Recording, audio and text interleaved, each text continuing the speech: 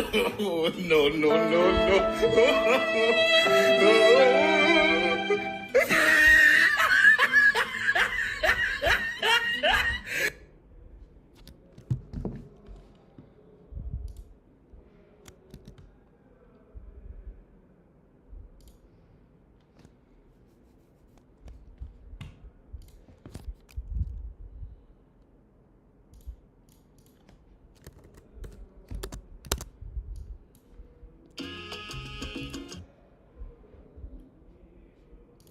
That's gonna hit me.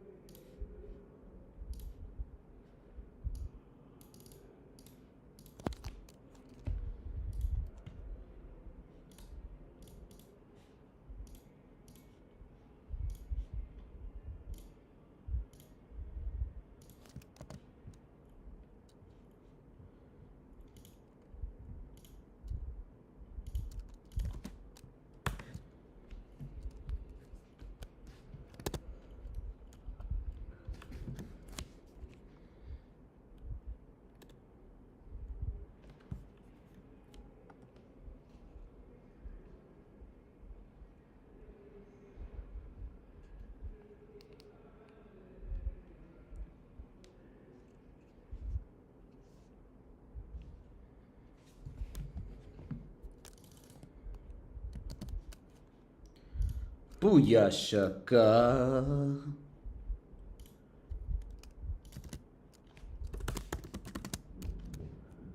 Booyah shaka.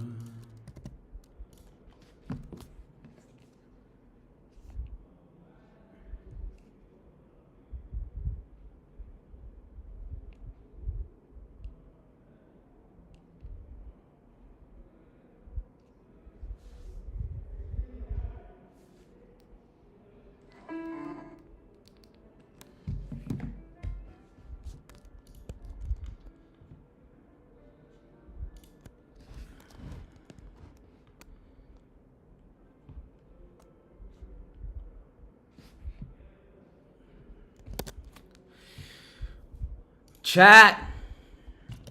We got a lot to cover today, folks. A lot to cover. I'm very bearish. Very bearish. Looking good. But what do I know? What do I know?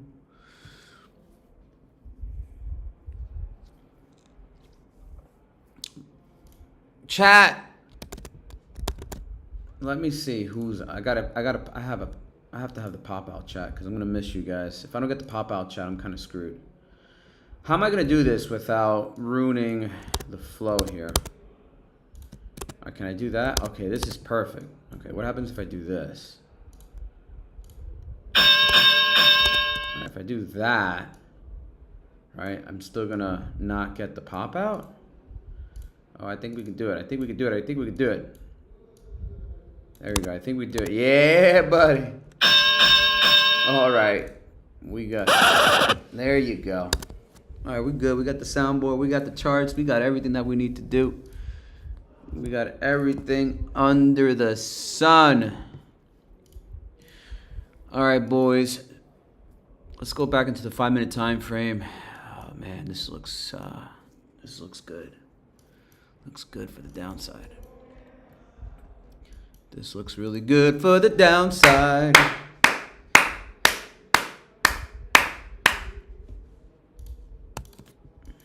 Man. Let's do a little bit of analysis here on SPY. Actually, let me go on my other chart. Let me make this more cleaner. You got the VIX. You got the NASDAQ. What up, ladies? We're on Spaces. What up, Wes? What up, Core? I need my technical guys up here. Where are my technical traders up in this? Actually, let me go ahead and invite some people. I normally don't want to. I usually just let everybody go through their own thing. But you know what? Let's just invite 1 or 2 technical heads up here. Let's see if they're going to come in. I know Alpha's one. Alpha's one. I know Alpha's one. King's probably working right now. King is probably working right now. Let me get Concerned Citizen up here. He's a good one. He's a great one. Good guy. I like Concerned Citizen. Big Murph. You know we gotta invite Big Murph up in this piece. Big Murph. Let's do one more. Let's do fucking... Let's do... I would want Kay. Kay would be great, but she's in her own world. She's got her own Discord. I'm giving this a shot in terms of spaces. I'm never really early. What up? Another day, another trade. What's poppin'? Concern, get your ass up here, bro. Invite to speak. Get your butt up here, man.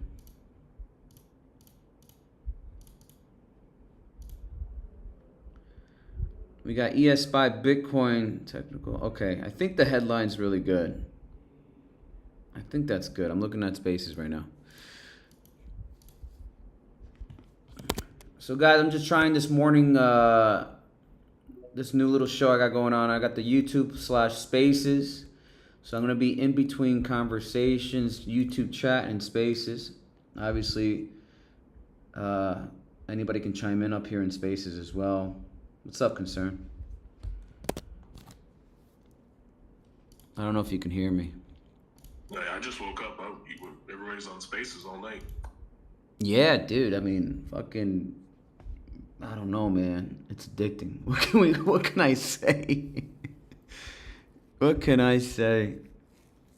Yesterday we had, I mean, obviously I think you were there, but like, people really do like the charting, the technical analysis aspect of it. So I said, you know what, let me try the morning, see how that works out. And if the morning doesn't really get enough folks, then I'll just, not do space. I'll just do the YouTube only. But right now I'm live on YouTube as we speak. Well, like Big Kev and Jeffrey run their space starting pretty soon in the morning. Yeah, but I figure, it's funny because... Ooh, Blunt's up here. Let me get Blunt up here.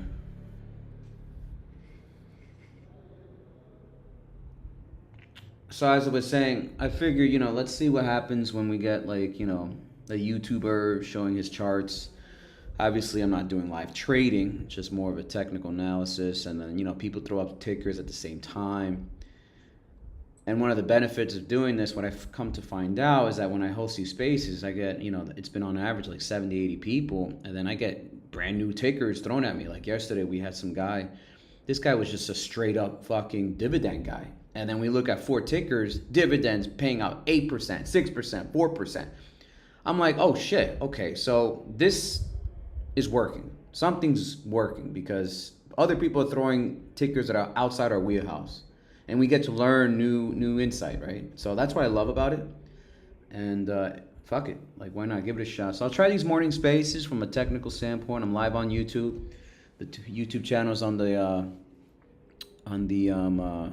Nest, and we'll take it from there. What's going on, Blunt? Good morning, guys. How are you? How's everything? Good. Just shoveled myself out of some frozen tundra, and other than that, I'm okay. So. Is it cold wherever you are? Yeah, it's really cold right now. So. Nice. I'm traveling right now. I'm in the islands. Just gonna celebrate New Year's out here in the hot sun. Nice. Whereabouts are you? Dominican Republic for now. That's one of my favorite places. Yeah, I love it. Can't go Grand wrong. Bavaro Princess. That's where we go all the time. Which one? Where were you at? Grand Bavaro Princess. We actually got married there last year too. Oh wow, small world.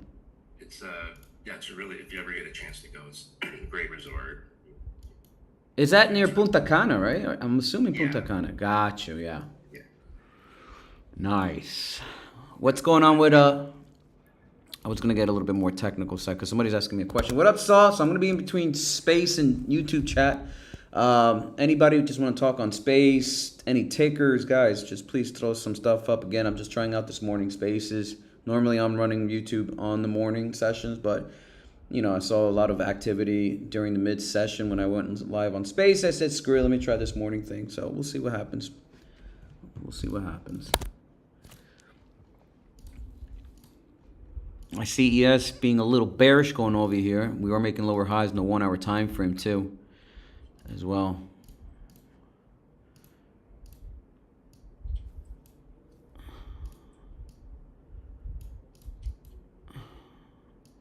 LPTH also had a nice little run up yesterday. Ran up 15%, coming down a little bit here, but it's overextended. LPTH actually had a massive rally. Space sector is actually doing really well. Like, really, really well. Bitcoin, 88. 88K. Still sideways action, really not making a difference here. Silver, the comeback. But I hope it's short-lived. I hope it's short-lived, but we shall see. Silver made a nice little rally going into this morning. Oh, sure did. It's been on a nice little rally for a while. Mm-hmm. Absolutely. I mean, on the 4 hour time frame, let me see something. I think I saw some mean reversion. Let me double check.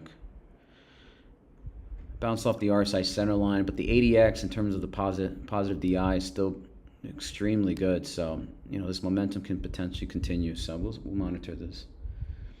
I would like to short it. I missed a short on the yesterday's morning session. That was the best time to short this thing, or at least use that SV. I forgot the inverse indicator 2x leverage. Best time to short it was around 4 o'clock in the morning. My opinion. Oh shit, I forgot YouTube. What's your outlook for the first half of 2026? Another day, another trade. To be honest with you, I'm very bearish in the market. Another day, another trade. You know, in terms of SPY, I see NQ. NQ got a nice little head and shoulders on the 4 hour, at least potentially forming on the 4 hours. So, you know, everything's a little bearish, short-term time frame for now. There is a gap fill on NQ around 25.6. You know, you do have to consider that. But where am I leaning 2026? I don't know. Bearish. Anything can happen. I'm not a Houdini. But, you know, I feel like we're overextended out here on SPY as well. We'll see what happens. But, you know, my bearish thesis has been panning out. I mean, we took a Tesla put on, Tesla short, one of the members, and we charted this thing and then panned out nicely. And it's just showing a little bit of a little bearish activity going throughout the whole week. I mean, actually, the past 4 or 5 days, it's been little weakness in the entire market. Just a little weakness. So, we'll see. We'll see. What tickets are you looking at another day? King, if you're in there, what's that bio stock you would talk about? ATKL? OTKL? OTKL? Oh, wow, NQ. Wow, NQ. Whoa. Hello. So again, lower highs on NQ. Very nice. I like that. On the 1 hour time frame, even clean as day. Support exactly 25.693. Very nice. Let's go. Let's go. Oh, wow. Next support 25.65. Wait, no. Yeah, 25.693. Touching it as we speak. Next support is roughly 25.656. Looking good. And then you have a gap again exactly at 25.598-ish. Looking good. ABAT. Guys, I gave you guys a chart coming down. It's a battery play. But if you look at the chart, sideways action. Support is around roughly 397 on Financial Advice. But if you look at the up overhead, resistance is exactly at $6. Oh, no, that's Aurora Cannabis. Hold on, let me pull up ABAT. I'm live on YouTube. 1 second. So I'm keeping an eye on ABAT. Okay, here we go. This is the chart. 338. Look at all the consolidations at this support line. Bounced off here multiple times, and then rejection was exactly at 428. So if you go from support to resistance, that's exactly a 26% swing trade. Up and down, up and down. Look how many times it's touched support, and look how many times it's touched resistance. So hopefully we get an opportunity, now financial advice, to get to 338, ABAT, and then hopefully we swing that trade up to the upside. Once it hits that the 382 on my chart, 428, I'm getting out. Do not care if it moves any further than that. Could give 2 flying Fs. Nice little swing trade on that opportunity. ABAT looking good. I like buying that support. Commodities. What's going on with silver? What's going on with gold, actually? What's going on with gold? Gold doing almost the same thing. It looks like a hockey stick on the 4-hour on gold. Nice little uptrend here. Interesting. You got bullish candles, then spinning tops and bullish. Interesting.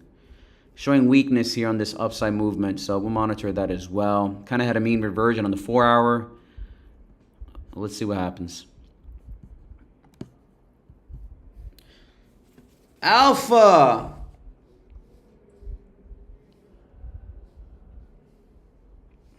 Blum, what kind of tickers, what are you looking at in the market? What's your market pulse? I don't disagree with you actually on the sentiment part.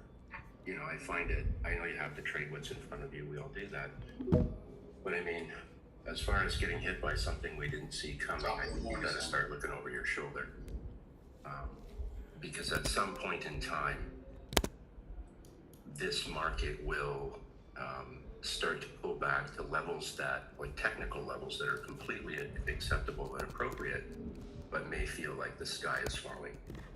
And I think if you start to pull out weekly charts, you'll get an idea of what I'm talking about. NAS 100, for example, I just posted a daily in there. You're starting to make some lower highs. But if you look at the weekly, and you know, where's the 50 on the weekly on NAS 100? It's at 22,666. And the 200 is at 17.3 essentially. The point of control on the volume profile is 19,750. And I'm just pointing these things out because these are all levels that are completely appropriate for price to come back and check. The 50 is not an irrational place for price to go. The 200 on a weekly is not an irrational place for price to go. And I think what's going to happen this year, kind of to your point, is that this is going to be the year that time and price come together and start to meet these weekly levels. And I think that's what we're going to see over the next 12 months or so, with more volatility. I like that outlook. Let me go ahead and give a straight bell for that one. Love it. And you're absolutely correct. I am seeing NAS as we speak. Yeah, lower highs, but making higher lows. You can even argue it's an asymmetrical triangle at the same time. Yeah. Oh, yeah. Looks great. I think on the weekly, the gap on the volume profile, which is basically where the money has not been of any seriousness, right? When you come back, so right now on the weekly volume profile, there's a little bit of a shelf from 24.6 up to 25.3, let's say. And price will kind of chatter along that level and eat up that shelf. But once it falls into that gap, that's problematic. Like, it's already trading at a premium. If you're trading above the upper value range, well, what does that say? Right? I see that. And also with the VRVP, I'm sure you know this, but depending on the scale, it's going to average in and out on the charts. That's the only thing I kind of don't like about the VRVP, but I absolutely love the VRVP. But I just hate how it's just not consistent. Well, as far as the volume profile goes, like on the shorter time frames, like, you know, you pull up a 5-minute or a 1-minute chart and you'll actually see the bars change, right? Because they pick up everything quickly. But on the longer time frames, those gaps are pretty solid. And, you know, you get into those gaps on the way down, price falls quick. Yeah. Right? Or goes up quick. So. And then look at the 15 on NAS 100. I love the consolidation, up and down, up and down. So this is like a make or break point for this for the charts here. It's very interesting. And that consolidation that you're talking about, price is basically chattering through the point of control on the 15-minute volume profile. Bingo. However, like my script on the 15-minute gave you a sell signal at 8:30, You've broken the 20, you've broken the 50, you've broken the 500 MA, which I use. You see, this is an example of where longer MA is showing you. So if you throw a 500 on your chart, you're going to see price respect at 1, 2, 3, 4, and then the fourth time it broke. Right, so what's it going to look for now? Well, this is a failed breakout. It's going to look for the next previous wave's low, which is probably from 245-ish and around 25.5. But I think what it would really want is the lower value range at 25.480. 25.480. Yup.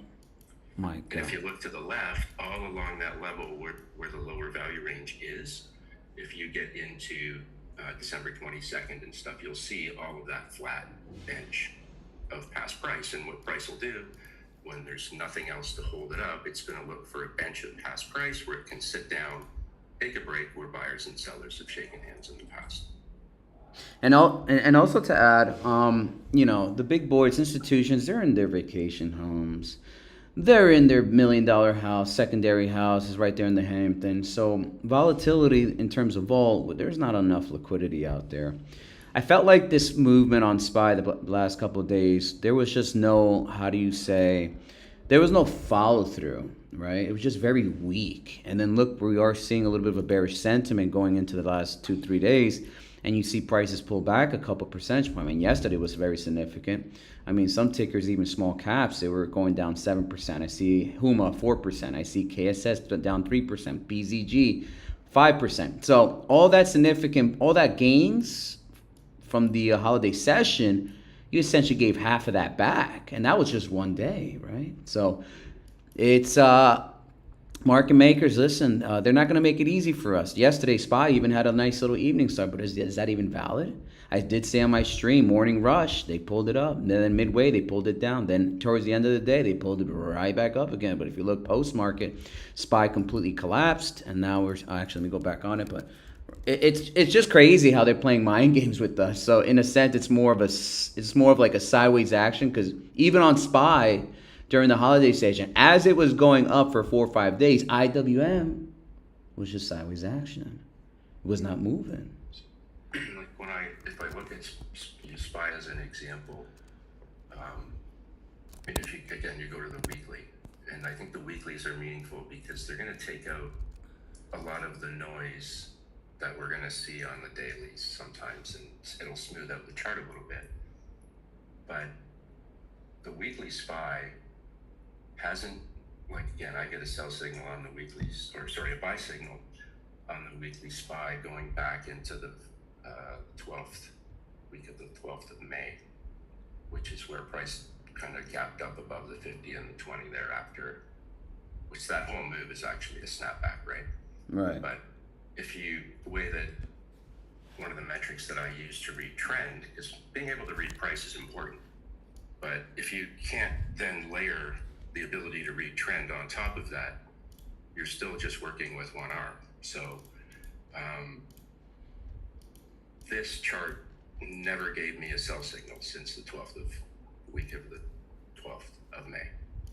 Even with those 4 red candles from the 27th of October to the one on the 17th of November that wicked the 20 and bounced, even that move didn't present a sell signal. The bullish channel for me stayed open, which would mean I would just leave my trade. I'd be okay. Interesting. Are you not afraid of the divergence that we are seeing? I mean, I don't know if you utilize the RSI, and obviously the RSI is just really depending on the time frames. But even then, on the weekly, you are seeing higher highs in the price action. RSI is making lower highs. I am seeing a little bit of a sell, well, at least a bearish sentiment. If you guys take a look, again, I'm live on YouTube. The chart I'm looking at is right in front of you on the link above in the nest.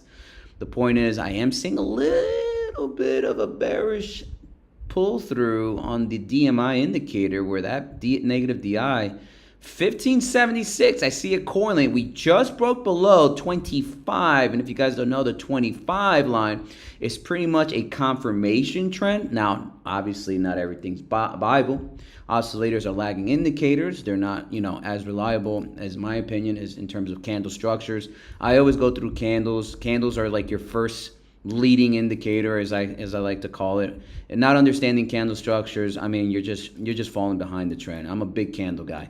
But something's brewing, and obviously there is a little bit of a sentiment, and you are seeing lower highs on IW, in this case IWM. But you still say buy signal. In terms of the channel on the weekly. I threw that chart in the chat for you to look at. It's a SPY weekly, and what's on the chart is a volume profile. Right. 20, 50, 100, 200, and 500 that show as moving averages. Stochastic RSI, Fisher transform, and MACD. Where'd you posted the chart? I'm trying to look at that. Put it on the first one. I think it's in the. Let me just go back. Alpha, while he's doing that, what are you looking at in the market? What's the market post? What's going on, Sammy? What's going on? I'm just trying out this morning session. First time doing morning sessions on Spaces. Let's see what happens. Yeah, you got the partnership between APLD and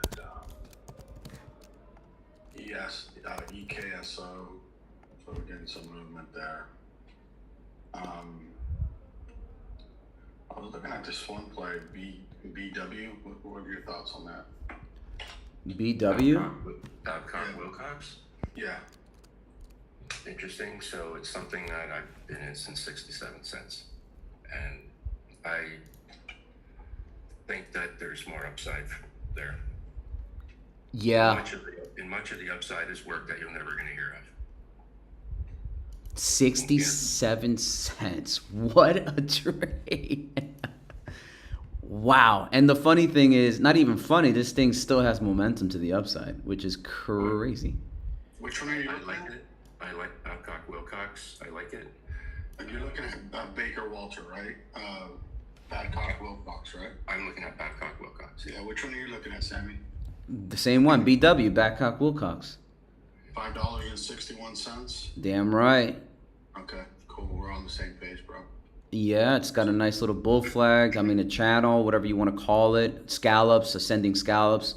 And then I'm looking at my oscillators above the RSI medium. You got the positive DI about to hit that 25. So everything's looking bullish. Look at the candle as we speak. You got a bunch of bullish, strong, almost a Marabuza candle opening. But if you look at that candle on December 17th, if you consolidate on the 3-day, it looks like a three upside candles. Let me get the three inside up, three inside up. I always get them confused because there's something called a three outside down, three outside up, and then you have something called three inside up. Three inside up technically is when you have a bunch of candles inside a specific range. Let's say in this case 537 bottom end at 488. But if you notice the third candle in the 3-day time frame, exactly December 26th on Friday, boom, broke out of that range 536. That is like literally a psychological level of an upside continuation. And then oscillators adding as confluence. This fucking thing is ready to go. Excuse my French. Beautiful trade, man. It's crazy. Nice. I should have gotten in this. For me, it's already too late. I don't want to FOMO into this on these highs right now. So I'm going to post I posted, just as a quick tweet, I posted the SPY chart, and I'm going to post the Babcock chart. Appreciate it, brother. So we'll just hit that SPY chart first. So what I'm looking at, you see, if you look how price is just climbing up that level on the SPY weekly, this thing never gave you any reason to short the chart yet, at least on the weekly. Oh, I see where you're posting it. You can post it in the purple pill if you want, but I guess, oh, you are doing it. Okay, I see that. Perfect. I'm looking at it. So, the chart hasn't given you a reason to short it yet. It's stayed bullish. So you have the ability to read price and candlesticks, but you have the ability to read trend. And that's what this system does, is it allows you to stay on trend as well. So you don't get faked out, right? that's the problem that most people have. They get shaken out of their trades, right? Because they can't read, they don't understand the trend. It might be a completely volatile day, week, or month, but yet is the trend still intact? That's what's important. Absolutely. What is that indicator you mentioned that you were working on? That's my own. Oh. That's my own. So you'll see on Babcock Wilcox, as an example, that weekly chart, my script fired way, well, you can see where it fired. Back in early May. Mm-hmm. Right now, the couple, 3-4 candles there prior to the signal firing is just the insurance you pay to make sure you're on the right side. That is a beautiful chart. And if you caught that really at those, Jesus Christ. What I'm trying to demonstrate is you see you've got 1, 2, 3, 4, 5, basically 6 candles to the downside on a weekly chart, right? But do you notice the divergence between the yellow and the white lines there? Never broke. So even at the top where you had kind of that impulse up, the retracement back never broke trend.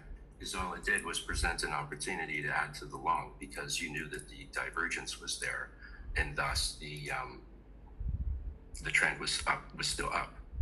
Right now, on the Babcock-Wilcox chart, if you look to the left and you have that big leg down, all those red candles, right? They just broke support and boom, boom, boom, boom, boom. They just fall below those levels. That's what created the volume gap to the right.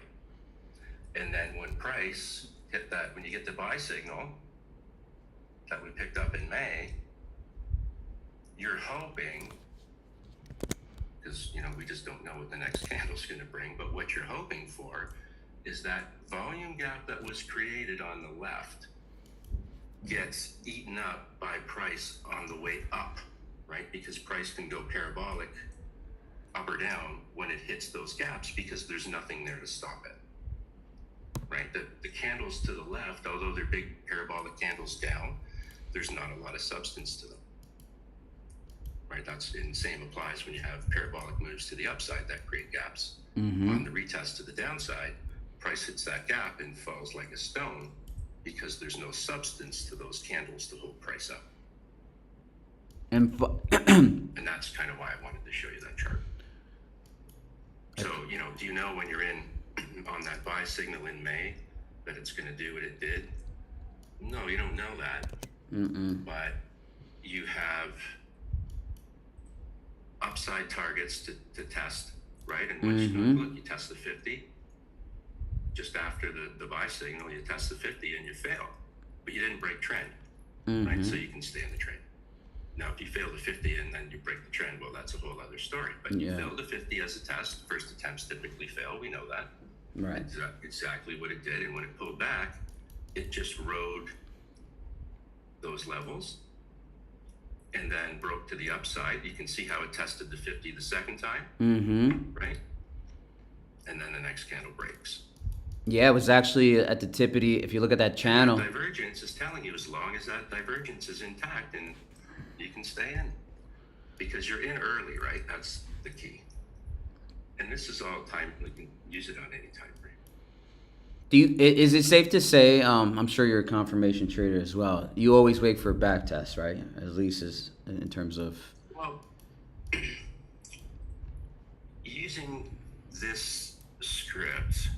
And look, I'm going to be honest, it's basically the result of 25 years of my own frustrations and own obstacles and problems that I had personally in my own trading experience. That's where this comes from. Yes, I understand the value of waiting for that back test, right? The second mouse gets, first mouse gets the squeeze, second mouse gets the cheese. Thus the back test. But you can see here, what I would, on that little entry candle where the signal fired, right? My stop's gonna go right in there, pretty much. And then I'm gonna creep it up as soon as I can. And the back test, if it stops me out, fine. right? But if it doesn't break trend like this one didn't, and didn't stop you out, you're off to the races. And then you also have an opportunity to get back in if it did stop you out, right? But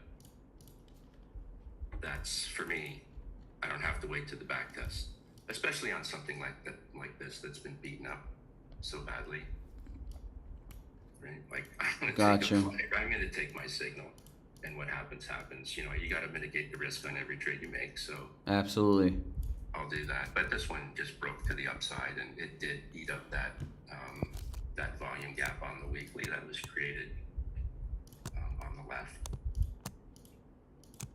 And you'll see those big retracement candles never broke trend, right?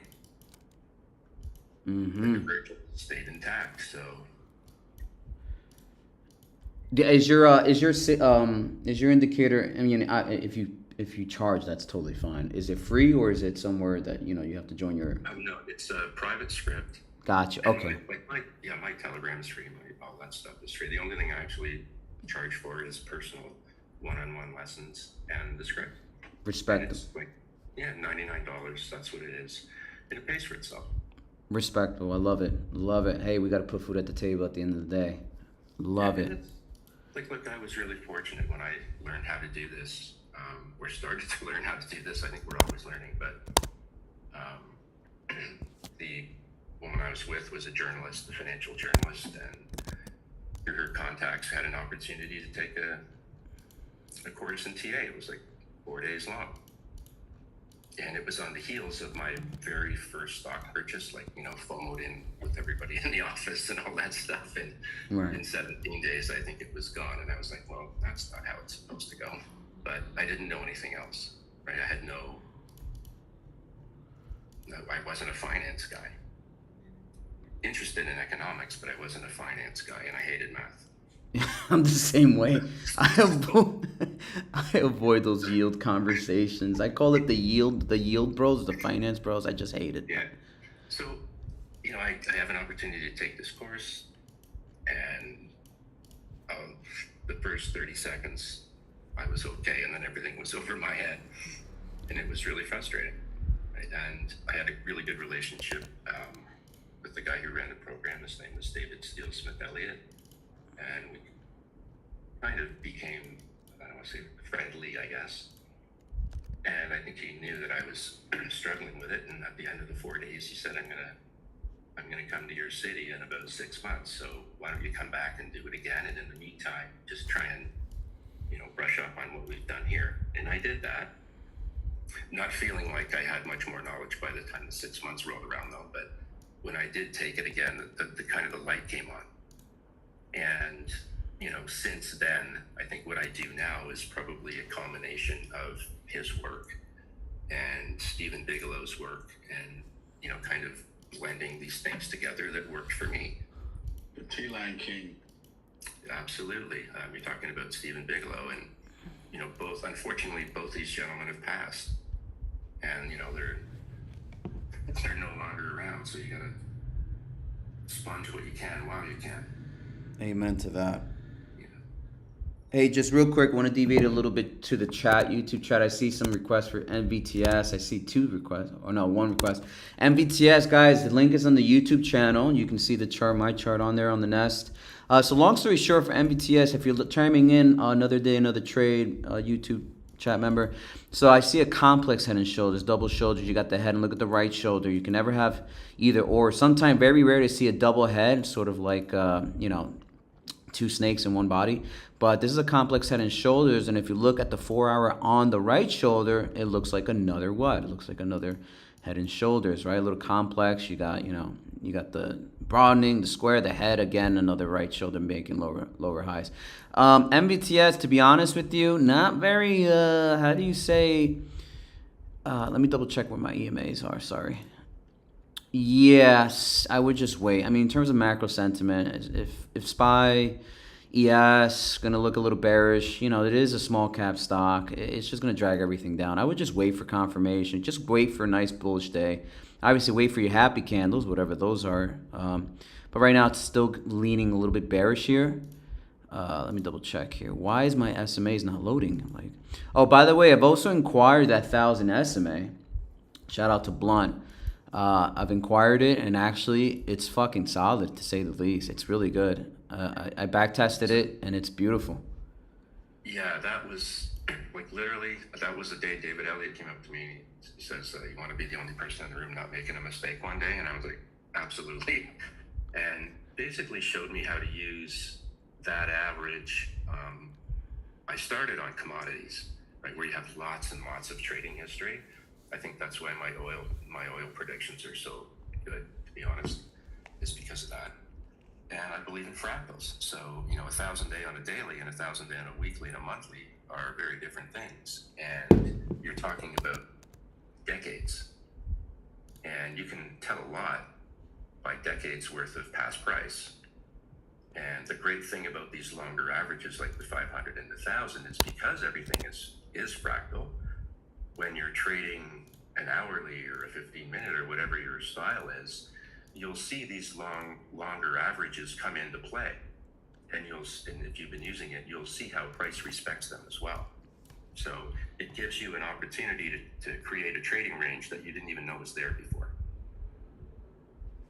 I absolutely love it. I think there was a, let me double check. I forgot where I saw it at. I gotta find this ticker, bro. But anyway, long story short, once price fell through a certain range, I forgot which ticker it was, it literally, price action to the T. I mean, we're talking the wick touched the 1,000 SMA. I said, holy shit. There's like this secret, it's like a cheat sheet. It's like a secret, yeah. It's like you cracked the Da Vinci Code when that happens, right? Yeah. And I'm like, what the fuck? Now, Sam, so if you take that, what you just talked about as far as using that average and, price probably was climbing to it or dropping to it. Dropping to it, yeah. Okay, so when you take that and then the way my script works, where it keeps you, because you have the ability to now read trend. So you have your reading price with your candles. Now you know that you're on the right side of the trade because the trend is still intact, and now you have a target that you didn't know was there. Bingo. 100%. And let me just finish off with MBTS. Listen, there's a 200 SMA sitting right where the price action might lead to. So I would just wait for that for price action to to touch that 200 SMA on MBTS 646 roughly. And obviously, if price action it changes, that SMA will roll right under it. And yeah, just be careful with this thing. I'll just wait for confirmation. Again, follow Blunt up here on Space. This is my first morning session, doing some more of a macro outlook in terms of market trends, market pulses, and obviously technical analysis.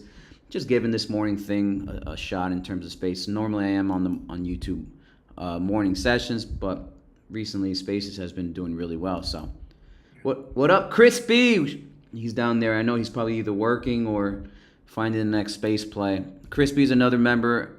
Actually, he's the one that found or was on top of the space stocks.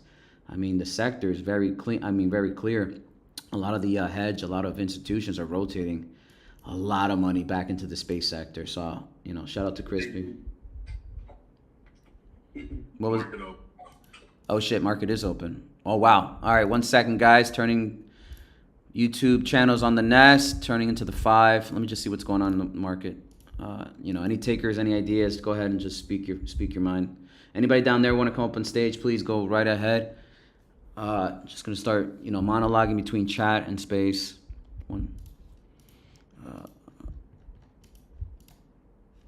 I am watching LPTH. I am watching LPTH for a pullback here. We are seeing that now, so that's good.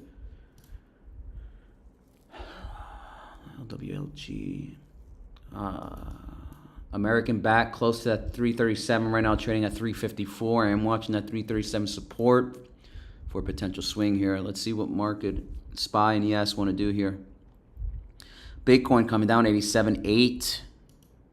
VIX 14.4, up 1.48%. Looks like a double bottom or a common bottom around the 1442-ish range. Still bearish on the VIX on the 5-minute. Yep. 1438 just dropped another leg to the downside. Still bearish. So that looks good, at least for now. Let's see if they want to psych us out. Russell coming down 249.71. down 0.4%, 0.04%. Nothing crazy, just volatile movements. I always tell my Discord members, never touch the first 30 minutes if you don't like volatility. Wait till after 30 or an hour to see the true market trend, and then take, not financial advice, but take your trades however you wish. But I never touch the markets the first 30 minutes. Never, ever, ever. I don't waste my time. I don't care. Can give two shits.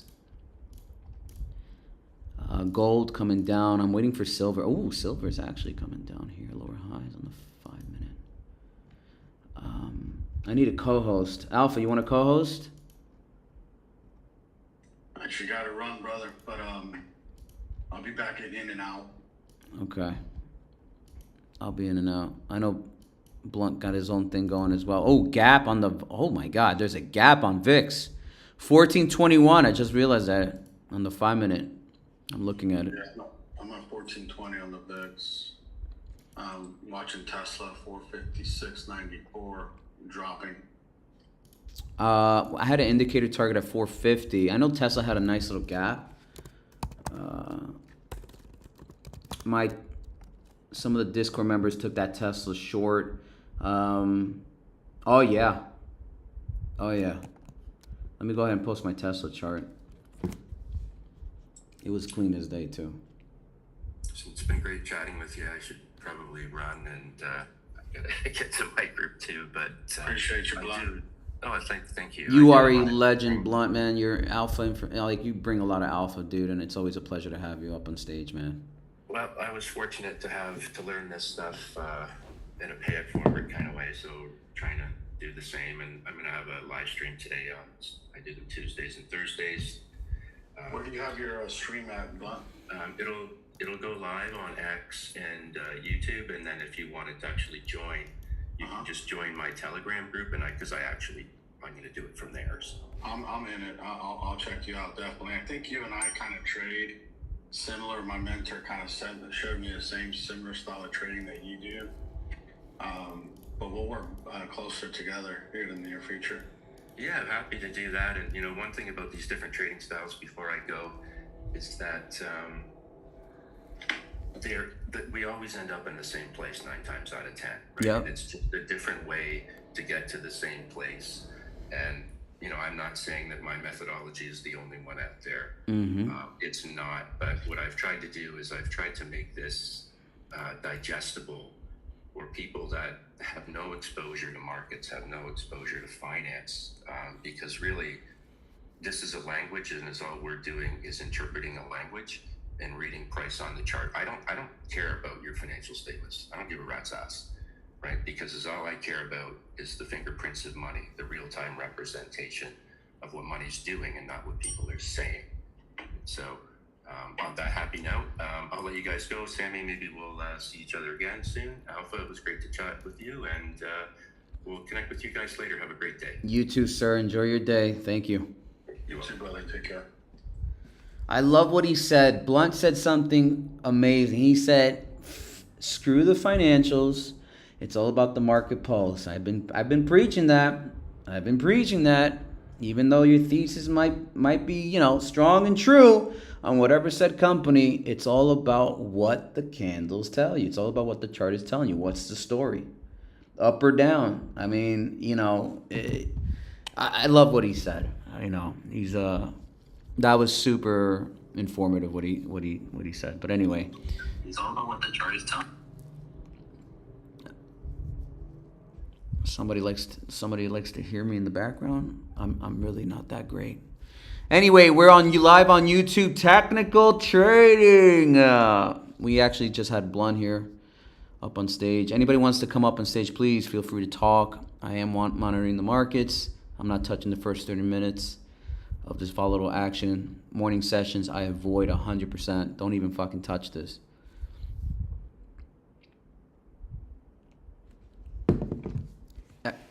YouTube link is in the bio. Next. Oh, yeah.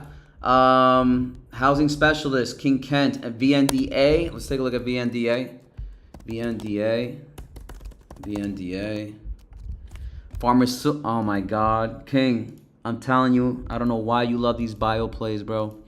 I am seeing higher highs on the price action, but lower highs on the RSI. So this thing's long. This extension is long overdue, brother. I even see our harmonic in this thing. I mean, it's clean as day. That's an 832, so that's technically a deep crab. 1618 is technically the ratio for completion, and that 2518 also. Yeah, there's a deep crab harmonic. So this is an extension here, and you are seeing a long-legged doji at that impulse. So eventually structure will break to the downside. It's all about where exactly. But yeah, this is clean as day. I am looking at the 627 for a pullback. Right now, price action 706. So right where, if you see my screen, 382, 627. Once you break the 5 and 10, just like Tesla, remember what I said about Tesla? It came right back down at that close to the 382. So almost the same thing is happening. VIX coming down at 1432. Looks like they're trying to push the market to the upside in the first morning session. Nice little sell-off on the Russell here. NASDAQ, NQ. A little bit of sideways. Nothing really breaking on NQ right now. Let me double check here on the 5-minute. Again, everything's on the nest in terms of the YouTube link. So yeah, anybody wants to come up on stage, talk about tickers, anything you have in mind, go right ahead. Go right ahead. Take a look at small caps, lightweight energy, 312, Lightpath. I am watching Lightpath. This is one of those crispy plays, 1039.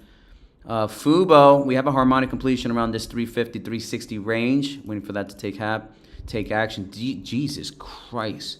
Fat Gravestone Doji right there on the 1 hour on APPS. Nike 6107 in an upward channel. I've been preaching Nike for literally, pounding the table on Nike for literally days and days on end. And look where it's at right now. Up 7% from the initial bottom. From 57 to 61. That was a 7% trade. I got out around, I think it was around 5.6, and I just exited. And then it ran up another 2%. What else is happening? Gold coming down, silver coming down. I did want to short silver, excuse me, but I am waiting for confirmation. Let me see what 1 hour looks like on silver. Oh, yeah. Excuse me. I have some burps and shit. So, back to the market pulse. Again, ES. Look at that. Look what I said in the Discord. Where's my Discord members on the chat? I'm going to post this image, bro. Look at the lower highs I said this morning on Discord. Look at this. Leaning bearish, multiple touches in that bearish trend line. What happens? Price eventually exhausts itself. All right, you can even argue inside an asymmetrical triangle on the 1 hour time frame. It's all in the nest. You can see my chart. Asymmetrical triangle on ES futures. Beautiful. See how price action is respecting those trend lines up and down. But the RSI continues to reject or not hit the center line. That means bearish trend enacted. Nothing's broken yet in terms of the trend. The trend is your friend until the end of the trend. Looking on the 30 minute, excuse me, you're rejecting the center line. Negative DI, not hitting that 25. But the positive DI pointing south, but the ADX coiling up. So you can argue, it's a little bit of sideways action, but again, it's more leaning bearish. So neutral bearish on ES futures. That will also in line with my thesis overall, coming down to the downside on SPY. And the overall market pulse is bearish for me. I've been saying bearish for the past couple of days. Look at Russell having a huge bearish engulfing, coming straight down at that opening bell. Ding, ding, ding. Actually, let me go ahead and fucking success. Success! Russell selling off. SPY selling off. Fucking love it, man. Love it. Still have a lot of room throughout the day, but I love when you just sit on your hands, you just wait for the market to do its thing, and then you're not even losing any money. You're not. If anything, you're just waiting for discounts. You're waiting for discounts. Right now, I'm sitting on my hands. I'm not touching the market. We're sitting on our hands. Shout out to the Discord. You guys get the first intel. OTLK Alesmo. Shout out to the Discord member. Okay, here we go. VNDA. As I stated before, this is one of those one of the tickers that one of the members gave me, look at the structure on that 5. Look at that candle right now on that 5. Long-legged doji.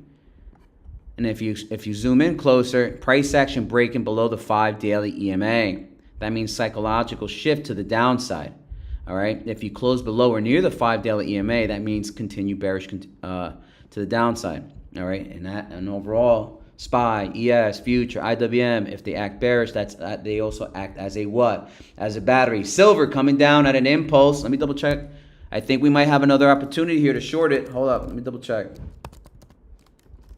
Hold up. Let me double check. Hold up. Silver. What's going on with silver? Okay, rejected that. All right, it rejected 50% of the previous bearish engulfing bar. Love that 3, 275, 228. Let me see the 1 hour here. Ooh. I like that 1 hour bar. I like that 1 hour candle. I'm not lying. I do like it a lot. I like it a lot. I love it a lot, actually. I love that a lot. And there's actually a W on the 30 minute. Yep, there's a W on the 30 minute. That actually might be a harmonic in here. Yeah, 42382, the 113. That is an old bat. Let me double check. That is an old bat. Guys, if you want to come up on stage, please don't feel free. Any takers, opinions. I'm trying out this morning session thing on Spaces. First time. Normally I am live in the morning on YouTube, but I figure I just open up Space and YouTube at the same time. I do love that. I do love silver where it's at. It's coming down. I like that engulfing. I like it more in the 1 hour. Let's see if it breaks below VWAP on silver. If it breaks below VWAP, I mean, it's got to be where the point of control is. So you got the point of control on the 1 hour, and you got VWAP. So it's all relying on that 74.5. Interesting. Very interesting what silver is doing. So you just wait for confirmation. I wouldn't take a short here. I wouldn't short it. At least not yet. That's just me, though. Everybody has their different ways of playing it out. Oh, minis. Futures breaking below the trend line. SPY coming down. Bingo. Tesla. Let me see Tesla. Tesla's about to hit my target at 451.50. 451.50. Come on, Tesla. Just fucking go. Just hit my target. Hit my profit target number 1. Just hit it, bro. It's only $4 left. It's only $4. $4 left, Tesla. $4 left on Tesla. ABAT coming down. I'm watching that 337 level, guys. As I stated before, this will be a nice swing opportunity, not financial advice, but I am watching, for at least for me, 337 on ABAT. And if you look at the consolidation between bears and bulls where they shook hands, they love that 337. Bulls are always stepping in at 337. They instantly clap bears on ABAT. So I will be considering at least dabbling here at 337. And well, actually, I'll just wait for the confirmation. But if it gets there, I would not be afraid. At least how I would take this trade to jump in there for me and for me only. Do not do what I do. But I am watching that support. Actually, let me put an alert on ABAT, because let's say hypothetically it does pan out, right? So 337, obviously they're gonna wick it down. The upside is 26% to the upside, right? Potentially. But if the market's absolutely shitting itself, which it is, shout out to the confluence. As I stated, I am very, very bearish in the market. It's panning out very nicely. It's juicy. Love it. All right, ES futures breaking below support on the asymmetrical triangle. SPY also showing weakness, lower highs. I mean, ES and SPY almost the same shit. Russell bearish engulfing, coming down to the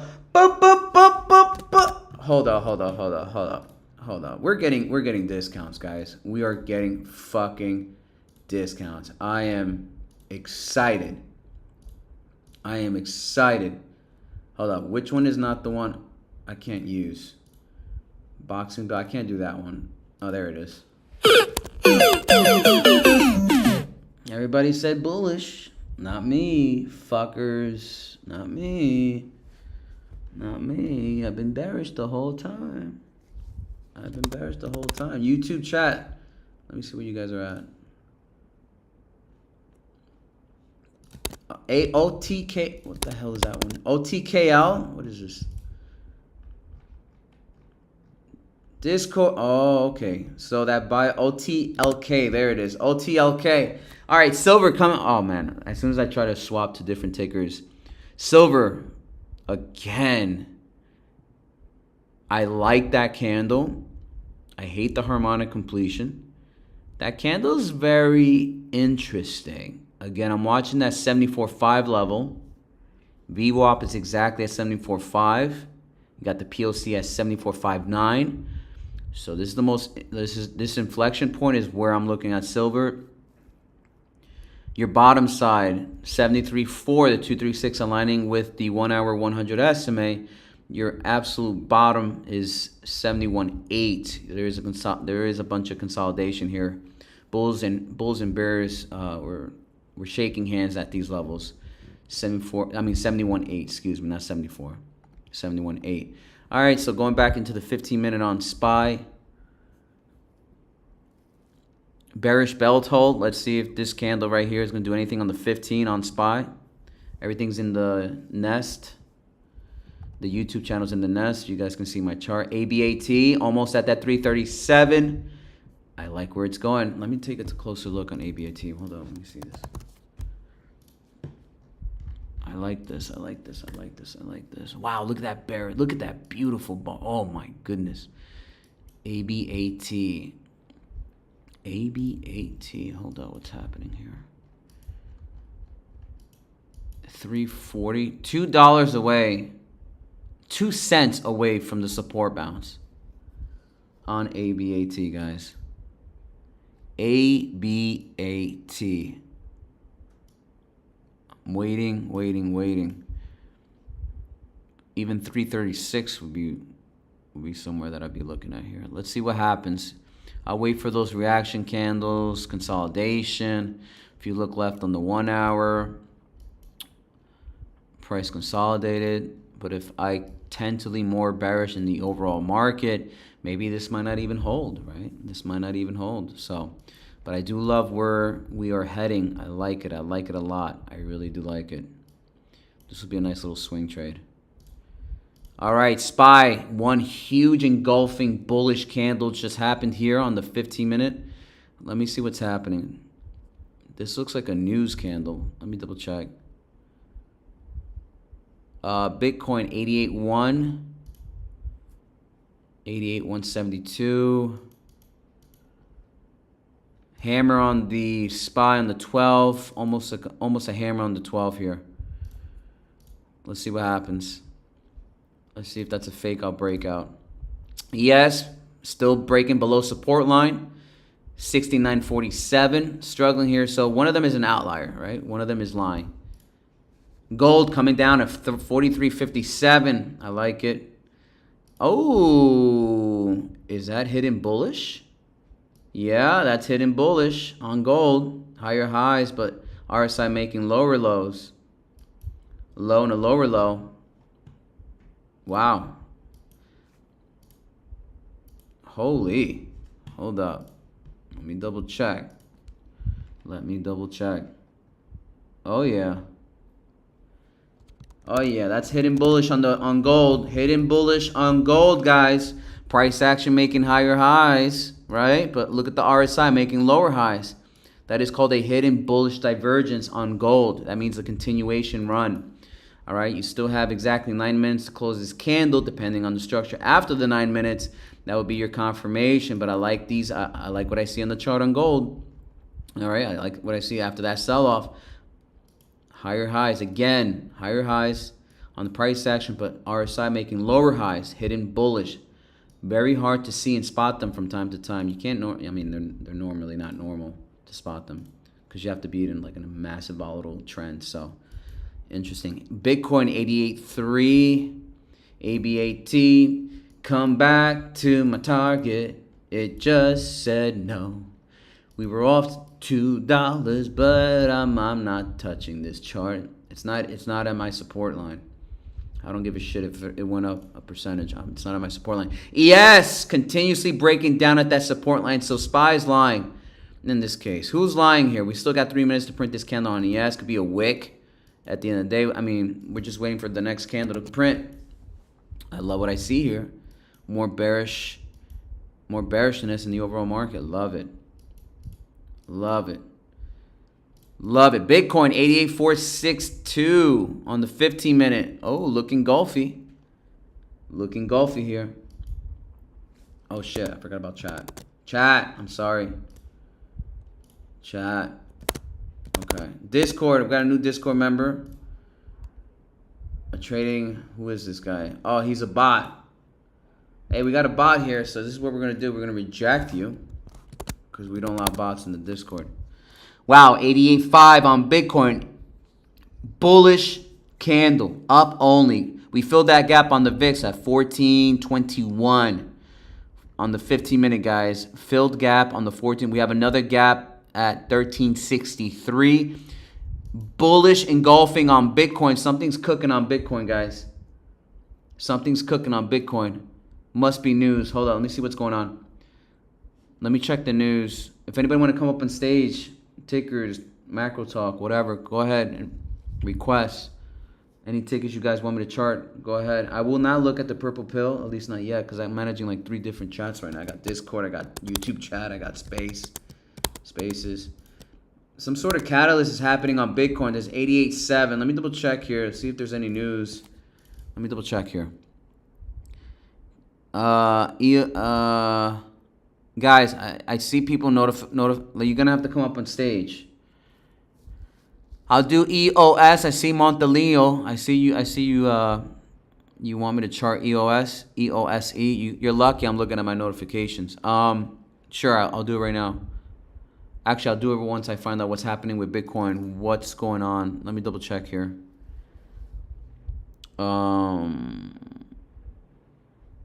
I don't see anything yet. Probably some sort of news got approved. Let me see here on Bitcoin. Just double checking here. I don't see anything. Japan cut crypto. Nope. Nothing. I see nothing. All right, I don't see anything. There's a huge bullish engulfing on crypto. Possibly the consolidation phase finished. Let me see here. Let me double check. Oh, okay. It's just fucking... Okay. It's just bouncing off support. 87.2. I mean, your volume average low was 86.676. So I guess it's just bouncing off these lows. If you guys notice a trend line, but key resistance area has been exactly where it's at right now, 88.7. All right, 88.7 is pretty much your average resistance line. If you take a look at the square that I posted on the chart, I mean, it's just clean as day, potentially where it's going to reject, right? Right. It's been doing it multiple times. Even if you have a breakout, you back tested it, you failed it. I mean, look at this candle back here on December 22nd. Look at this beautiful formation here, right? Breakout on this box, back test that box, and look at that candle right there. Boom. What is that? Bearish engulfing. Bearish engulfing and then continues to the downside. Okay? Continues to the downside. So this is something cool. So this is called a descent block formation. Descent block formation. Price actions inevitably on the third day made a bullish candle, pretty much a harami from this bearish engulfing. But notice the harami's inside that bearish engulfing, and then once it broke above 87.6, it tried to backtest that VWAP because it was acting as a resistance line, and then it failed it. But it's interesting to see in terms of structure what's happening with Bitcoin right now. Again, I don't see shit. It's just obviously supporting bounce at the 86.7. And look at that wick right now. All right. If it was a continuation candle, in my opinion, you see that candle? If it was a Marabuza or a bullish belt hold, I would consider that a continuation run. But that candle, that wick right there, I'm not, I don't really give a shit about it. It's just trend base. It's not even like a news catalyst. That's just my opinion. We do have a bearish line up here exactly at the 236. If you look at this head up here, excuse me, the trend line up here, 9125. You also have the 236. If you look left, almost was it another area of resistance. Look at the 236, boom, rejection. Look at that wick, rejection, 236, almost. Again, another area. Look at that wick, 236, boom, 89.5. You break above that. You also have the bearish trend line, 90,000. So Bitcoin's absolutely shit right now. I'm not happy with it. All right, going back to equities. So again, something's cooking with Bitcoin, and that's what's sending SPY up, which is interesting here. I'm still bearish. Look at ES. It's trying to backtest that support line breakout. So it's backtesting that breakout. Let's see if it will get back into that trend line and not get bust out, aka bust out. Let me see the chat. Bullish. Wow, Bitcoin moving. 88,877. 88,877. Bitcoin. Bullish. Something's cooking here. Something's cooking. Up 2% so far on Bitcoin. What is cooking here? Let me see. VIX 1415. VIX 1415 coming down. MBTS. Oh yeah, EOSE. Let's take a look at EOSE. EOSE. Let's take a look at EOSE. What's happening with EOS? It's an energy play. Okay, let's go on the weekly real quick. Oh yeah, USAS. Whoa! First off, let me go take a look at USAS. 2 seconds. Hold on. Let me take a look at 2 seconds. 2 seconds. Okay. Bingo. All right. EOSE. Okay, there is a fat fucking W on EOSE. Fat W. Let me see if I can get it right. No. 382. There's a minor W here as well. I would argue it's an alt bat. Yeah, but that ratio. No. And let's see another W here. This could be a crab. Yeah. So the crab 886. Let's just assume. Yeah, no. There's a W, and you are getting a retracement here. Brother, EOSC. I mean, to be honest with you, you're breaking structure on the weekly. You have that 50 rolling. So in terms of the freight train, look at the support bounce here. That's 2 touches here, and you created something called, again, hidden bullish divergences on EOSE on the weekly, right? On the weekly, look at this. Price action making higher highs, but look at the RSI making lower highs. All right, lower highs, and that adds confluence when price action or the RSI broke above the center line. A continuation run continued, and look at that. So from that support bounce exactly on that 50 SMA, the last touch, that's a 438% gain to the upside. So if you look at the weekly again, once you broke the structure, 5, 10, and 20, again, look at the structure back in June 2nd, 2025. You broke below the 5, 10, and 20, but that 50 was rolling right under. That 50 rolled right under 5, 10, and 20.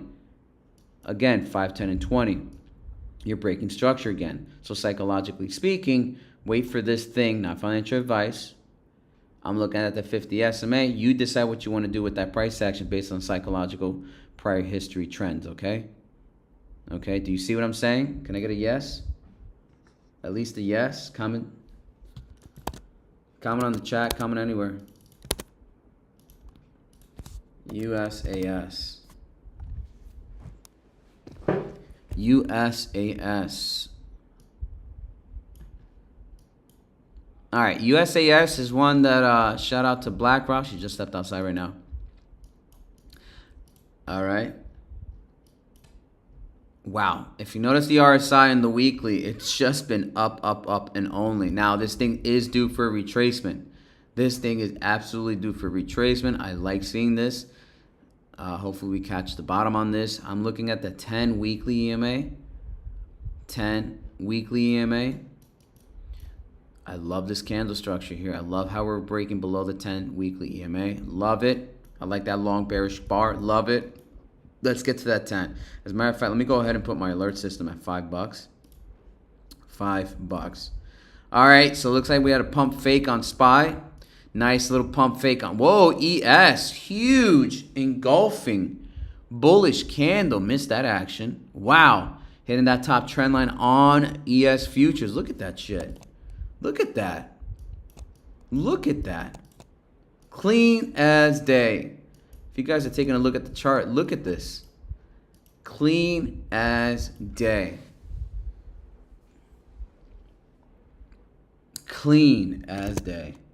Clean. Now, you are reaching apex, so pay attention to that. You are reaching apex. Eventually, it's going to have to break to the upside or downside. So, keep in mind. Do I have my YouTube link up there? Yeah, I do. Clean as day.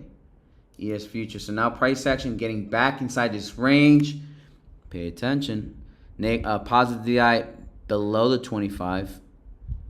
And then the negative DI almost looks like it's coiling here. So let's see what happens on the 5. Let's turn it up to the 15. Head is touching that top trend line. We still have 6 minutes to close this candle. We'll observe. Okay, ABAT. I'm watching that support at 337. 440, 441 on ABAT. I'm curious what's going to happen here on ABAT. I want to see if we can try and swing trade this. I'm just going to throw a little dabble on this little garbage ticker. But I do like the support bounce here. It's been supporting bounces consecutively multiple times here at 337-ish. 337-ish. If I can sort of wick that bottom too as well, maybe 327 would be great. 327 would be great. But we'll see. We'll see. We'll see. We'll see. We'll see. We'll see. 341, touch 340, psychological support level. Now you are getting reaction here. Let me take a look left here. You are getting a reaction. Yeah, it's been a clean area, but it looks like it likes to wick down here at 338. It likes to wick down here at 338. ABAT. Let me double check ABAT. All right, USAS breaking below the 5 daily EMA. ABAT. Love it, love it, love it. Nice little discount. Let me take a look at ABAT. Let me take a look at ABAT. 342. If I can get 336 on ABAT, that'd be even great. 338 seems to be a clean support. 338, 338, 338. I like this a lot, actually. I hate the volume on this thing, but this is just me, though.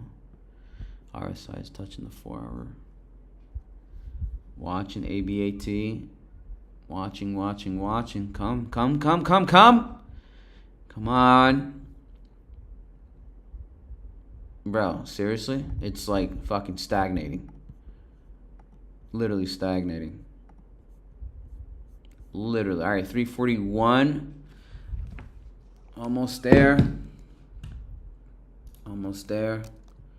Come on, you piece of shit. There you go, 340.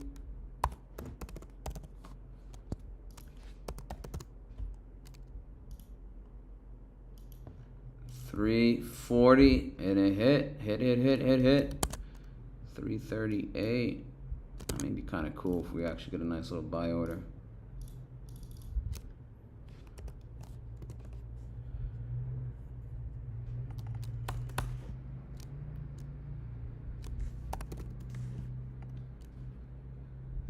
Let me see if we can get it there.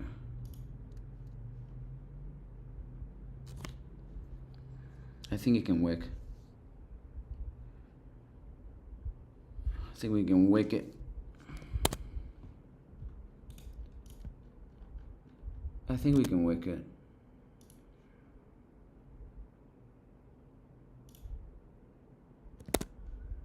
Come on. 338.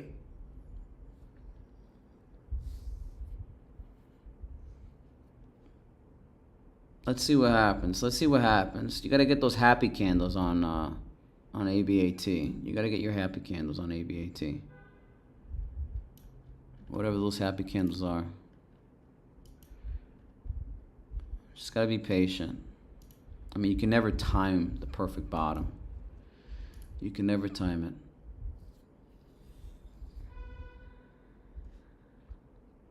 Perfect bottom, perfect tops. There's no such thing. Wow, ES futures, what is happening right now? Bullish engulfing. It is absolutely up only right now. Impressive. Impressive, to say the least. Something's cooking here, guys. ES futures, absolutely parabolic here. So while ES is breaking above, SPY is coming down, IWM is coming down. So pretty much the plumbing, NASDAQ, NQ up only, ES up only, Bitcoin down, SPY down, IWM down. So there's an outlier here, guys. There is an outlier here, guys. Something is broken. Something's not good. Something's cooking and not for the good. All right, something's broken here. Something's broken. Very interesting to see what's happening here. There is a little bit of a divergence in the overall market. I mean, it's just like up and down, up and down. Who's the outlier here? Who is the outlier here? All right, ABAT breaking below 340, but in my other brokerage accounts, 339.5. 339.5. Looks like 339. I think it's going to get to 337, to be honest with you, or 338. Yeah, looking good. You're breaking below 340. You're at 339.5 right now. Why is my oscillators giving me? Make sure you have tight stop losses. Nice and tight stop losses. Nice and tight. I'm talking tighter than a crab's ass. Tighter than a crab's ass. Really? Come on, break it. Come on, we're almost there. Come on.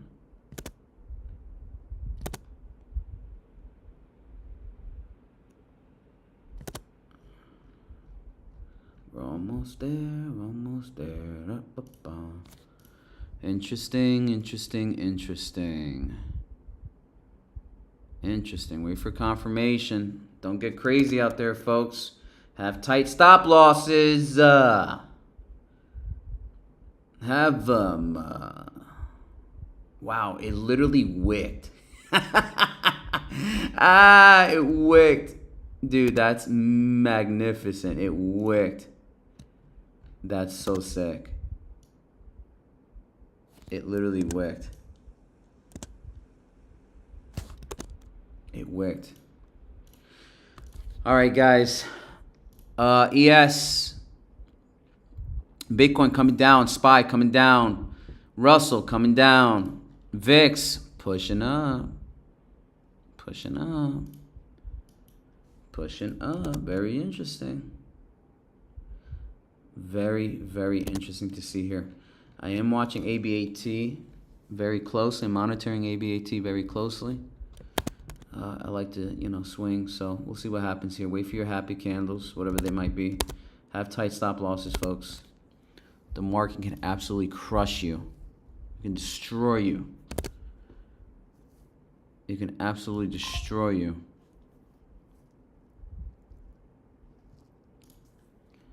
It can absolutely destroy you.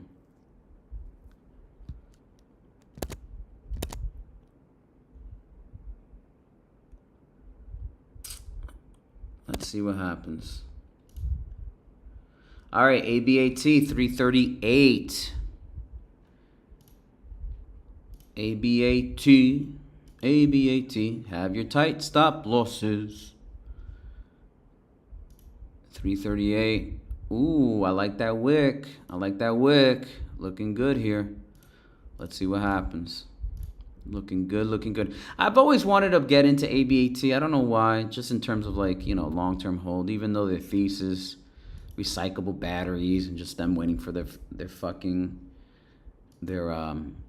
license. I've always wanted to touch something a little bit in the energy sector, battery, lithium, all that nonsense. So ABAT, very interesting where it's at right now. So have your tight stop losses. Always protect yourselves, ladies and gents. Always, always, always protect yourselves.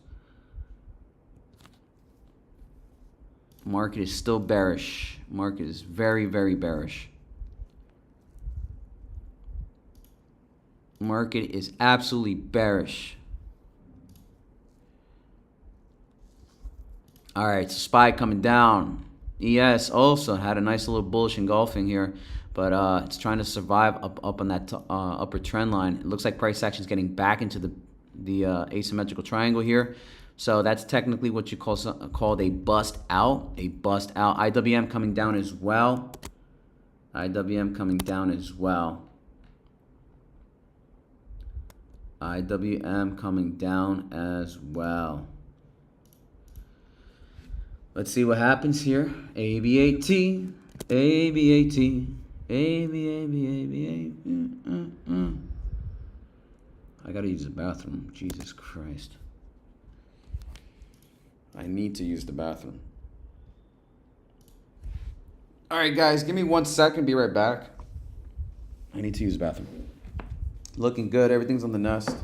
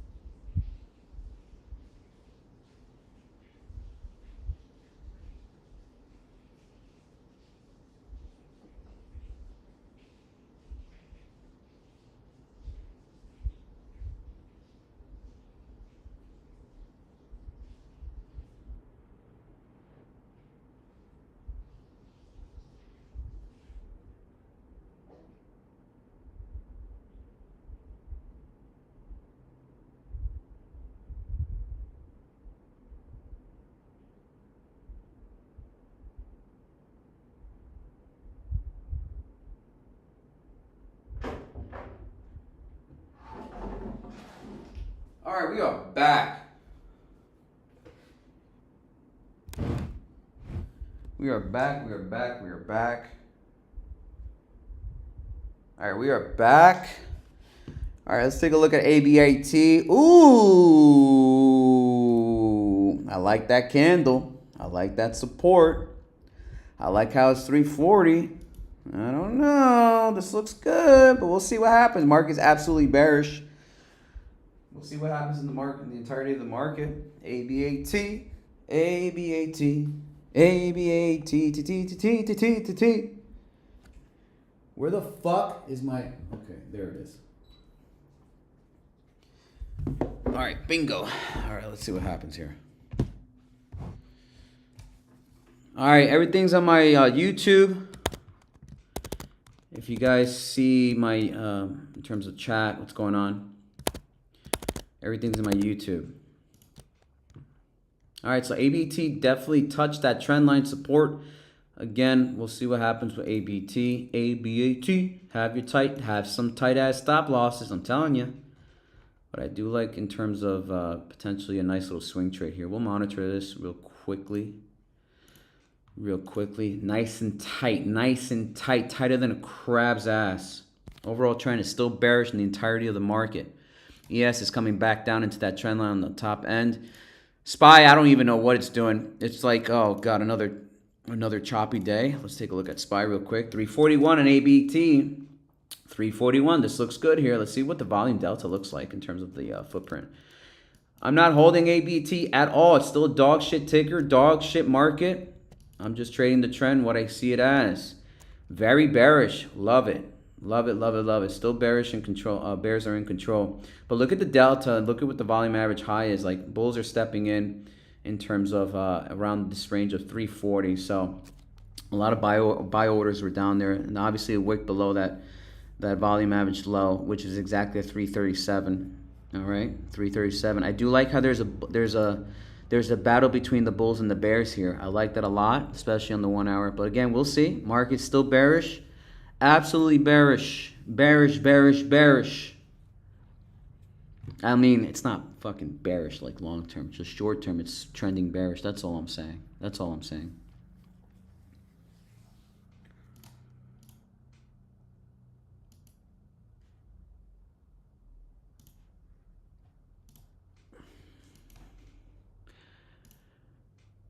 What you got going on here? Take a look at the 1 hour real quick on ABAT. Ooh, that's a hammer? Imagine that sticks. Dude, that's a hammer on ABAT on the 1 hour. That's impressive. That's really impressive, I gotta tell you. That's impressive. There's a hammer on the 1 hour on ABAT. Common bottom here on ABAT on the 15. So it looks like short candles inside this bearish engulfing. So that's good. I mean, we're seeing some sort of price action reaction here at these lows. That's not bad. And you are deep in the bear zone on the RSI. I like it on the 15. A lot of confluence. Potentially reversal here. So we'll see. We'll monitor. Overall market is bearish, ladies and gents. It is bearish. Look at SPY coming down, man. ES also coming down. Bitcoin, I don't even know what this candle was going on in Bitcoin. VIX, 1437. NQ, NASDAQ, 25.7. 25.7. Very impressive here. Very, very interesting. Very interesting. Let me see the 4 hour on ABAT real quick. I like that support here. Let's see, it probably will consolidate in this range for quite some time. So that's a 30% move to the upside if it does pan out nicely. That's a 30% move. Your risk reward to the downside is 323. 323, so that's roughly 4%. 4%. Okay, and then your absolute fucking pain threshold. I mean, this thing can come clobbering to the downside. 342 so far on ABT. I like how it's supporting or reacting on that support trend line. Really good to see here on ABAT. I like that wick. It looks like a terminal candle on the 1 hour, on the 4 hour so far. Not yet confirmed, but even on the 1 hour, we are seeing a hammer on the 1 hour on ABAT. So this might be a potential reversal on ABAT. We don't know yet. We'll monitor this. But like I said, I like to buy things that support, not financial advice. Slowly looking at ABT. Nice and steady. I like the support here. We'll monitor it. ABAT. ABAT. All right, what's going on with chat? Sidhu, Paul, M, what's going on, brother? Sidhu, you want me to take a look at Sidhu? We'll take a look at Sidhu. What's happening with Sidhu? Whoa, up and to the right. Sidhu space. Wow. What's happening with this thing? 42 million. Dude, what the fuck? Oh my God. Paul. Is this JPM on Discord? Is this Paul? Is this JPM Paul? It is JPM. JPM. This man always. Bro, I'm looking at this chart and I'm getting... So this is called a three inside up. So bearish, harami, and then this candle right here, it really needs to break above exactly $3. Exactly $3 for this 3 inside up to be confirmed on the third day on this candle. If you break above $3 on an inside up, that means continuation to the upside. But right now it's rejecting the 3. But who knows? It can consolidate between 3 and exactly 192 and 192. Okay. Interesting. Very interesting. American bat struggling here. Struggling. Be careful.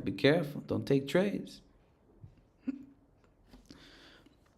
Don't take trades. Huh?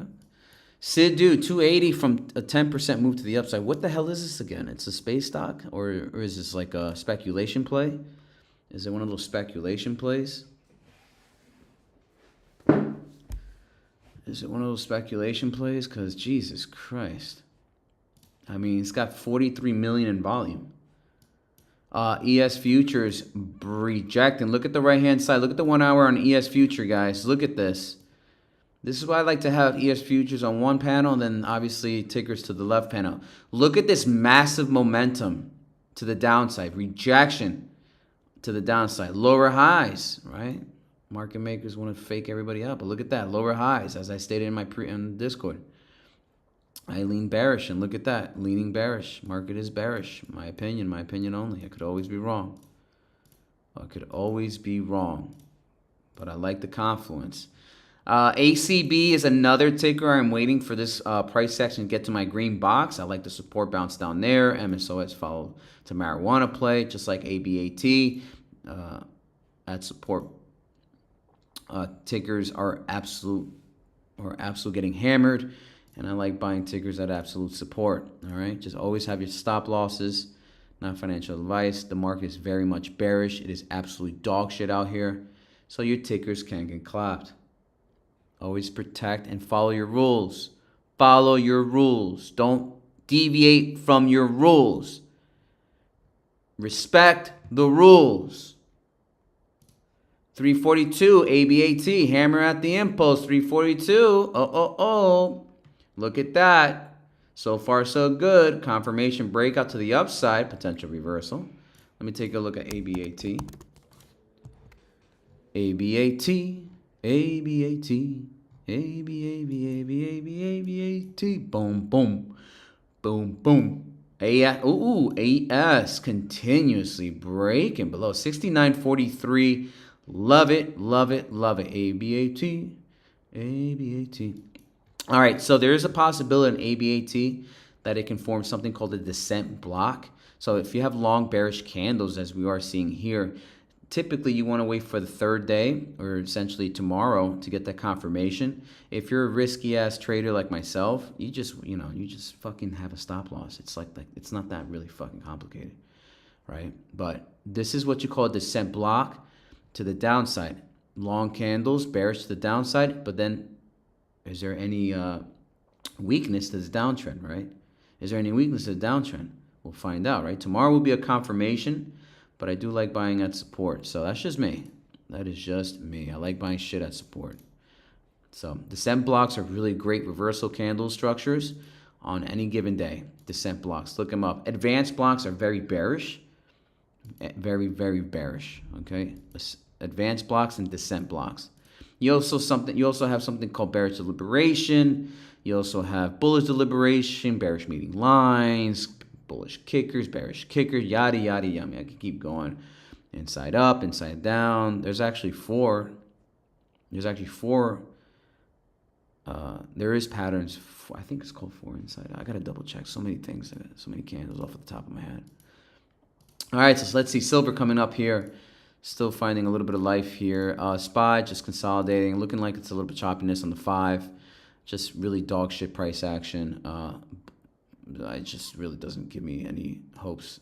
ES also Been leaning bearish all day. Broke below support. Looks like it wants to come back and hit that support again.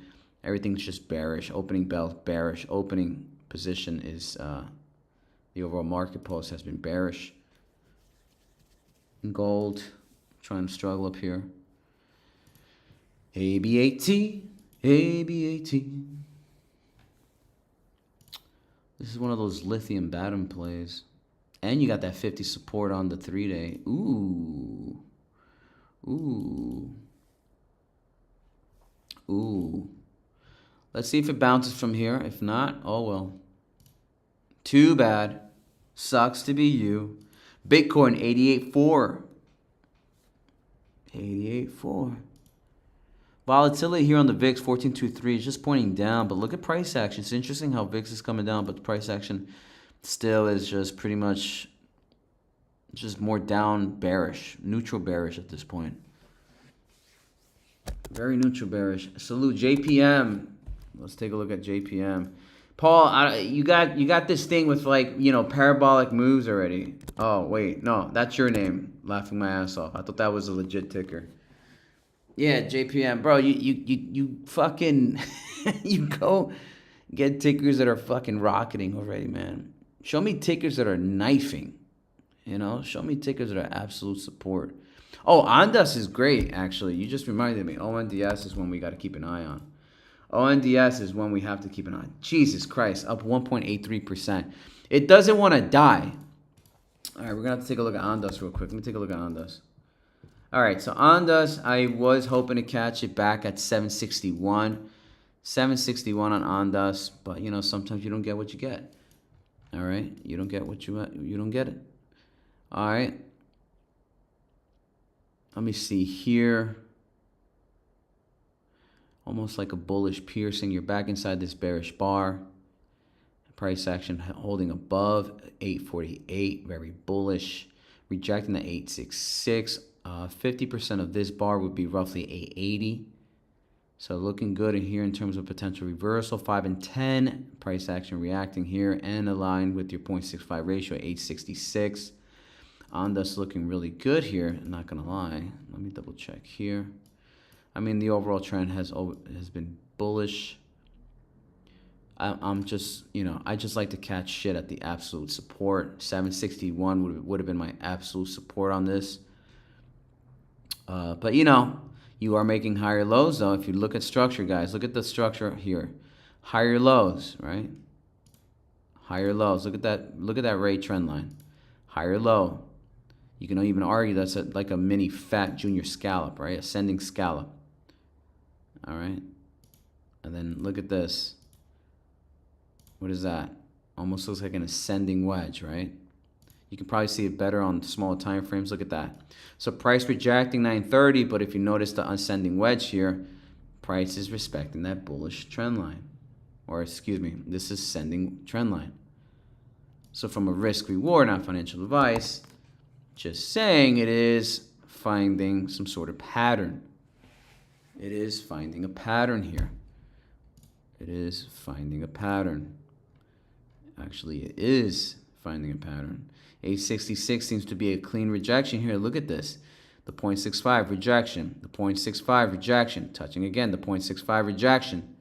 3 touches here, guys. Be careful. But so far, it looks good. Again, another mini ascending wedge. Not bad. So if it breaks above 866 on Ondas, well, there's no liquidity up here. So the next stop up is $9. Next stop up is $9. Very interesting Ondas. Absolutely. It's just a ticker that doesn't want to die. Absolutely does not want to die. Has a lot of momentum behind it. A lot of momentum behind it. There is a massive ascending channel here. Support channel here, 835. Look at that wick reaction. It was like almost clean as day. Look at 835. Look at this 835 and look at 821. Look at this price action, how it just completely bought on that trend line. Beautiful. Beautiful. Look at that clean rejection. Again, watch that 866 on ONDS. All right, going back into indexes.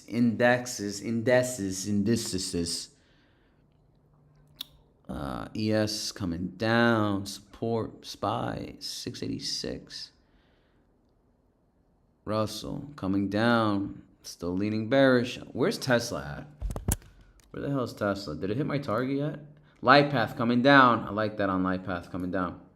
I like that a lot.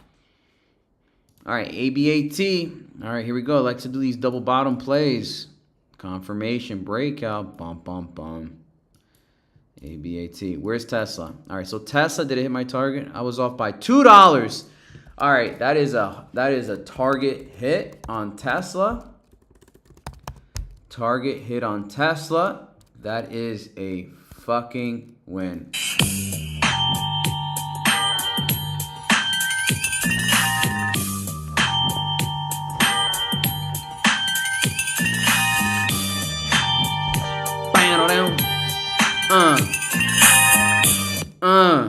Bruh.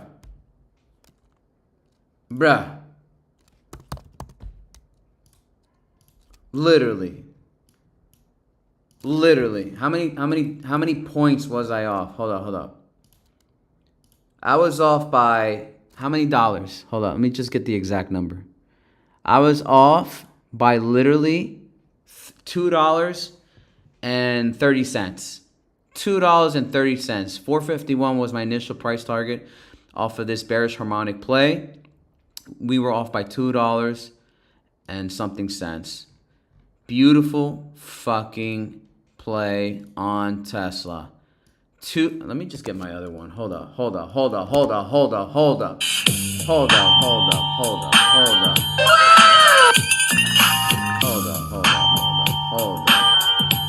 right. What a fucking win, baby. What a win, baby. I was gonna put, hey Sammy, can you join? I just got rejected. Can anyone join you? Oh, Jew. Okay, I just got your message here. Jew, my bad, bro. Listen, Jew. Oh shit. Okay, all right, Jew. Listen, are you listening, bro? Look. Review on YouTube. Hey, can you chart? All right, Jew, go ahead and request the Discord again. Go ahead and join the Discord. Go ahead and re-invite yourself. Or can you re-invite yourself? I'm back, bro. What's up? West Side, throw your dubs up. Paul, what's going on? I'm back, bro. Can you chart VNDA? I'll take a look at VNDA, sure. So anyway, we had this bearish Tesla put many days ago. Notice this bearish trend line, or at least this bearish harmonic. It's called a bat. Very clean one at 2. I mean, obviously you had an acceleration on the upside, but look at the momentum to the downside, right? We had lower highs and boom, Tesla almost hitting that 382 level. But this is the first profit target number uno off of these bearish harmonics at 451.51. 451.51. Ondas absolutely rippy. Ondas absolutely rippy. 2% on the day here on Ondas. So, you know, it is what it is. I got an alert on Domo, guys. Domo. Hold up. What's happening with Domo? Domo. Hold up. What's happening with Domo? Oh, Domo. Hello, Domo. We do have a harmonic here on Domo. I've been preaching that this company, whatever the fuck they do, their chart absolutely looks interesting. Okay, looks like a rounding bottom formation here. Massive sell-off at these peak highs, but look at that harmonic completion, consolidation zone. All right, I am watching the support level here. You got to be very patient when it comes to these plays. It is very much this is literally a falling knife scenario. This is a catching knife scenario. But this thing is printing multiple bullish divergences deep in the bear zone. But look at the structure on the RSI. I mean, excuse me, on the price action, right? It looks like almost like a descending wedge, right? It looks like a descending wedge, right? Lower highs on the price action, and then finding a base around maybe 857. Let me get the right number around here. So 855. So very interesting to see what's happening here on Domo. But I do like these harmonic catching knife plays. Let's just wait. You have to be patient with them. Now, going back into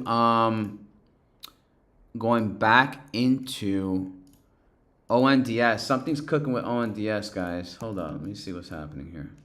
All right, so ONDS, finding another. It is literally at resistance. Let's see if it's going to hold up here. Let's see if it's going to hold up here. I am seeing a little bit of a consolidation here, almost at the same time. A little bit of sideways action. I mean, A63, A63. But if you notice the support bounce, multiple touches here at that 236, at 838. Interesting. Interesting. I didn't catch this earlier. I've just been looking at other tickers the whole time, so I've been looking at tickers the whole time. I like what's happening on ONDS. On ONDS. What was the one I was looking at? Oh yeah, Domo, guys. Domo is interesting. Very interesting. It's a shit volume ticker, absolutely dog shit chart. But I like these knives. I like these knives. Again, bullish divergence is deep in the bearish zone. Still bearish on the chart, but I'm keeping an eye on Domo. Keeping a very close eye on Domo.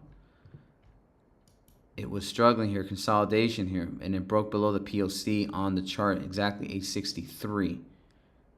Very interesting. ACB, marijuana play, keeping a close eye on that one as well. If it gets to that box, you know what I'm going to do, right? You know what I'm going to do once it gets to my box. That's right. I wait for price action to get to me. I do not chase price action. I do not chase price action. I don't give a shit how far up it goes. I wait for price action to come to me. Follow your rules. Have nice tight stop losses. Please have tight stop losses. The market is very bearish. The market is bearish, bearish, bearish, bearish, bearish. All right, Bitcoin, 88.5. SPY making lower highs on the 5. Let me see the 15. I hate lower time frames. I'm really not a fan of lower time frames. I like the overall macro, or at least large time frames. Domo, let's see if it comes back to the PLC at 838. Maybe wick it here, get a nice little reaction. But if you look at Domo, again, I'm not trading this, at least not yet. Domo, take a look at Domo, guys.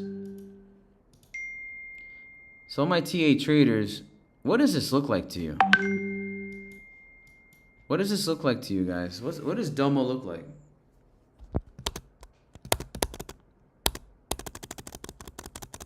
A rounding bottom. Oh yeah, VNDA is going through. Oh yeah, let me go ahead and do that for you. VNDA, I know you wanted that. VNDA. I go on a fucking tangent, and then I forget some tickers to look at. All right, so on the daily. Oh no, sir, no. VNDA, bro. I'm sorry, but I don't. Yikes. Yikes, I don't like this. It's overextended. I'm not a fan of these formations. So look at the daily on VNDA, right? I'm going to show you something, right? I'm going to show you something. Look, when it comes to bio tickers, man. Rounding bottom. Yes, King. Yes, yes, yes. Hey, Jew, try and get in again. Let me see if you tried. I have so many things going in. Okay, I see it. Look, you're going to get approved. I have moderators that check my Discord. I have moderators that check the Discord. Welcome, Jew. Let me write the notes down here. Welcome to the Discord. Yeah, so FDA to approve us tonight, so that's why it's just like, you know, you have people stepping in up here because of speculation or potential move. So this would make sense, right? So let's take a look at the volume footprint in terms of the delta. Let's see what kind of volume is coming up in here. All right, so volume as today. Very, very bearish, very weak. Delta 78.2 thousand. Delta overall 328. But if you look at that prior history, prior candle, 1.8 million. 1.8 million. Obviously, the bears were unfavorable here at this tippity top. So bear stepped in, collapsed the bull thesis, or at least arrested the upward movement on VNDA or VNDA. So this is just, again, looks like, let me turn off the volume footprint. A lot of short candles on this upward channel. Very, very short candles. pretty much what your thesis holds is like there's people waiting. They're just signing. They're pretty much lining up, waiting for approval. The short candles, especially these wicks, are giving you a story, right? Look at these short candles, fucking massive short. I don't see no engulfing, no bullish belt hold, no just a candle to show you some sort of upside potential continuation, right? So it would align with your thesis that, hey, they're just waiting for approval, whatever that VNDA is waiting for. So bearish market still. Look at ES breaking down 69.43. Let's see if it comes down to 69. It is coming down 69.42 exactly at the support bounce here. Let's see if it holds here. So I'm going to draw a trend line here. 69.42.25. Keep an eye on that. Likes the wicket here. It's done it multiple times. One actually broke down on this candle here, but look at it again. It's respecting 69.42. RSI continues to reject on the center line, so bearish continuation is looking good potentially. All right, bearish market. I'm telling you, there's nothing fucking bullish in this market. Very, very bearish. Very bearish. But anything can happen, right? You don't want to miss out on a trade. Anything can happen. Anything can happen. Anything can happen.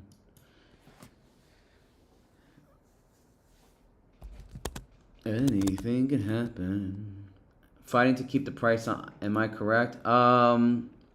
Fighting to keep the price down. It's more like no volume, not enough liquidity. People are just positioning. Some people don't enter during FDA approvals because what happens if it gets rejected, right? So people would rather just chase the trend in most cases. If you're gambling right before the approval, if it happens, sure, knock yourself out.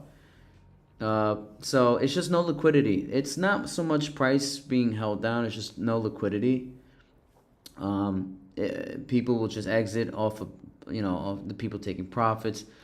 I don't think it's suppression, just people not positioning hard during FDA approvals. And that's what those short candles, that's what at least it tells me, right? That's what at least it tells me. You called it. Damn right I called it. Damn right I called it. Damn right I called it. Bearish, bearish, bearish. Almighty bearish. Bingo bango, baby. Bingo fucking bango. Bearish, bearish, bearish.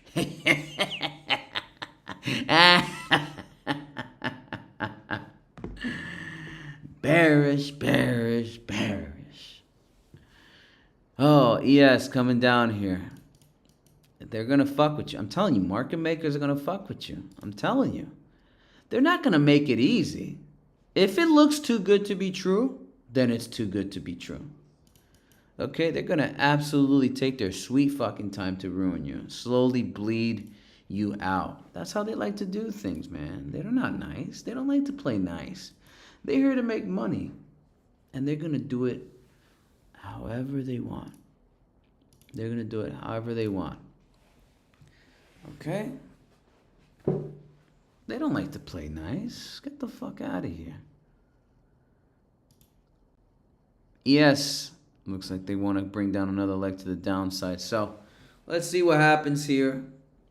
All right, ONDS. ONDS looking good here. Breaking above 872 to 0.65.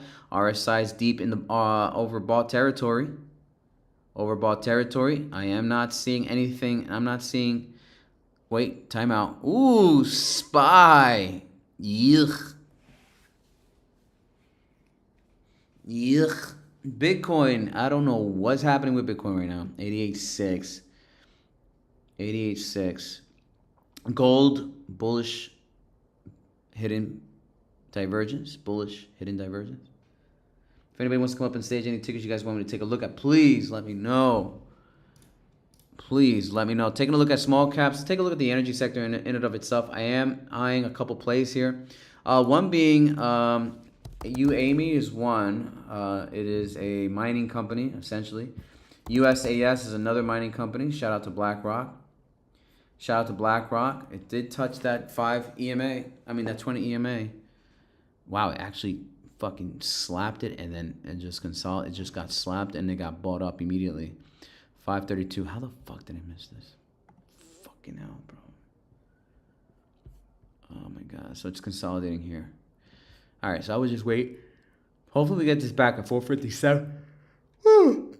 I do see support bounce at 470, right at that 1,000 SMA on the 3-day as well.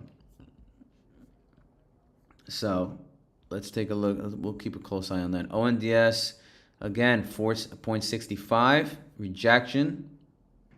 Rejection again. Let's see. Let's see what happens. Let's see what happens. Other tickers we haven't looked at. Let's take a look at BULL. BULL, what's happening with Bull? $8. Oh shit. What's happening with BULL? Oh. Oh, double bottom here. Interesting. I do have an alert here at 789. Why do I have an alert there at 789? Double bottom here. So this would technically be some sort of reversal potential here.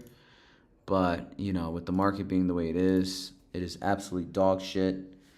I see it at 886 to 785. Broke below key support line at $8, man. Jeez. BUL getting clapped. Getting fucking clapped dizzle. All right, ABAT finding again support at 339. Actually, let me go in smaller time frames. Right there, 339. Here we go again. ABAT touching that support line. Oh, wait, whoa. Okay, here we go. Ondas rejected the 0.871 here.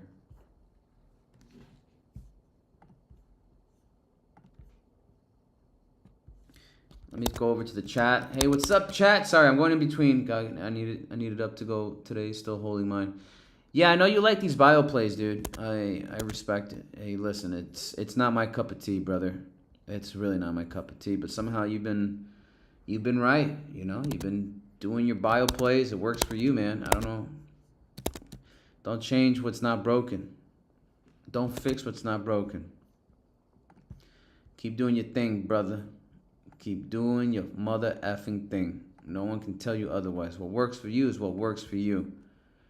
I'm excited for the new year. Let's go. Another day, another trade. Yes, sir. That's right. 100%. I feel like with the market being bearish, obviously how I feel about the market, there's going to be opportunities out there. Okay? It's going to be a lot of opportunities out there. So people need to start respecting the trend, man. First couple months, I'm thinking a little bearish. We'll see what happens. Nike at 60.73. Interesting. I do have some. Oh, Weeble. Hammer on the 15. Hammer on the 15. Hammer on the 15. And you know what this is technically called? On the 15, this is called bullish deliberation. Bullish deliberation on bull. Why? Well, long bearish candles, right? Bullish reaction. Third candle to the right. And if it's coming out of, or at least reacting off a key support area, aka liquidation zone, or at least I call it I call it the battle zone, because if you just take a box, right? Look at where bulls and bears are fighting, right there, boom, in this little section right here. If you guys take a look at the chart, so bulls and bears are having a handshake in this section, right? And you're having a hammer right there at that impulse. So when you have long bearish bars, and then you have like a positive candle, it could be anything, right? Let's say in this case, a hammer. This is called a bullish deliberation. The key difference is that they're you see them more on dailies. They're more reliable on dailies, but I just like to observe candle structure on smaller time frames, at least in terms of practice and muscle memory, that you get to recognize these formations, especially, again, bearish long candle twice, third candle reaction. And a bearish deliberation, bullish deliberation, it's the third daily candle reaction. Third daily, up or down. In this case, down, hopefully up. So this will be bullish deliberation. It's nice to see this on the small time frames. I don't rely on smaller time frames because it's absolute dog shit. I look at the daily religiously, but it's nice to practice candle structures. That's how you get really good. You know, we're not fucking robots. You know, we can't remember. There's thousands Thousands of candles to memorize, guys. It's just too much, man. We're just human. We're just one guy. We have one brain. You know what I'm saying, guys? All right, ABAT finding support here, consolidating at the 341 or 338. I like the candle structures forming on ABAT. Like how we're getting a reaction here. So hopefully we start making moves to the upside. Maybe tomorrow, maybe never, right? You never know. I am seeing consolidation here. So that's a good sign. You know, you are seeing bulls stepping in here. That's a good sign for potential reversal. Nice little swing trade. So let's see what happens, folks. Let's see what happens. ES coming down to 69.4225. Still leaning bearish. Rejection off that bearish trend line. Still leaning bearish. We're also just finding a mean reversion right down on the 15-minute. You can see RSI deep in the bear zone and hopefully make some sort of divergences. But ES is not the outlier. ES is the truth. Big fucking mama's telling you, hey, we're coming back down. I did say earlier in the stream, 69.39 to 36. Shout out to the Discord group. I'm giving you guys some of the alpha. You guys get the alpha first and foremost. But who's the outlier? If you notice ES is coming down, SPY's moving on up. You see Russell moving on up, but ES continues to sell off. Bitcoin moving on up, 889. Volatility, VIX, coming down a little bit, but you're still inside a bullish bar. That's called haramis. Harami means pregnant in Japanese. Harama means pregnant in Japanese. 88.9 on Bitcoin, moving on up. Let's see what happens. LWLG 317. LWLG is a very interesting ticker. I'm not sure in terms of the finance, but I am saying something's interesting, or at least what I see here. All right, Webull still finds support right at that $8 range. Interesting. Webull is interesting. Oh yeah, let me go ahead and post my Tesla chart. Profit target hit. Uno. Bingo bango 342. Bingo bango. 382. 382. Let me go ahead and delete everything. Ooh.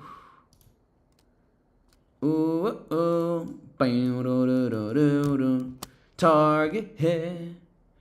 Bingo bango. All right, so what we're going to do is we're going to go on Twitter and we're going to flex a little bit because I don't give a shit. I'm going to flex because when I do my TA, I do it as accurate as possible, especially for swing positions. Let me go ahead and flex. Bingo bango. We're going to take that, copy and paste, post, Tesla,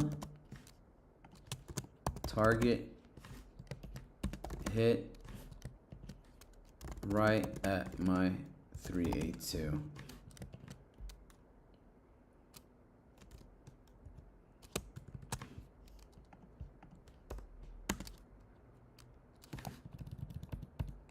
PT, target, number one hit right at my 382. Target, there you go. Boom, boom, boom, boom. What was the day I posted it? On December 24th.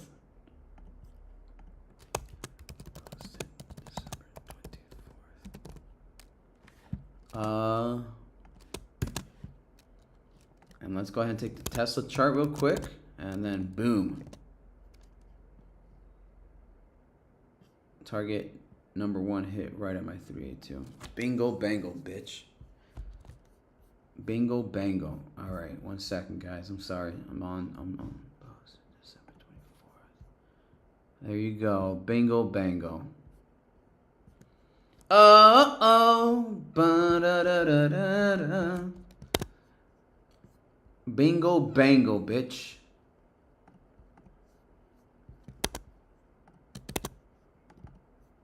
There you go. All right. All right, let's get back on equities. Market pulse. What's happening here?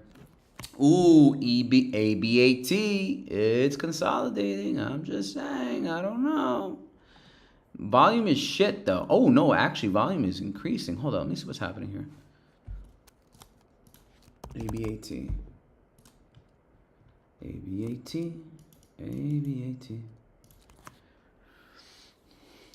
Volume 5 million. Volume 0.65. What's the volume today?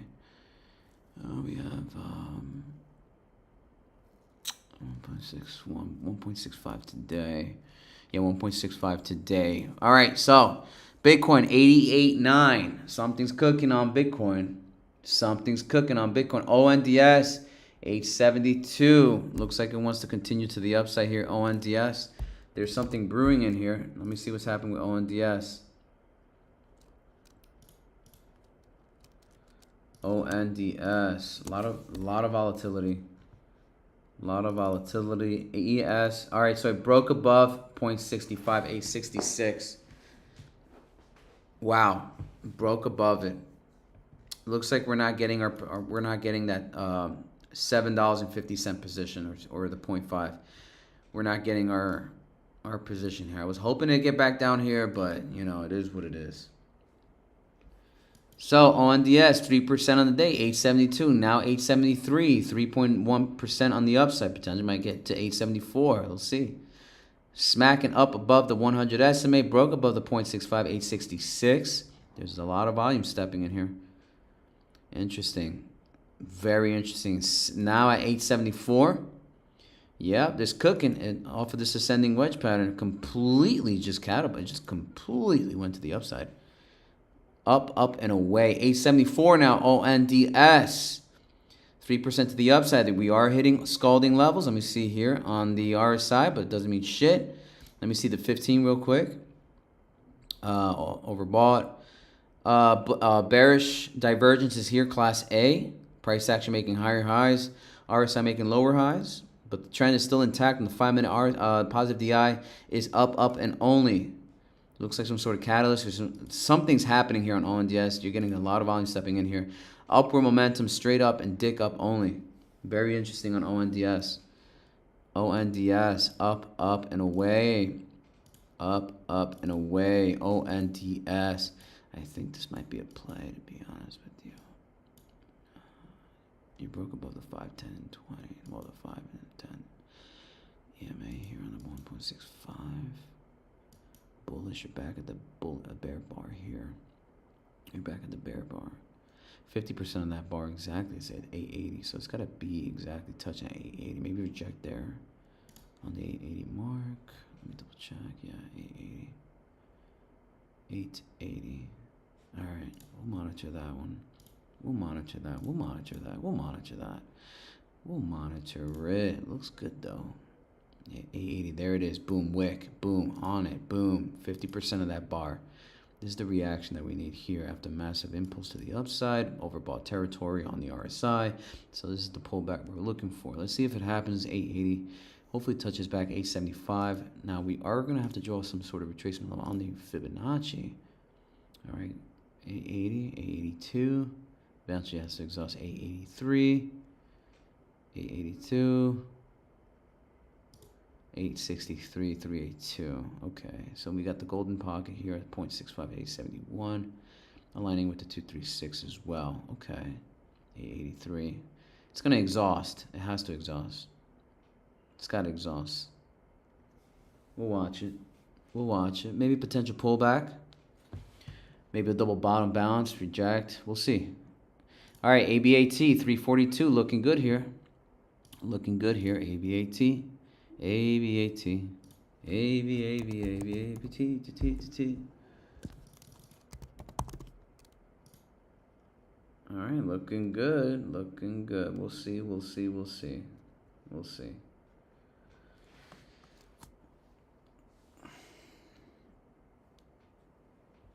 We shall see. ONDS, okay. ONDS. Oh shit, I forgot about chat. I'm sorry guys. I'm so sorry. I'm sorry guys. Oh man, you guys are gonna kill me. Fuck. Sorry chat. Sorry, I'm just focusing on trades right now. EKSO. EKSO. Alright, I'll take a look at EKSO. My bad guys. ONDS 885. Gone. Whoosh. It's gone. ONDS is gone. ONDS. ONDS. It is gone. 886. Scalding now at this point. Let me see the 5-minute on ONDS. Not yet scalding on the positive DI. RSI is overbought. All right, turn on the 1 minute. Yep, you are scalding now on the 1 minute. On ONDS. I like that on the 1 minute. RSI is deep in the bull zone. Let's see if we come back into that center line touch. Maybe slap an EMA up there. Maybe potentially take a trade. I'm not sure. We'll see. We'll figure it out. We'll figure it out. ABAT looking good here. I do like that. I like how it's just consolidating there. I do like that. I like my little...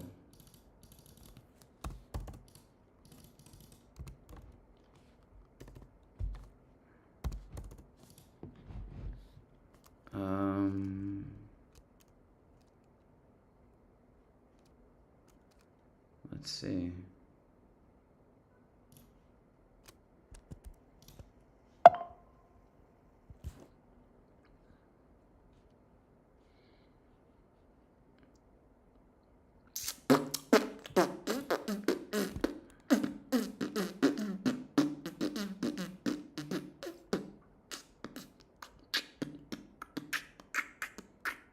All right. Tesla. All right, hold up. Let me see what happened here. Guys, I'm just monitoring some trades. Looking at the market real quick. Target hit at 382. Bingo. Let me see if anybody's talking shit. I gotta get those guys to hate me. I gotta get guys to hate on my fucking on my posts. On my posts. Thank you guys for the follow. All right, let's see what happens here. Overall market trend. What's the market pulse? 15-minute ES coming back into the bearish trend line here inside the asymmetrical triangle. VIX, a hammer at the impulse. Did it fill that gap on the 15-minute? Yes, it did. We have another gap exactly. Let me see here on the VIX. The next gap is exactly 1362-ish. Let me confirm it. What is the exact? 1363 is that gap on the VIX, guys. Gap on the VIX. All right, so we are scalding on ONDS. I'm going to monitor ONDS for a potential position here. I'm just going to monitor it very closely, how ONDS is going to move here. Not sure if it's a trend-based or news-based action here, but I will want to take a position. It's definitely in an upward momentum, bounce off a key trend line support, actually having a beautiful reaction. RSI is deep in the bull zone. We are scalding even on the positive DI, but the positive DI is still good. The ADX is still above the 50, meaning trend is still intact. On the 1 minute, let me double check the 5-minute real quick. 5-minute, yep. ADX just crossed in 25. Again, this is still momentum continuation. Now, I do want to see some EMAs on here. 1 second. Oh, yeah, that 5 EMA looking juicy. 875. Hopefully, it comes back down, touches that 382, 865. We'll monitor this very, very, very closely. We are getting a reaction here at this impulse. Love it. Let's see what happens. Let's see what happens. SPY, I guess market makers wants to fucking juke everybody up. See what happens. Bitcoin coming down now. So interesting. Bitcoin been moving up all morning. SPY selling off all morning. Now moving up, but Bitcoin moving down. It's hilarious, the circus that the market makers are doing. So now ES is back into the range at 69.4925. Back above this trend line I drew here at 69.4775. Love it. I love how the market makers are fucking around and finding out, right? They just love to make our lives a little bit complicated. It's interesting. Nike sold off. I mean, it peaked up at 61.46. ABAT. ABAT. If you guys notice what's happening at ABAT, what do you guys notice? I don't know. I'm not here to push a button for you, but if you notice, uh-oh. Looks like a bear flag. Uh-oh. Be careful. Don't trade these trends. Very dangerous. Oh, shit. Oh, shit. Hey, if any listener down there wants to come up on stage, talk technicals, talk macro, talk finance, whatever, bros, you're more than welcome to come up and join. You're more than welcome to join. I don't have a problem. I'm even willing to have like these fucking yield curve conversations. The fucking yield curve. ONDS, keeping a close eye on ONDS. So rejected that 1 hour 100 SMA.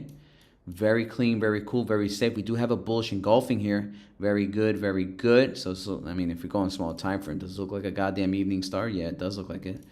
Does it look like it? Yeah, it's a short one. I would prefer a doji evening star. That means a clean rejection to the downside, so that gives me confirmation. But even though this is a little fat, you know, it is what it is. A little fat. But it did have a nice move to the upside. Let's start touching some sort of EMAs, get some confirmation, and then we'll take a closer look. Russell making lower highs on Russell. Still bearish. The trend is your friend until the end of the trend. Everything I'm talking about is on the YouTube nest. Take a look at the chart here. LPTH, nice little move here. Had a nice sell-off, got bought up. Now making potentially another new higher high, higher low. LPTH looking good. Digital APPS coming down. Let's swing it out. Let's go to another. Other companies here. Oh, my back. Oh, my freaking back, guys. My back. All right, take a look at Chess. Steady in the house. Omer. Steady in the house. Oh, shit, Steady. What's going on? Steady in the his, eh? What's going on, Steady? I normally do these morning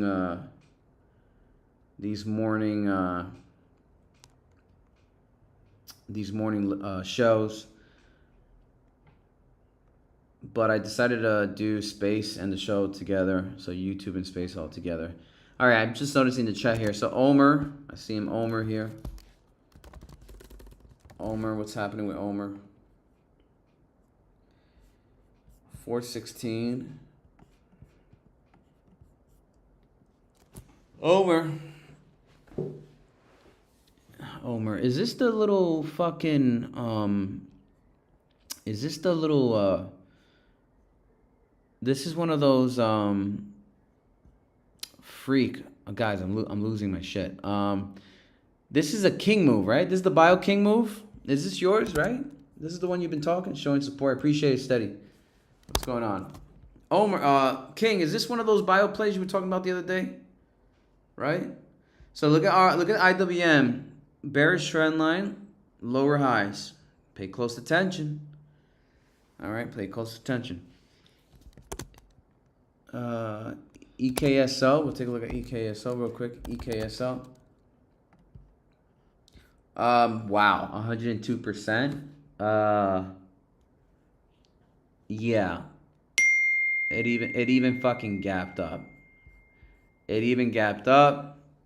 It's actually at resistance, 1110.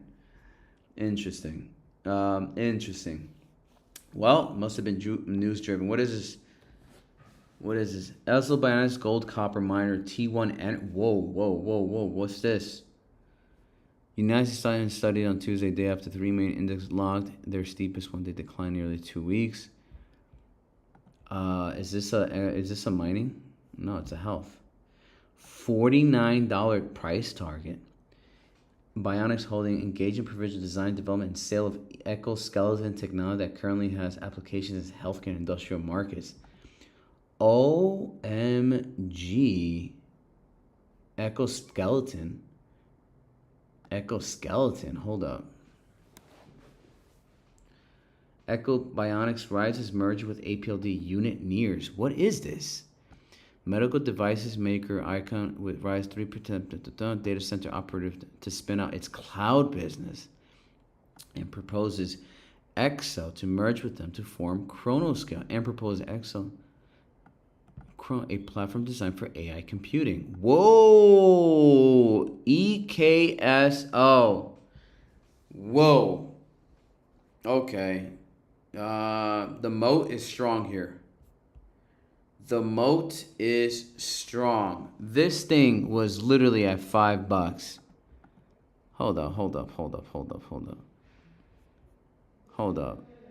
I'm not chasing this. What I am going to do is we're going to potentially catch the reversal. The exhaustion. Hold up. This thing actually has a moat. Yes, my bio that got approved and I'm waiting for the hit 20. Does it have room to still run? Give me 1 second. I'll take a look. Hold up. Hold up. This one has to be on my radar now. That's a powerful moat, and I like powerful moats. Putting this one on my radar. The move already happened. No way am I taking trades up there. Absolutely not.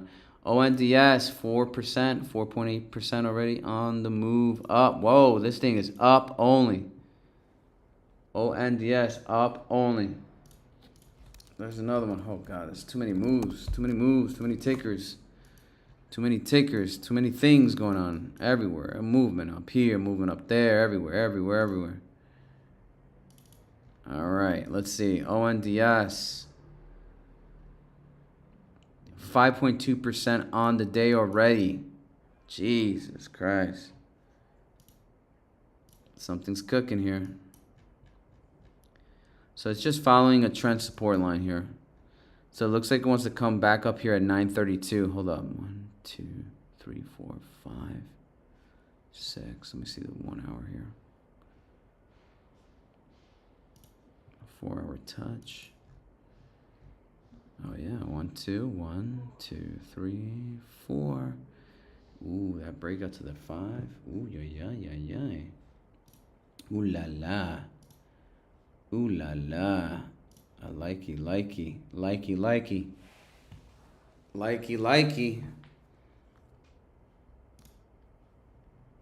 Market's still bearish. Watch out for that trend line. Be careful. I'll wait. If you guys want to come up on stage, please, you're more than welcome.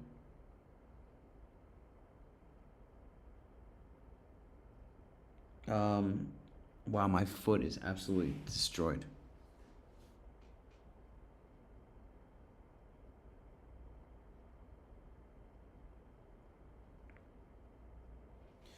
There it goes. All right, I had to get rid of that. Tesla target 382. Bingo bango. Bingo bango. Bingo bango. I need to take your class. Yeah, brother.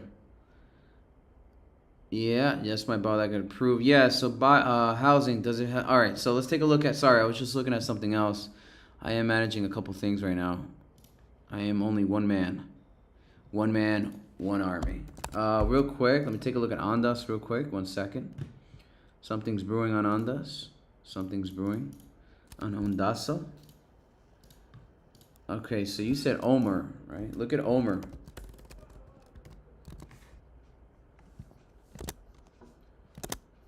Does Omer still have room to go? In this case, it's inside a bull flag, all right?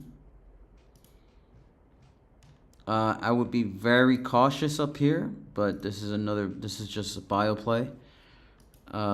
Sending wedge, right? Upward channel, nice little upward channel momentum. Can't go wrong with that. Hitting that top trend line as support. So the next one is exactly 1767 here. Let me take the 4 hour here.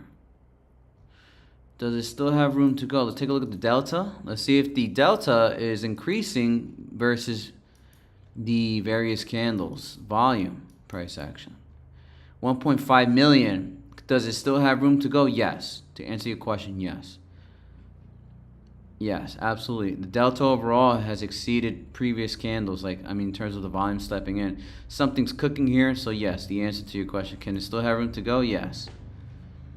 Yeah, the delta tells you everything you need to know. Okay? A lot of interest here. I don't know what's happening. Maybe people are going to officially, maybe they know something that we don't. All right, ABAT. Inside this bear flag, potentially break out to the upside. We shall see. Bear flag, potentially. Bounce off at key support. Let's see what happens on ABAT. I do like buying shit at support. I do not like FOMO chasing because fuck you. All right, little price action. Here we go. ES rejecting the top trend line again. Pump fake, question mark. Pump fake, question mark. All right, ABAT broke above the bear flag. Love that wick, 343. 343, we are getting potential reversal. Here we go, 343.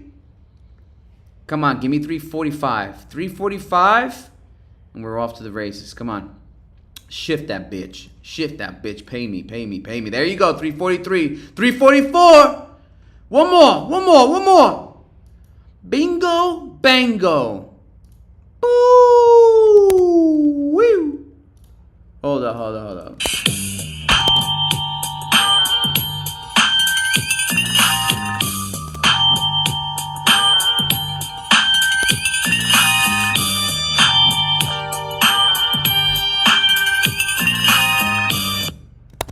3% a day keeps the 9-5 away. All right.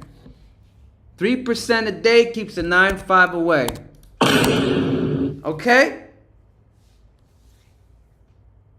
Okay. Fuck out of here.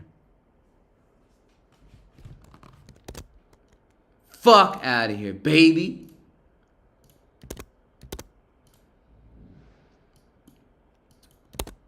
Woo! There it goes, 344. It still wants up, ABAT. It wants up. It broke above that broke above that structure. Let's go. Let's go, man. That's what I'm talking about, man. That's what I'm fucking talking about. Woo! All right, Ondas up 5%. Ondas is at 5%. Ondas at 5%.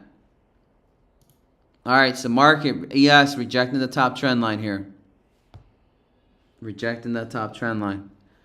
All right, Dow and Q. Also, I see bearish divergence here. Let me confirm it. Nope, no bearish divergence. They're almost 1-to-1 here. All right, so Bitcoin 89,000. I use Bitcoin as a VIX indicator, folks. I'm using Bitcoin as a VIX indicator, so it likes to follow trend, right? So if Bitcoin's up, market's up. If Bitcoin down, market down.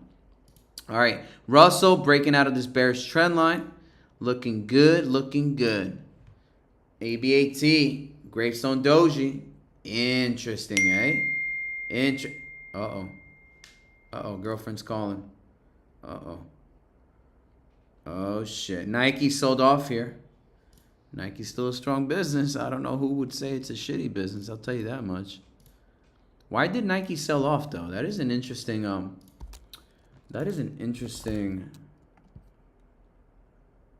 Why did Nike sell off? Hold up.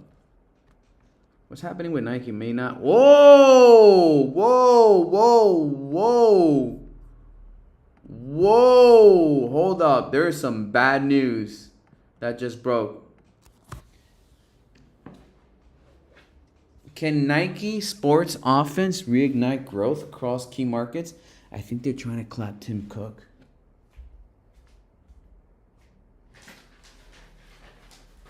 I think they're trying to clap Tim Cook, guys.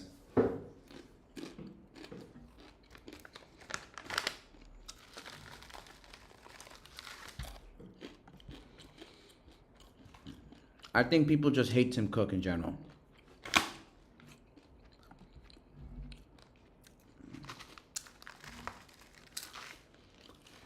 People hate Tim Cook so much.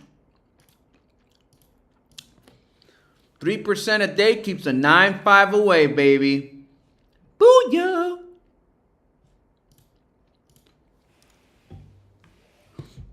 All right, 89.2. Here we go. Bitcoin, 89.2. Continuously moving up here.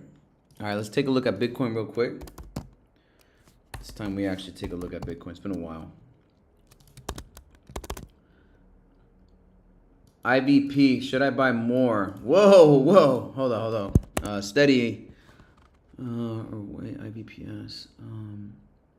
I got 51. IBP, it's up 7%. IBP is running up. Wow.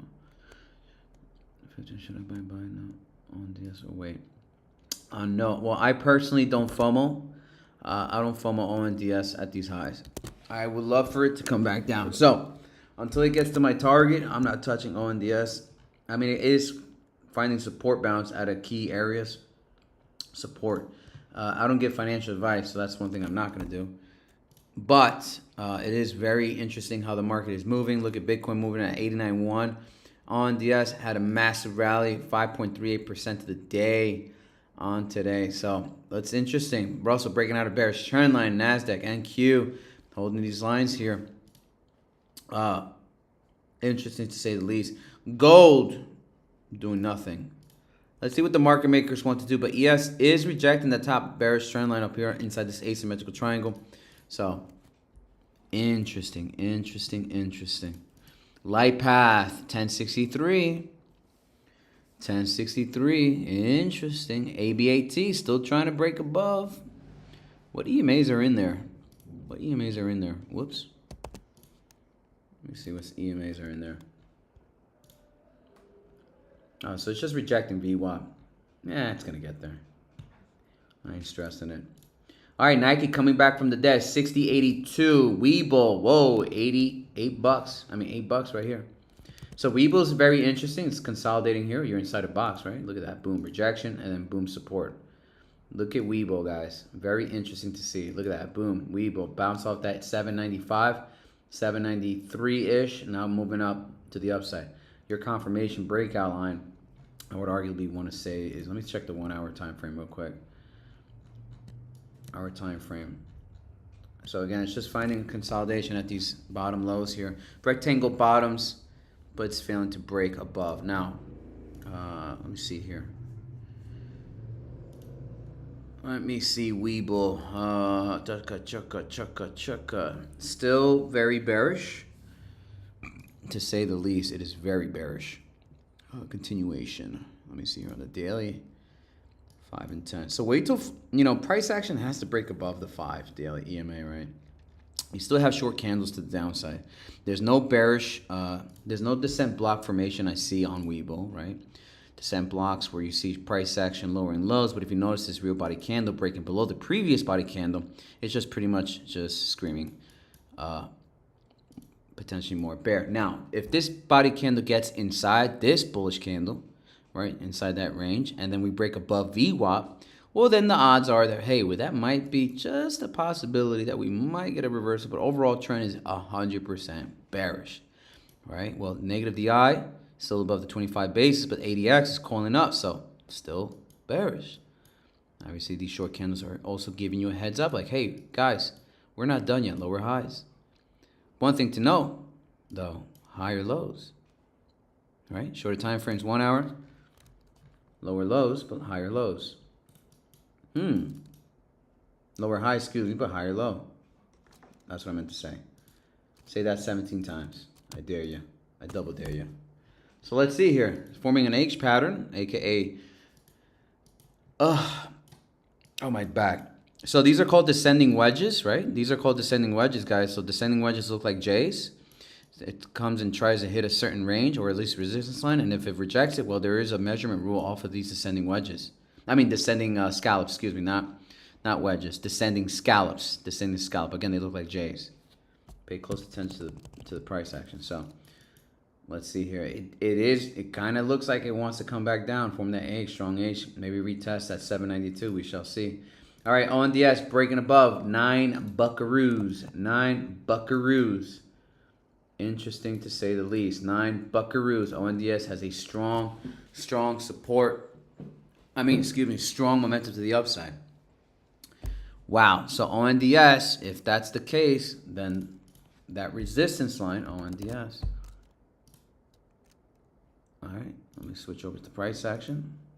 All right, look at that bottom support line. So the next area of resistance is going to be exactly at 931. 931. 931.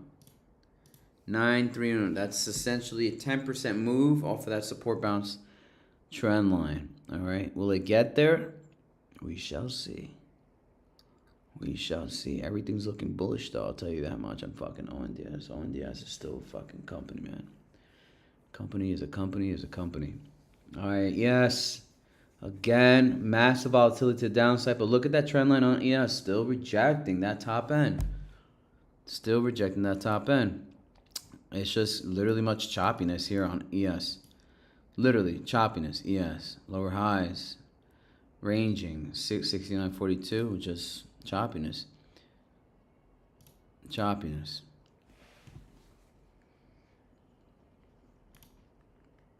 So, A lot of shit on my goddamn chart. ACB, marijuana play. I am watching support line on these bottoms here. Light path continuously trying to move up, but I do see a long-legged doji at that impulse. Be careful. That's a potentially sign of reversal. ONDS continuously moving on up. Hoping for a 30% day on. I'm checking the Discord chat right now.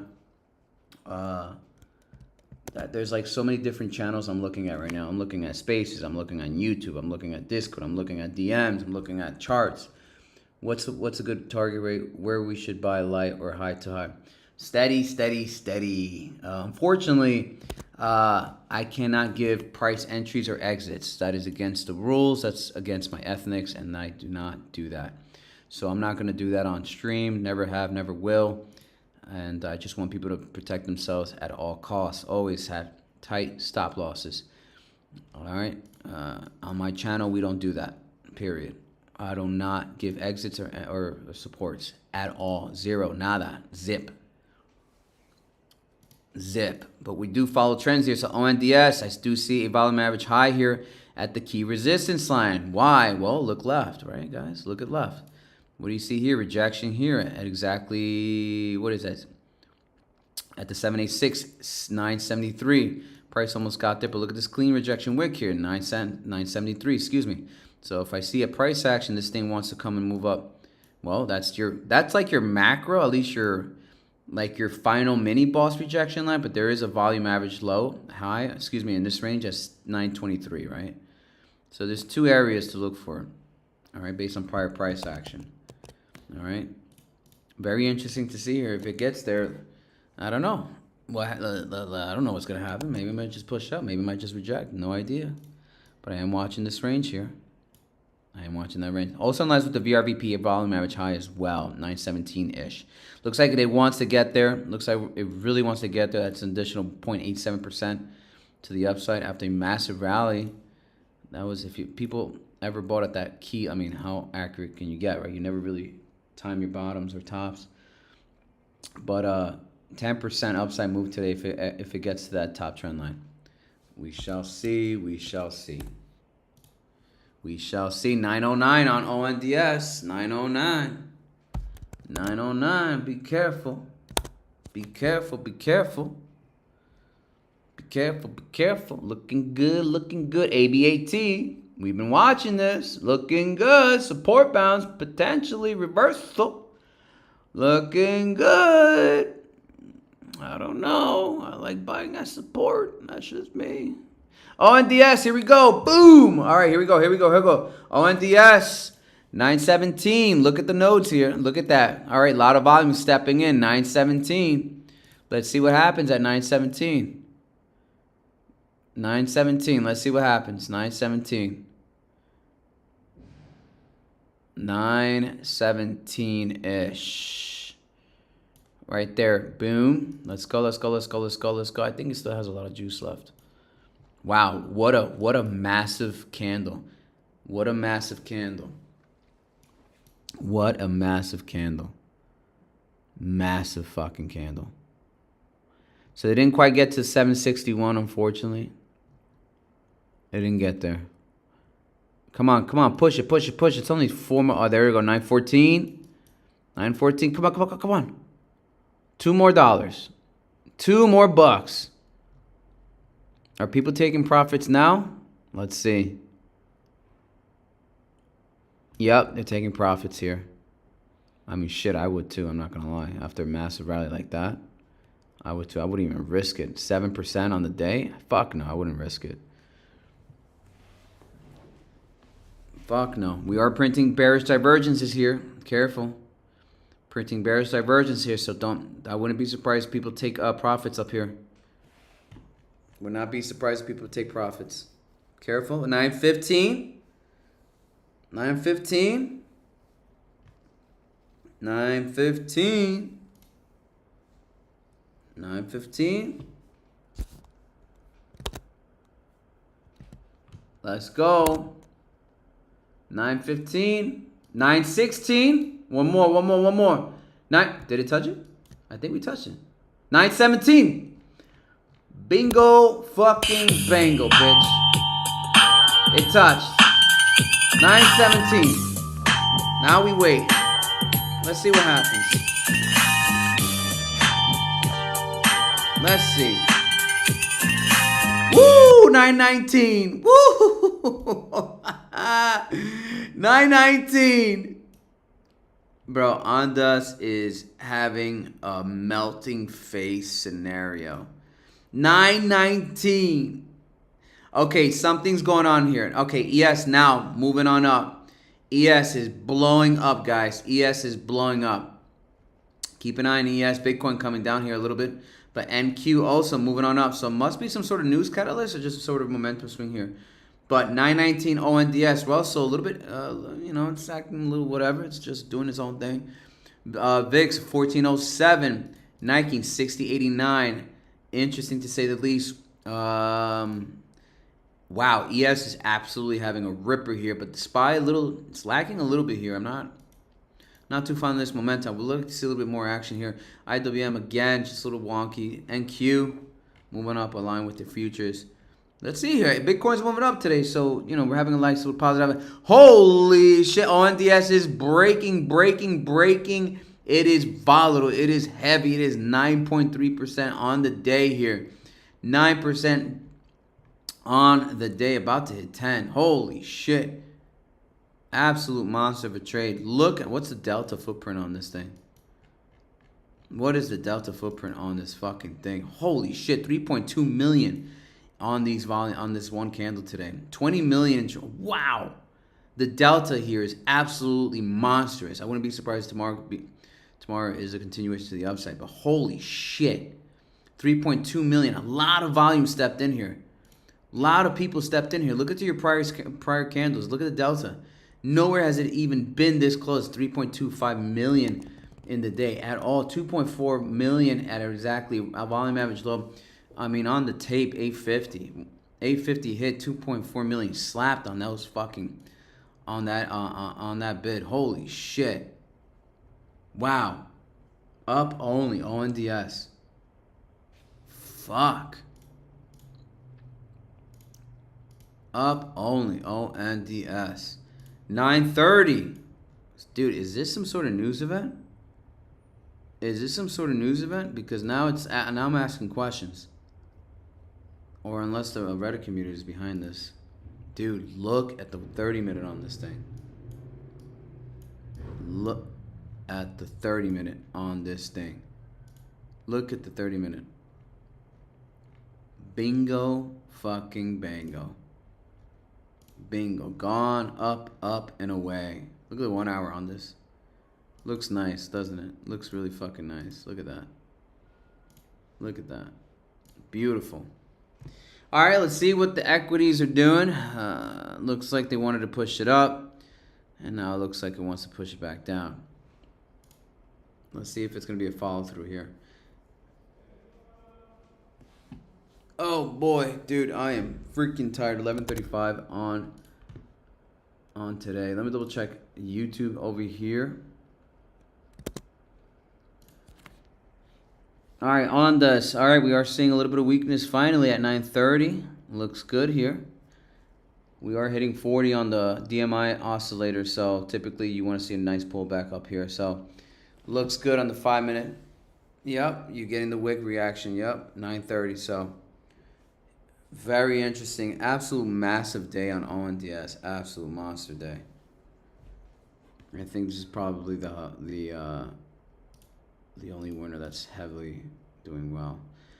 TE 3.6% on the daily.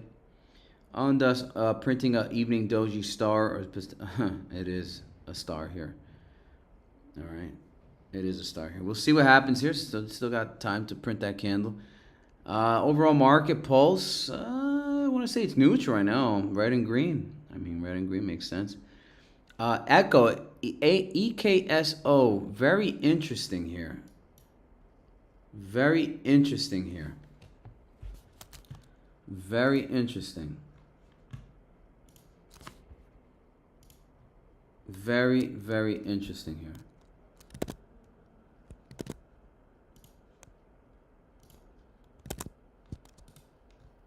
Bat falling off that bear flag. falling off that bear flag. Be careful, guys. Be careful. Let's see. Light wave. Oh, is the market coming down? Oh yeah, market coming down. Something cooking here. I've always been bearish. But interesting. A nice little pump up to the upside, and now market's taking a nice little pullback here. Interesting to say the least, I will say. Interesting to say the least.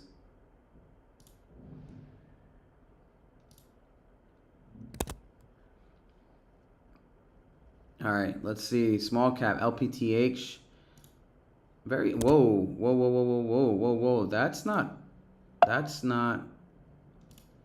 That is interesting. Whoa, hold up. Everything just aligned together. Is there some sort of news? Hold up, something just hit. Is there some sort of news? Hold on, let me double check here. Almost everything reacted. Volatility. VIX is going up now. Hold up. Something's up, guys. Hold up. Let me double check the news. Something just hit.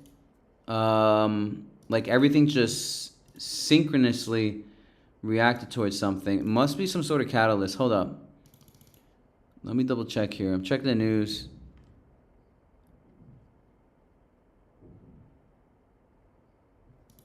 Mike Alfred, you fucking... Oh my God, this guy is just... He's so emotional. Guys, something hit. Somebody check the news. This feels like a news-driven move. This feels news-driven here. VIX coming up here. 14.15. SPY. Dude, yeah, something hit. I'm pretty sure of it. Hold on. Let me double check if there's news. I'll be shocked if there isn't, but just that sort of momentum to the downside. Anybody got some news? Let me know. Hold up. Can join you this. Hey, Sammy. EOS. All right. I already got everybody here on the chat. Hey, guys. Can you guys check the news? Something's up. Any news? Discord. I meant to say Discord. All right, VIX 14.16. Something's cooking here. IWM coming down as well. Something's cooking here. Like the small caps immediately just turned south. So I'm thinking this is news driven here.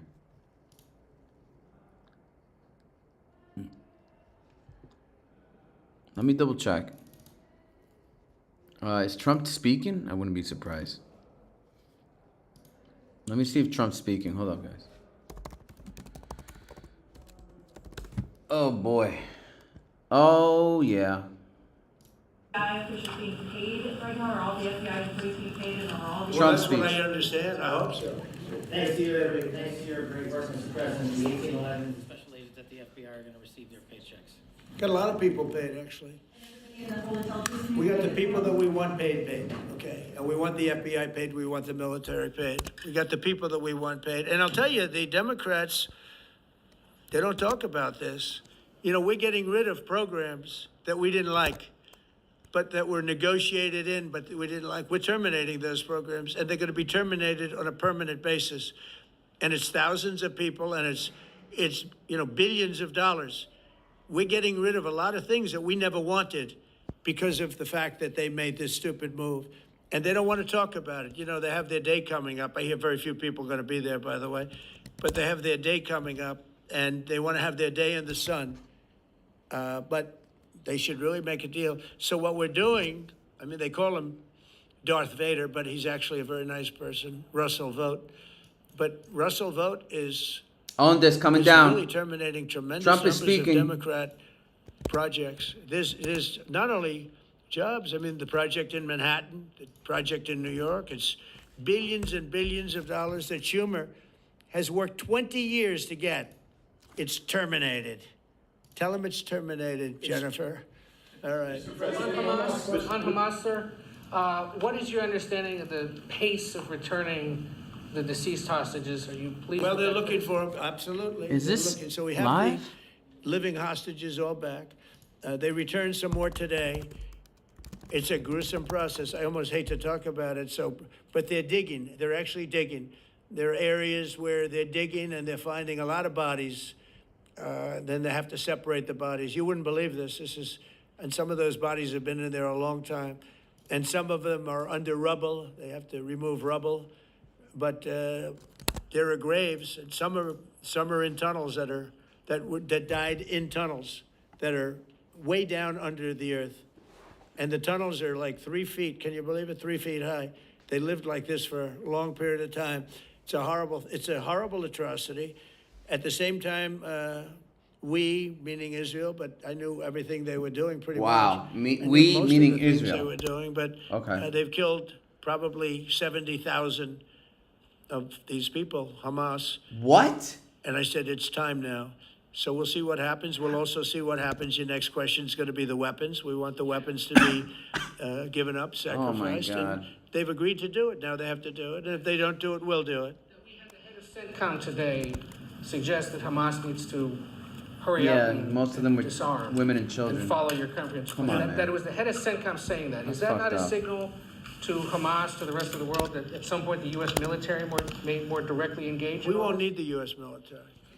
We won't need it. We're Why not going to just involve you? because we're very much involved in it. If we weren't involved, there wouldn't be peace. If we didn't destroy the nuclear capability of Iran, that deal would have never happened for two reasons. The Arab nations would not have felt bold enough to do it because you have So a very fucked powerful, up. at that time, Iran. It's not powerful anymore between what Israel and us did, because, the attack was, if you look at it, we helped them very much. They will be the first to tell you, including shooting down thousands of drones that were coming into Israel. We shot them down. We were shooting them down like it was target practice, but we shot down thousands of drones and missiles also going into Israel. But between what we did to Iran that way with the, conventional, we will call it, and what see that beautiful plane, that B-2, I noticed it on the desk. I always thought it was beautiful, but I never understood it. Now I understand. It took in hundreds of thousands of bombs in the form of two, but hundreds of thousands of pounds of bombs. And every single bomb hit perfectly. Then they sent Tomahawks in. They sent 30 Tomahawks on top of it. And that was totally, CNN said, well, maybe it wasn't as bad as Trump said, because I said obliterated. Obliterated is not a strong enough word, actually. And you saw the Atomic Energy Commission came out and said the word obliteration is very, very, think of it. They came in under potential fire. They entered Iran airspace late at night, in the dark, no moon. The moon was low for a reason. Was what time we picked it. Couldn't see anything. And they hit every target, and they weren't hit. Nobody saw that plane. That plane is stealth. Nobody saw it. The problem with that is it may be stealth today, but tomorrow it won't be. And we just ordered about 20 brand new B-2 bombers. It's unbelievable as a weapon. I know Putin, when I was riding with him in Alaska, we passed a lot of them. And he said, that really did the trick. I said, yeah, it did. It's amazing. The flying wing.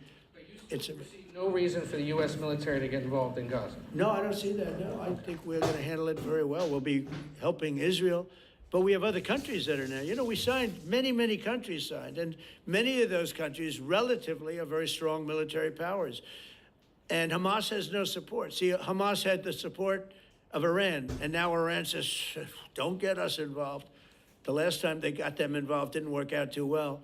So they used to have the support of Iran. Today, Iran they're trying to survive. When I heard the reports 2 weeks ago, Iran's looking to build a nuclear weapon, I said, don't worry about it. They got a lot of things they want to do before nuclear weapons. I said, the last thing they want to do is a nuclear weapon. It didn't work out. And if they did a nuclear weapon before they got even close, that site would be attacked and it would be wiped out. Yeah. Mr. President, you're meeting with President Xi in a few weeks. Yeah. If you can't come to an agreement or a deal at that meeting, are we in for a sustained trade war with China? Well, you're in one now. What? We have 100% tariff. If we didn't have tariffs, we would be exposed as being a nothing. We would have no defense.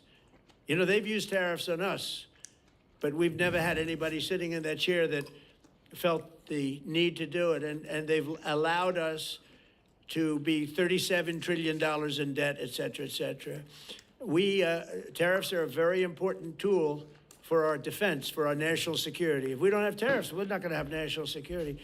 As an example, if you look at Pakistan and Iran, I told them I was in the midst of negotiating a trade deal with Iran, and Pakistan was going to be in line. And because of tariffs, they all want to negotiate much differently. And we were making a good deal. And then I heard that they're shooting at each other. And I said during one of my conversations, are you guys going to go to war? Two nuclear powers. We are thinking about, I said, here's the deal. You go to war, I'm going to put a 200% tariff. I'm going to stop you from doing any business in the United States. I said it to both of them. Within 24 hours, the war ended. That would have been a nuclear war. And again, the Prime Minister of Pakistan, who was here 2 weeks ago, said that man saved many millions of lives in front of a whole group of people because he thought it was going to be war. But when it came to war or having to pay massive tariffs, the tariffs overrode. That's why it's so important. Not only the money, we're taking in trillions of dollars, not only the money, the power to keep peace, the power to be used for good is enormous. But a lot of people didn't understand tariffs. It's also made us very rich. We have a big case coming up in the Supreme Court, and I will tell you, that's one of the most important cases in the history of our country. Because if we don't win that case, we will be a weakened, troubled, financial mess for many, many years to come. I don't even know if survivable is a good term. And if we do, we're going to be the most powerful economic country in the world.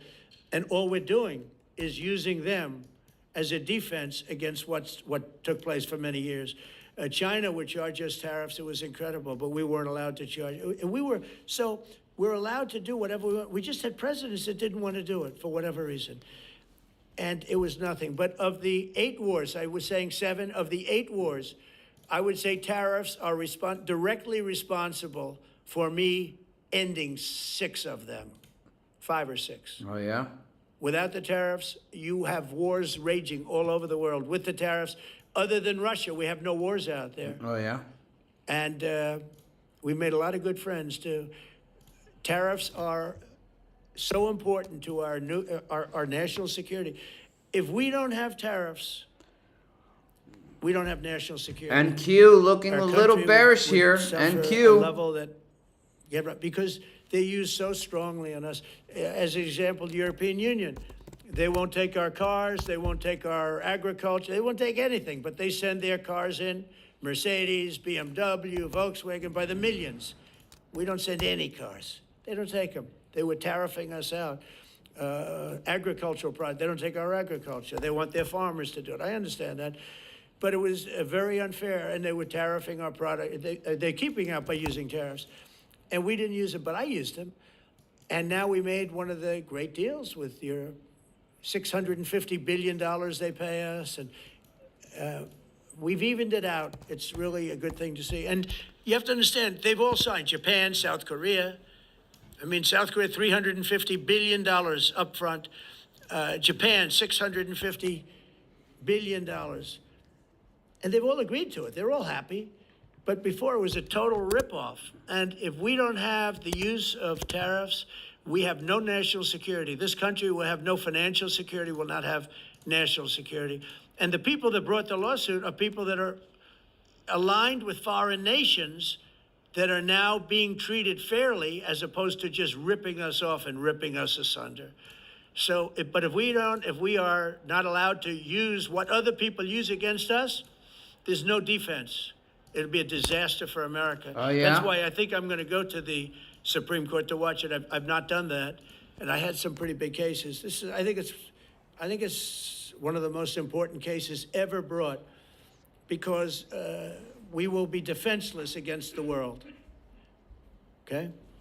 You'll go to the tariff case? Did you have one? Yes, please. Thank you, Mr. President. I want to ask you about the Georgia Senate race. I know it's very early, but there's several Republicans in that field that are vying for your endorsement. A lot of good people in that field. Yes. I know all of them, actually. I haven't made a decision on that, but you have some very good people in the Georgia Senate race. Well, Governor What Trump else? has endorsed. No, I know, the governor has it, he's spoken to me about it a lot, he likes that candidate a lot. Bitcoin coming down, I 88.5. haven't made a decision yet. But I'm following that race very carefully. I think it's very important for Georgia to get a real senator, because the senator they have now is a horrible senator. He allows all the crime, all the borders. You have open borders. I mean, his whole philosophy is a disaster. That's not representative of the people of Georgia. I know the people of Georgia. I won Georgia 3 times, but they say twice. Yes, coming I down. won it very big the last time, and I won it big the first time, and I won it big the second time, but we had criminals that didn't allow, I mean, I hope they're going to go into that. I hope they go into the votes which are being stored in Fulton County and take a real look at those votes, okay? Because I won it the second time too. But I know Georgia very well. I love Georgia. Those people are great, and they deserve a good senator, because the man they have now is a weak, ineffective person. Okay. New Jersey and Virginia. By the way, you won Georgia 3 times. Just Yeah, I agree. Do you agree with me? I And do. he's the media. For someone that He's the spends media. a Yes, lot of time Mr. in Georgia, President. I believe you won that. Yeah, okay. I really have a question about You know, the word believe isn't strong enough, right? Oh, You yeah? know. There you go. It's true. I know I won too. We have the great Newt Gingrich. Newt, you agree with us? Good. Otherwise, I'd have him dismissed immediately from the room. You know, his wife, as you know, is becoming an ambassador to a great country, Callista. So congratulations. So we're going to take a picture. And the only yeah? reason I'm doing it, he speaks so well of me. ES coming down. He said, I'll go down as the greatest In the trend line. president in history. And then he blew it. He said, I'm not sure if I put him above Washington or Lincoln. So I'm not that happy about that, dude. I've got a question about the weaponization of the DOJ. The media Spy, often says 687, your 36. Is weaponizing Yeah, the DOJ. yeah. That's Now, the opposite. It's the opposite. Todd, you represented VIX President catching a little Trump, spike, probably the greatest 1421. weaponization, of the DOJ by Alvin Bragg. You know firsthand. If you could describe what you saw under the Biden administration and how they weaponized the DOJ. Well, I mean, I think it's hard to describe what happened in those last 4 years since President Trump. Alvin Bragg, a local prosecutor, his office staffed by someone in New Jersey. Jack Smith, picked as a special Who the counsel, fuck is staffs that? his entire office with DOJ prosecutors. And then there are countless things that happen, all in writing, most of them on the docket, that require no explanation except that The guy doesn't have- abomination of the guy doesn't have a mic. Turned on right now and directed itself. So when people talk about this department weaponizing, it's embarrassing.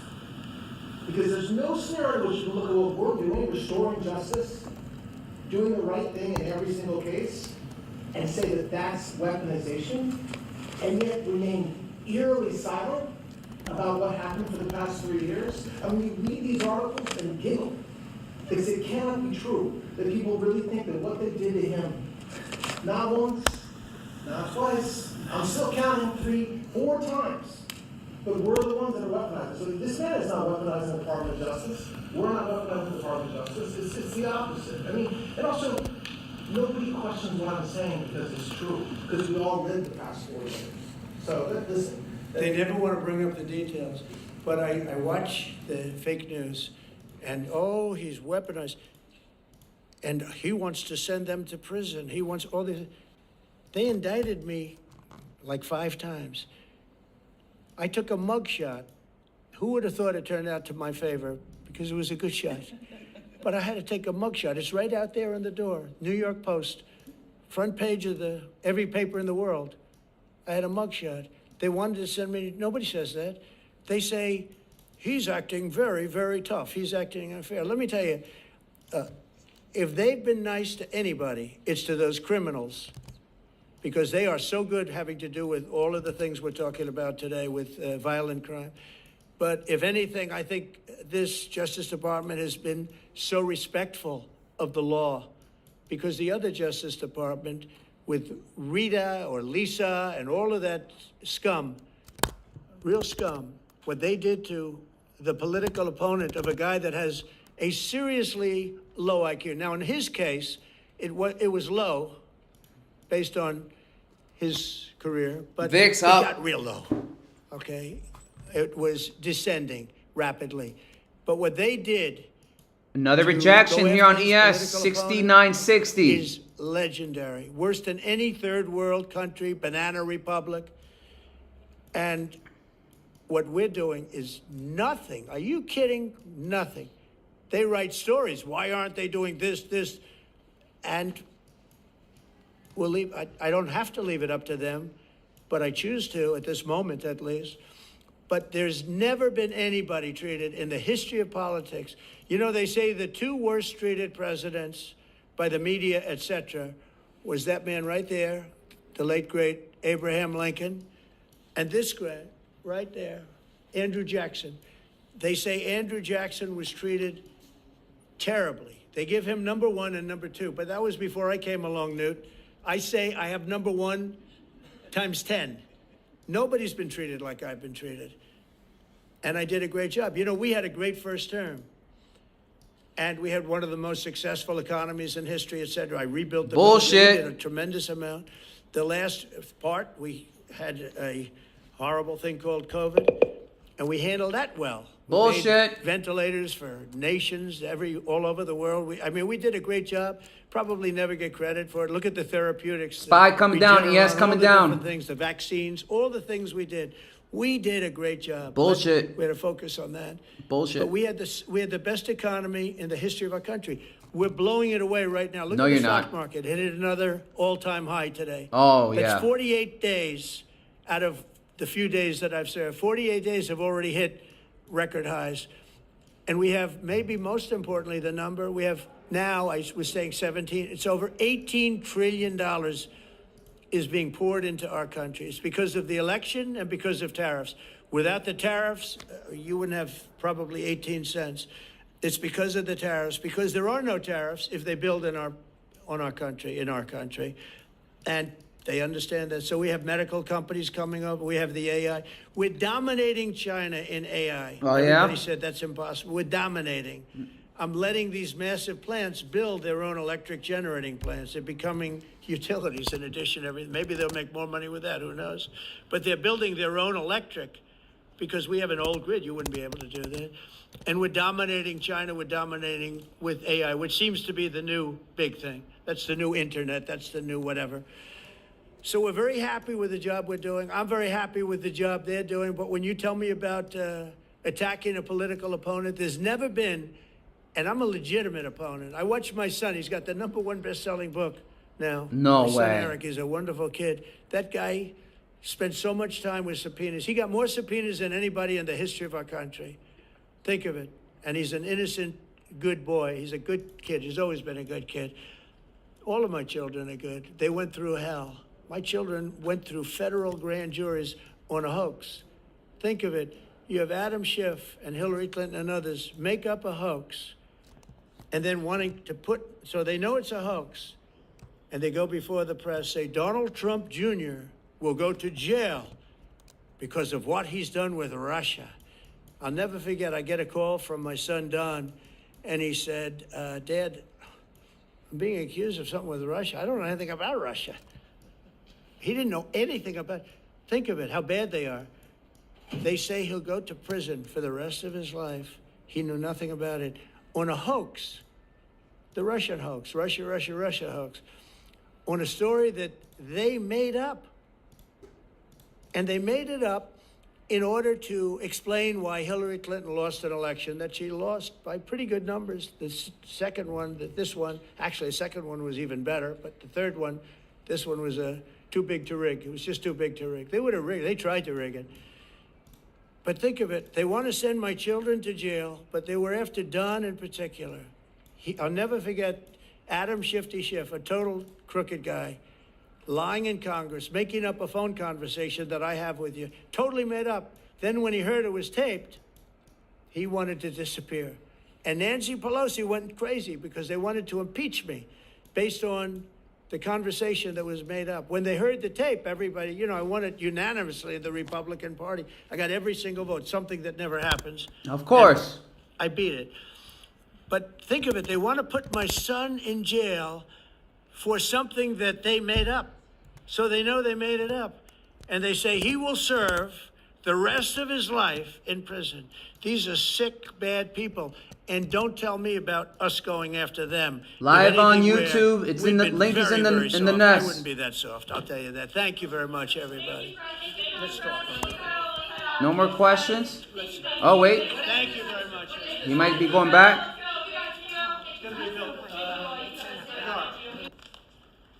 Well, thank you very much. There it is. There it is. Wow. Donald fucking Trump. What up, Crispy?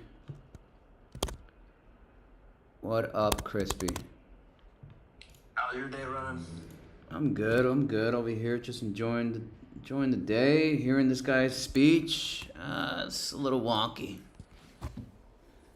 You can get your pullback on Ondas. I know, but there might be another opportunity. I'm just waiting for Spy to give me that pullback, man. I'm just waiting, man. It sucks sitting on your hands. It sucks. How's your day going? Pretty decent. I know you're happy. Day so far. I know you're happy for sure. VIX 1426. VIXy up 1426. Interesting here. Yeah, no, Ondas. I was watching Ondas this whole morning. I think it ripped 10% and looking juicy up here. It actually hit another key resistance area, but again, looking really good here. Potentially make a new higher low. There is a trend line that I found, but we'll see. Market overall, it's a little bit like fucking neutral bearish at this point. Yeah, and Light Path is hitting that $10.60. It's just tapping up against that wall. Literally. Earlier, it hit 52-week highs today, but now it's just zinging around. Looks like it's flagging a little bit though. Light Path, LPTH. This is one of those crispy fucking plays. Absolutely. Ooh. There's a nice W on here, by the way. Actually, let me go on my main chart. There is a beautiful W here. Keep an eye on ES, guys. We keep rejecting this top-end trend line in the box, 69.58.50 here. If you notice the wicks, guys, just pay close attention. Wicks are your friend. Wicks tell you a story. Wicks are telling you a narrative here. Look at that key rejection here at 69.59, folks. Pay close attention to ES, guys. Something's cooking here. Going to LPTH. Let me see LPTH here real quick. NQ 257222. Ooh. Yeah, so you are making higher highs in the price action, making lower highs on the oscillator. So, you know, typically when you see shit like this after a massive rally, you do want to see a pullback. But looks good here, though. Nice little pullback, and maybe get back to 1012. We'll see. All right, SPY coming down. ES coming down. VIX going up, 1425. Russell coming down. Oh, shit. Dow coming down. Bitcoin dicking around. We'll see here. I'm like monitoring like 3 different chats plus Discord. I got YouTube chat, I got Space chat, I got Discord chat. I'm all over the place today. Let me turn that off real quick. Let me turn that off. So, what's going on with APLD? With something happened with APLD. Did you see that EKSO? Did you see that shit? I'm not monitoring that play. An interesting one that I saw today that's moving is ASTI, Ascent Solar. I'm not in it, but it's one of the ones on my watch list that has interesting momentum. ASTI. Let's take a look at ASTI. There was that echo play. Ooh. Whoa. 15% ASTI. Nice rally here. What is this thing? What do you see in this? What the fuck? Bro. Look at the monthly. Look at the market cap, though. It's only 16 mil. Oh, my God. I think Reddit's behind this. I feel like it's Reddit. Yeah. Guys, we're having a nice pullback here. Ondas just continuously saying, fuck you. We don't care about your pullback. We're up only. Andas. I like that. Let me go ahead and delete all of this drawing here on the on my charts. It's absolutely getting annihilated here. Let me clean up my charts here. Yeah, Skywater's doing pretty good today as well, but it's not something I'm in very deep, but it's one of my kids' accounts' biggest holdings. You did a good job on this one. I'm actually pulling it up right now. There's a clean rejection at 2085. It's been rejecting there, but you killed it. Oh yeah, this is one of the ones. Yep. I remember now. Nice. Nah, beautiful, man. This thing is fucking bullish as shit, man. Fucking. The Austin fab market in DARPA in college, it's kind of building up. Skywater had some decent news for 3D silicon kind of like technology that they're rolling out with. Something cooking in the works, potentially. Let me see. Oh shit. 3D chip to accelerate AI. Let me see here. But you also have DARPA moving in that area.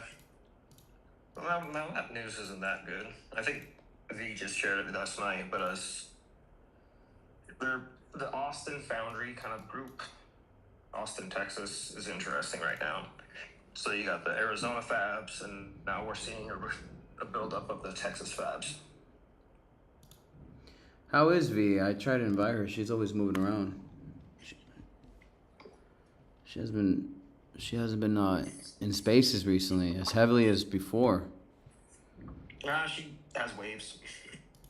I try to catch her when she's in spaces, though. She's always a great listen.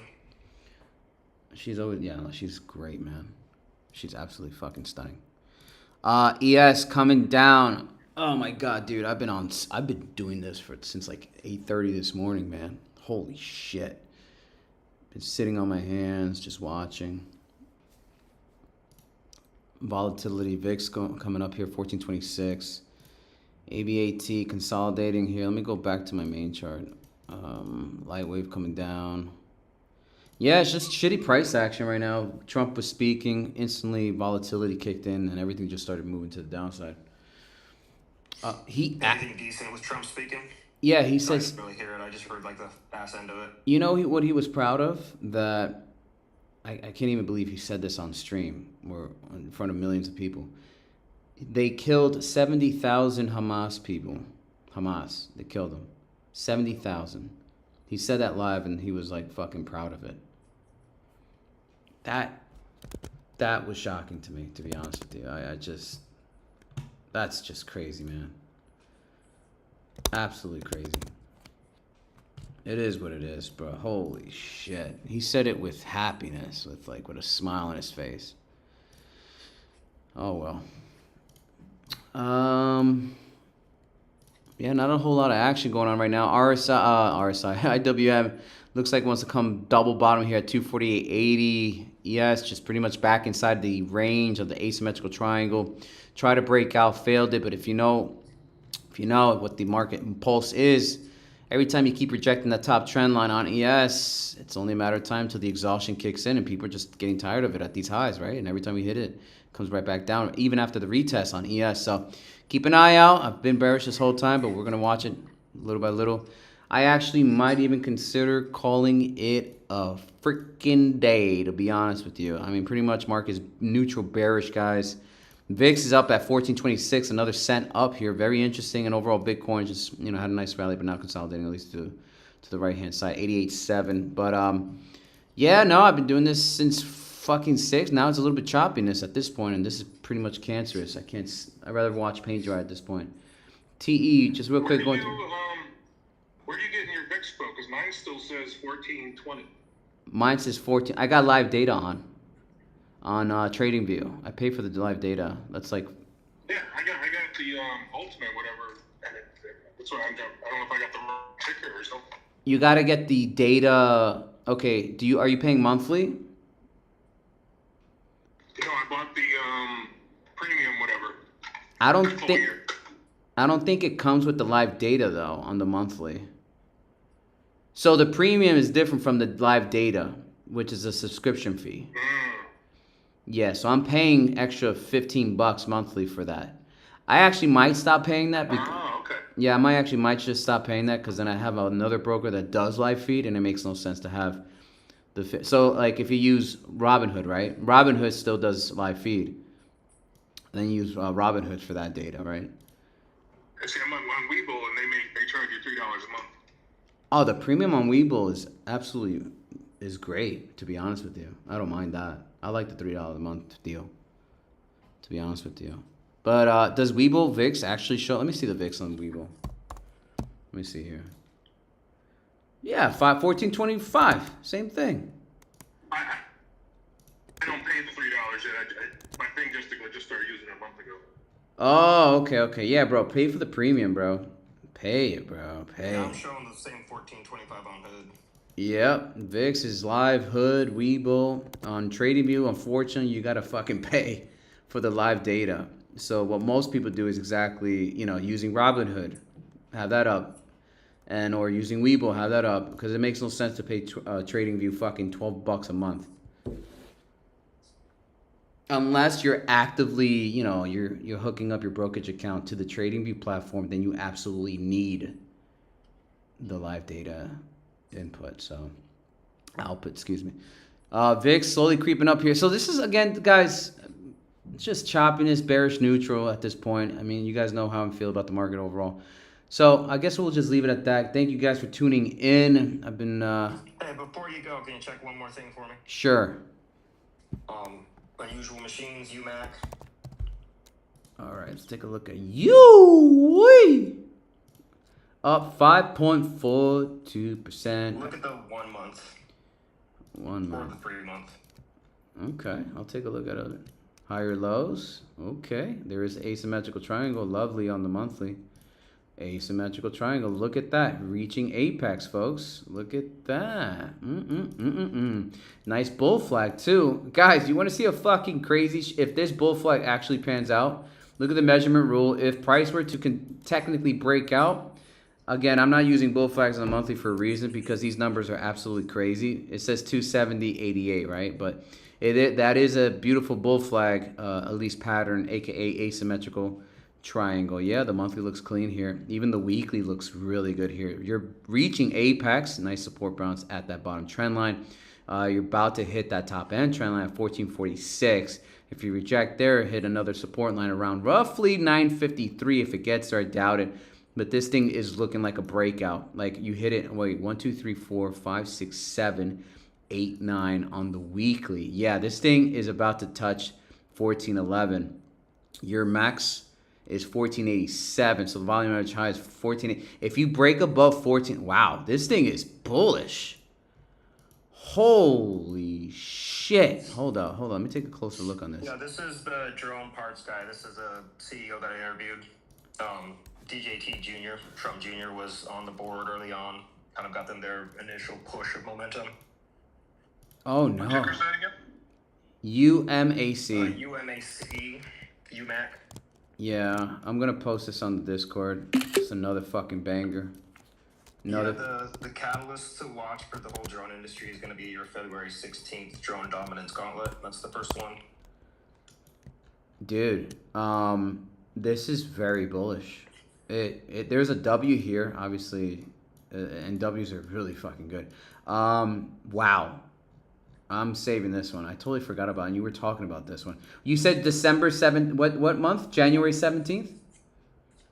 February 16th is the gauntlet, but we should be getting results pretty quickly. But this is going to be like a head-to-head drone battle, and UMAC makes a lot of the parts for a lot of the combatants, or a lot of the participants. The last one similar to this was called PBAS, PBAS. Right. And they were in the bill of materials for just about every single person. Like you said it on the earnings call, that they were in the bill of materials for everybody that was competing for that contract. So depending on who wins this next round in February, it depends upon their bomb penetration and how much they're going to be scaling up their motor production. All right. So if you look at the chart here, that's good news because I just saved the date down. It's in an upward channel. If you guys take a look at the chart here, look at that top trend line. Look at your initial, at least potentially a bottom trend line, but This thing is in an upward channel. There's a fucking W, aka Wu-Tang. You are hitting the golden pocket, but if you notice price action making higher highs, folks. Nice little great lesson to understand trend. Higher highs, but look at the bottom action. Higher low, initial start low, higher low, and a potential what? Another higher low. And that is where it's at right now. It's inside an ascending. It's an ascending scallop, folks. Now, let me double check if there's the number one rule, the measurement retracement rule, which is essentially 32. So half of 32, so it's at 16.6. But yeah, this is an ascending, a scallop play here. Beautiful fucking play, man. This is a beautiful chart. 100%. So there's two caveats here. If it breaks below the 200 and the 50 SMA on the 4 hour, I see a potential bounce at 1062. 1062 off of this bullish trend line, or at least this trend line here. But it is following a trend, that's for sure. Look at that top end trend line, rejection, but a new higher high. And if it comes back here, rejecting the 0.618, 1231, the next potential bounce is exactly around 1062, 1060, and making a new higher low, right? Higher low off of this channel upward momentum. So there's a clean channel. There's a clean channel. Very interesting to see. I mean, I can also drag that thing down right here. But the reason why I'm saying 1062 is because it's adding a little bit of confluence right where that 50 SMA and the 200 SMA.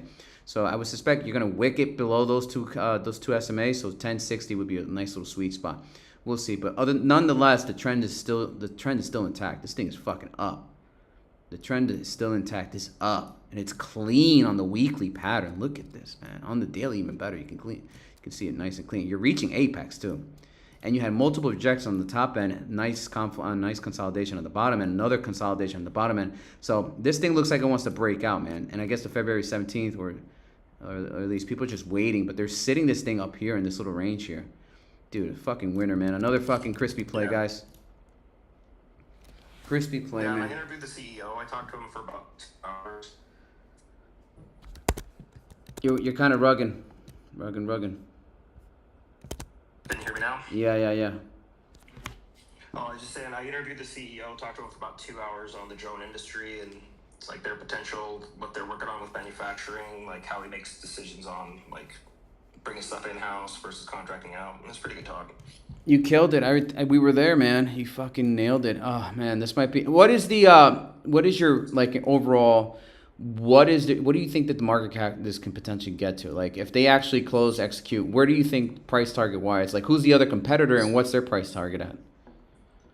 The main part of this play is there is no real other competitor that's manufacturing motors in America right now. There is some potential from fast followers, but they're locking up supply chains. They have like kind of the lead because they've been executing on this strategy since before the Trump election. Essentially, they originally spun out of Red Cat as like a way to de-risk Red Cat's China's supply chain. So the retail markets they had for just drone parts, for like just kind of like the community. Rotor Riot was the company. It was heavy on supply chain, but they started moving some components to in-house, to American, to onshore essentially pretty early on, and a lot of their production facilities are just getting up online right now. Fucking A, man. All right. Yeah. Yeah, you know, it's funny because we were having these conversations Sunday, LPTH. Again, I'm going to bring it up again. Guys, I kid you not, we were having a conversation, LPTH. And as soon as Crispy finishes, next day follows, LPTH went up literally, I think, 10%. Right? And now it's sitting at $10 range. So anyway, I won't be surprised if UMAC all of a fucking sudden, going into tomorrow, grabs another, potentially move up another leg here. Because it does want another leg potentially here. But it's fucking funny. Every time he talks, somebody's listening, and everything moves up. So let's see if 2 for 2? Question mark. The world is listening, man. Like it's not me. I think there's gonna be more news coming pretty soon. Yeah, I see it. No, it definitely wants up. Yeah. But for sure, let's. Oh wow, Ondas. Holy. Hold on. I gotta take a look at Ondas. Hold on. Oh, hold up. But you got to remember too that Ondas and UMAC are invested in Lightpath. They have an equity stake in Lightpath. So what? Lightpath. Hold on. Lightpath. Yeah. So months ago, they put in an equity stake into Lightpath, an investment. They also did SPI and Copen, but LightPath was one of the kind of the earlier ones that was in the supply chain. So that's when I took my main position, was following their investment. And last quarter was the first like net positive quarter for Unusual Machines because of their investment. So it's all paper gains, but they were still end of the quarter net positive. So LightPath is essentially a powerhouse, just waiting to break out. Yeah, but they're expanding. Their acquisition of G5 was very accretive, and they just did a 60 mil dilution, so they have a good amount of bankroll to go acquire something else, and they have a good relationship with Lockheed Martin. Oh my god, dude! I just feel, I'm trying to justify not throwing everything at this thing right now, because every time I say I want to get in, it just fucking rips, and I'm actually angry that it just went up another 2.8% after yesterday had another 10% rally. So this is up another 3% today. So right now I don't see no retracement up these highs. Fucking crazy that it's not catching at least a candle to the downside. I don't see it yet. I don't see it yet. I could see it retracing a little bit. We did just hit 52-week highs today, so it could be coming back to reality. But the reason why I don't like to trim these or like try to mess around with them, because this is one of my largest holdings, is because like you never know when like some kind of a contract might come through where some kind of a accretive event, some type of a deal or news catalyst will hit something that just makes the charts kind of null and void.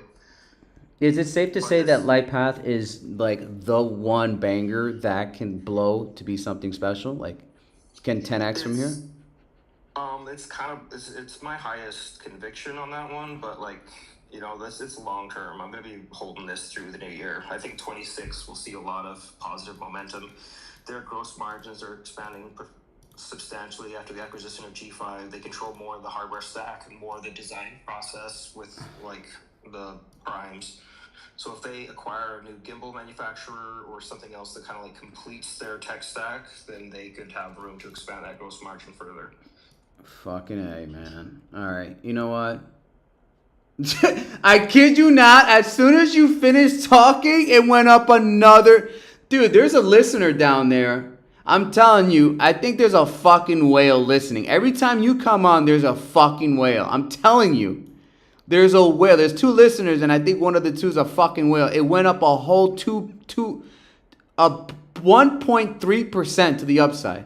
As soon as you talked and finished, it went up. There has to be someone following you, dude. I'm telling you. You're saying there's a billion in the basement? Dude, look at the listeners. I don't know if you know it. Oh, they just left. They just left. Dude, he just left, dude. I kind of wanted to dip about 5% and shake him out. If it does happen, listen, I will honestly, if I can get this back, maybe 936, just a nice little retracement. Hopefully, we are scalding. We're like overheating at these levels right here.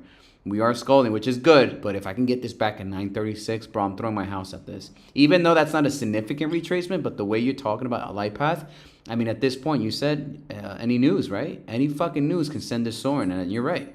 We can't never time the perfect bottom on this thing, so I just need a little bit of a pullback. I'm just asking for a little bit of a pullback on LightPath. I regret not getting in 930, man. I regret it. Honestly, I want to just kind of turn into like a little bit of a chop, because I'm in targets right now. So as long as we hold to the next few days, I can start trimming in the new year, so I'm not piling up capital gains. Yeah, man. No. I fucking hate it, man.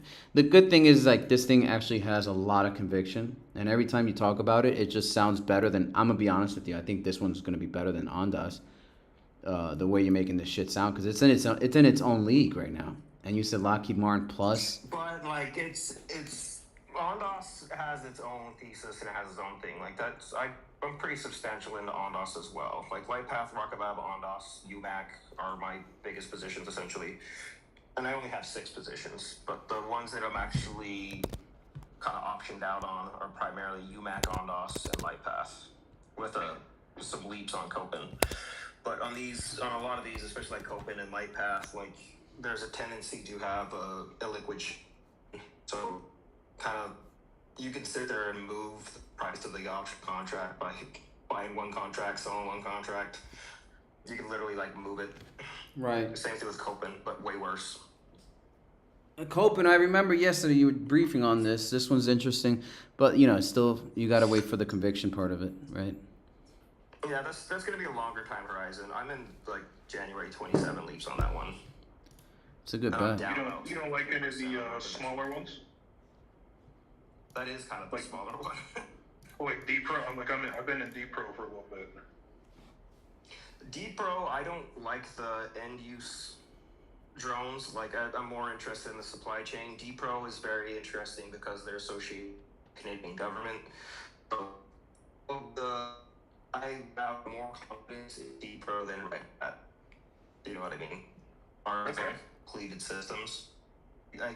I like more IR sensors, the motors, and with Ondas, the counter drone systems with the Sentry CS acquisitions, APRO Motion, their net systems.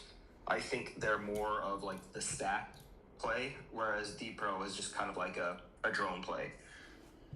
Same thing with Red Cat. It's kind of like just being like a completed drone play. But if they have successes, there's a lot of motivation for them to buy their componentry from the United States due to NDAA requirements and blue list requirements. So as they grow, a lot of my other plays are likely to grow along with them. Do you know anything about microvision? I've maybe heard that name a little bit, but I haven't dabbled into that. What do they do? I've heard of microvision. I think it's similar to LightPath. I think in a way that they make the laser beam scanning, LiDAR stuff. It's all about perception. Back in the Oust and Eva basket. Do you know if they're involved in optical terminals at all? No. So yeah, automotive LiDAR sensors, driver assistance. Yeah, that's deep in the pennies too. But for 80 cents and a market cap about 260, I wonder what their float is on this.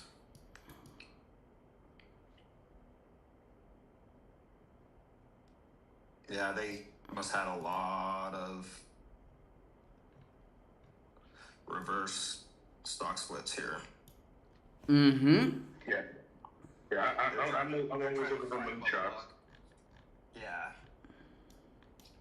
I don't know if they have any type of a technical or IP moat, like, that could be interesting. Like, the first, like, validation signal for Ondas for me was when they got the American Association of Railroads, validated their .16 protocol. And that's where they had a little bit of a bump in their chart, and that's where I kind of, like, figured they're beyond penny stocks, you know what I mean? And that was back in April, or, like, end of March into April. Then we had that little April drawdown. But that was when I started kind of loading into Ondas. It was around that 70 cents to $1 range. I just found something on ABAT, actually. I just, wow.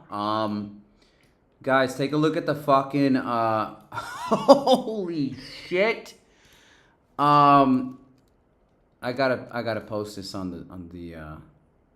the thread. Guys, this thing is inside a huge rounding bottom formation on ABAT. Let me go ahead and get the pattern exact so you guys can visually see it. But holy shit. Nothing related to one of the Crispy's plays. This is absolutely not his plays.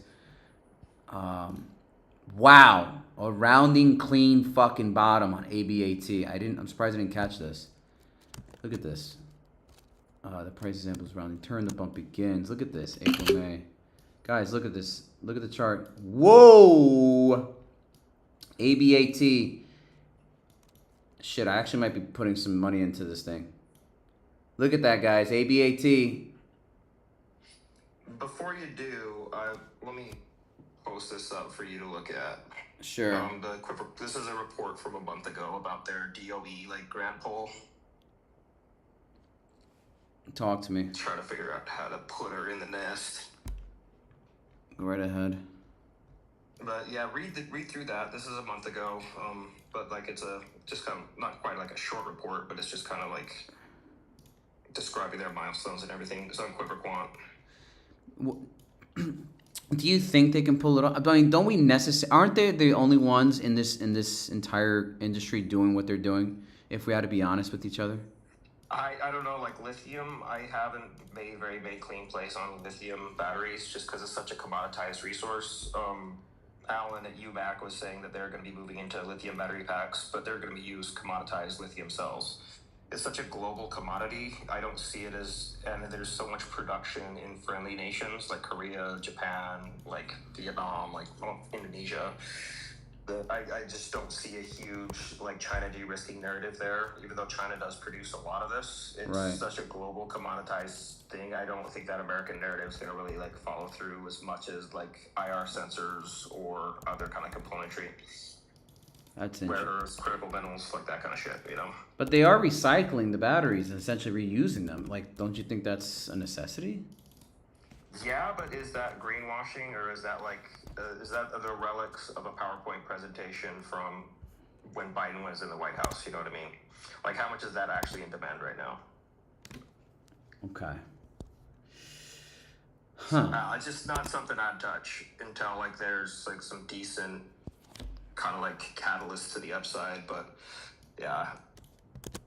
Do you think lithium batteries are even going to be around in a few years? Are they going to move to something better? Well, we have solid state, we have silicone anode, but like if you look at AMP, I keep hearing about salt ion. Yeah, there's a lot of shit that's in the lab, but is it getting scaled and is it getting commoditized? Like now, lithium's commoditized and it has scale, but yeah, I just it's hard for me to pick a lithium play. Like AMPX, like all the insiders sold out. There's retail and institutions holding the bags there. I don't know about the capital structure on ABAT. I'd be interested to see how much like retention of ownership is like with the executive team versus how much they've like passed on and sold out, especially after the DOE pulling their grant. It's less interesting for me. That's impressive. Yeah, all my lithium plays died in October, never recovered. Mm-hmm. Well, a lot of everything died mid-October for me as well, but we're seeing some recapture in the Jones market, in the space market, of kind of getting back to those April highs. But I'm not as leveraged as I was during October, because I clipped pretty hard in October, but now that we're kind of regaining that momentum, I'm not as exposed as I was on the last run up, so I'm not getting as much play there, but I'm being a little more conservative, had to learn my lesson. Flow a little too close to the sun. Wow. And somebody was asking, Kat was asking about FIP. I don't know what that is. FTAI, infrastructure. Oh, railroad gas, yeah. Not something I'm following really. My sectors are defense and space and Sabaton. You're rugging a little bit there, buddy. Just a little bit. Yeah, I stick to my sectors. I got you. Hey, I just posted on AVAT rounding bottoms, man. They're really nice to see on the chart. Hey, listen, I buy support, sell at resistance, but holy shit. Who knows? We'll see. We'll keep an eye on this one. Who knows? No one really knows what's going to happen, but in terms of what Crispy's fucking around with, his plays are always solid. Lightpath is on my radar. I think I'm going to be more favorable for Lightpath than I am ONDS. Yes, they're two different types of business inevitably, but I just like the way you make Lightpath sound. I mean, it's got its own... Well, Lightpath has less future momentum priced in as well. ONDS is really kind of like they're on an execution path that they need to continue to deliver on, and they have proven themselves of delivering on accretive like acquisitions and building that momentum. But whether or not they can continue to execute, that's the kind of the question there. But a Lightpath has a little bit less priced in considering their contract potential. I just invited Mata Man. I don't know. You want to come up here and talk? Yeah, Matan's cool. I like him. I invited him. Let's see what he's got something to say. He's a YouTuber. He's in like Yeah, he's in microcaps. He's one of the hover crew, eVTOLs. Hopefully he comes up here. Requested. Shit, I actually might just have to stick around then. I like this. Let me see what. Hold on, I gotta make sure you're not a goddamn porn dumper here, mister. Alright, you sound legit. Alright, let me add you up here. Now, everybody that I can see in this room is people that I've interacted with. Hey, Sammy, how are you? Hello, hello. Hi, Crispy. How are you doing? It's going well, getting through. What's going on with FIP? I don't know. That's rail and infrastructure. Mm-hmm. Yeah, I don't know enough about it, but seems like they're. Yeah, I'm just not familiar, so I couldn't tell you where it might go or what it might do. This is the first time I'm hearing about it. I thought that the Ondas and the drones guys were really into that for a long time. That particular company, right? I don't know if it could be something that I've played, because I've got into Ondas through the rail segment, like well before drones started becoming a narrative. So this might be something that he'd be familiar with. FIP, I'm taking a look at it. What do they do? Consumer services over here. What is that? I don't know. They have terminals. It's rail. That was primarily it, and it was spun off from FTAI, the aviation company, but it pays the dividend. It's successful on its own, but the big angle was for several years integrating this into the drones. The railroads all have to be in compliant with the signals and all that. Crispy can tell you all about that good stuff. Yeah, and it's just kind of sat there and done nothing really. Yeah, .16 networking kind of changeover. That's what Ondas is kind of like leading in that roost, but like the adoption curve is slow. Oh, okay, sure. It's inside a descending wedge. There is a trend line. I mean, my YouTube channel is on the Nest in case you want to see the chart. But anyway, there is a bearish trend line that it is respecting, but your flat base is 392. So just capitulating over here at least, and it's holding up here. But it's literally on my PLC at 477. Yeah, but it's clean as day, descending wedge here. Interesting on the weekly. Thank you. Yeah, it's just hovering, just doing its own thing. Interesting. Is that something, one of those Ondas potentials, or? I don't know, because it's not going to get the same kind of like narrative and momentum, because Ondas has like clear retail adoption now. If you're going anywhere on X, you could see all the Furus kind of dig it right now. But they have decent institutional ownership as well. So I don't think that narrative might take a little bit more challenge to like kind of catch on and take fire. Okay, interesting. What's going on, Matan? I don't know enough to judge it though. Yo, what's up, Sammy? Hey, Crispy. What's going on, man? Lightpath now 3.2%. Just saying. Lightpath is interesting. Crispy got me. Oh, did you check it out today?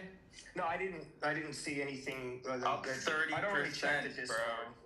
Up 30% today. What happened with the interview though? They push it back again? Oh yeah, these fuckers. I don't know. They're just keep delaying me. I don't know. I'm just waiting at this point. I'm not pushing and trying to bug them. Was there any news behind the move today? Well, you know what?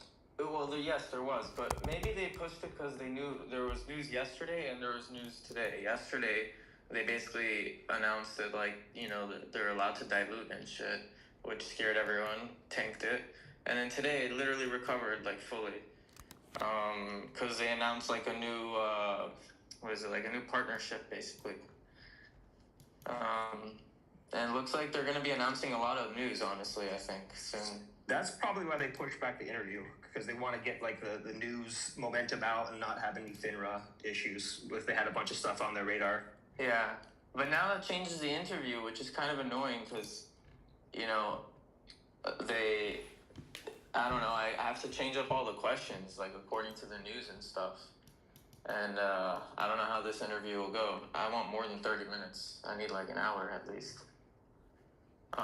So I don't know. It's a little tough. We'll see when I'll get it. But I'm really kind of hoping to get a lot of questions answered. But you know what? Everyone was super bearish on the company yesterday, and literally in one day later, everyone already today is like becoming bullish and like not worrying so much. It's kind of funny shift in narrative.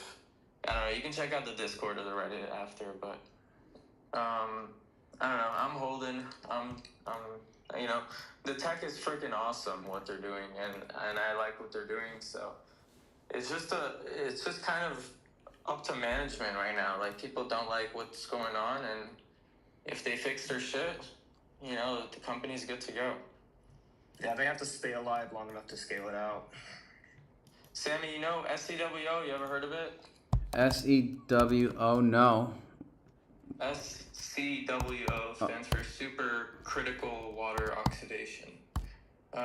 Check it out if you want. I don't know. It sounds like you look into technical analysis and stuff. I don't look too much into that, but Is this thing up 374 water ink? Correct. Yeah. That's the temperature in Celsius. You got to heat the water at like 220 psi, I think it was. Well, look at that. Another new ticker. Up 26% on the fucking day, man. Yeah, this is in the pennies, so you're going to see days like that. But look at the week. Yeah, there's a huge rounding top here, and I like where the right lip is next. Well, typically you like to see the right lip be in line, lower than the left lip launch pad, as I call it. And that's a potential nice reversal pattern on here. Very fucking interesting. Wow. Ooh. Wow, okay. I got a lot in this baby.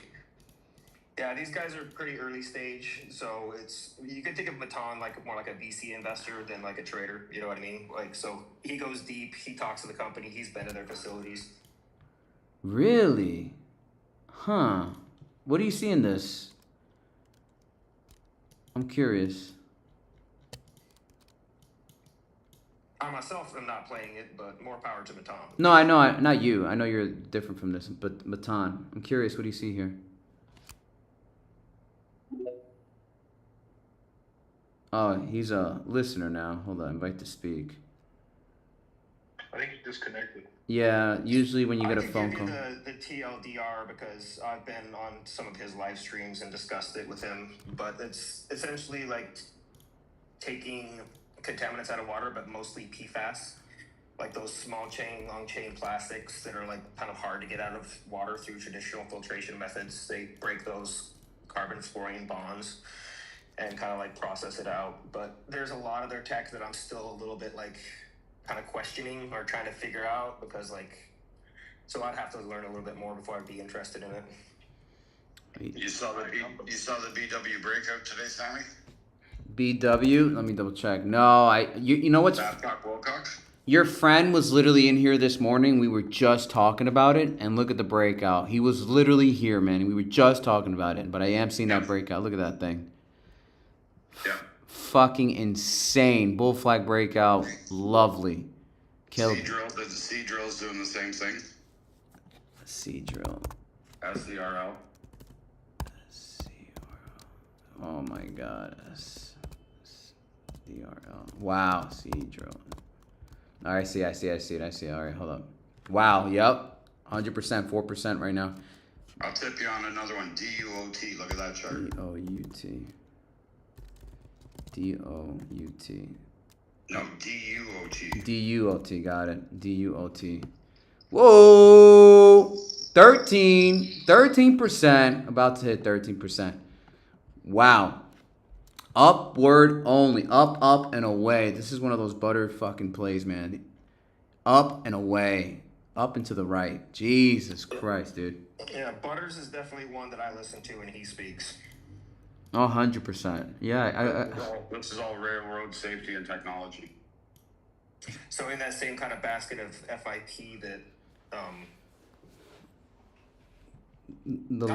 calling her Cat, but I can't remember her PvP name. The White Cat. Yeah, she was just in here like literally seconds right before Butters came in. Literally. Do you know anything about FIP, Butters? Yeah, I looked at it. Just I can't look at everything. I just whatever comes on my charts, whatever comes on my tech, that's all I play. Gotcha. Matas, you here? It's Baton. Yeah. Hey, I lost.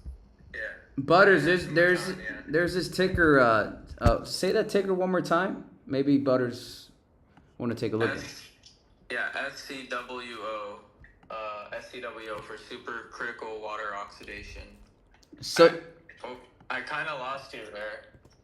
I don't know what you were talking about it. But, he was kind of asking for the tilter on the theme and on the company and why you like it, like your elevator pitch. And just a real I quick. tried to give him mine. And you interviewed the company CEO. What is it that you interviewed? You interviewed the company, right? You're a podcaster.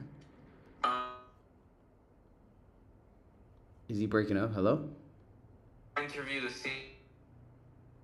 Yeah, you're still vice president and investor relations. Oh, damn. My bad. Say it again. I'm driving. I don't know. My internet's to be there. I went to their facility in Orlando where they operate and make a majority of their revenue, actually.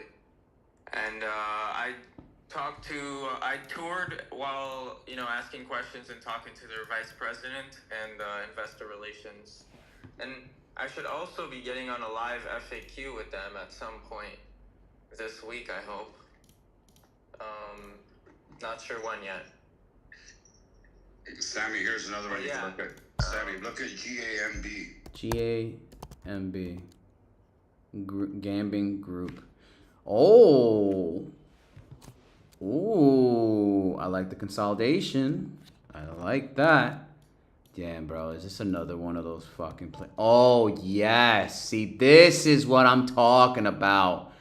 This is my type of play. Knifing. I love knives. Oh, baby. You got, inverted head and shoulders on the RSI. Is that an RSI failure swing? Let me double check here on the daily. Got back out, broke above it. Oh, dude, this thing is about to slap. 4 hour time. So that PE is pretty extended, though. 200 market cap, we got like almost an 88, but PE doesn't really matter in this economy as much as it used to. You trade the trend, man. That's the first thing that jumped out at me, yeah. You trade. There is another W here I see on. Ooh, that's an all bat 1618.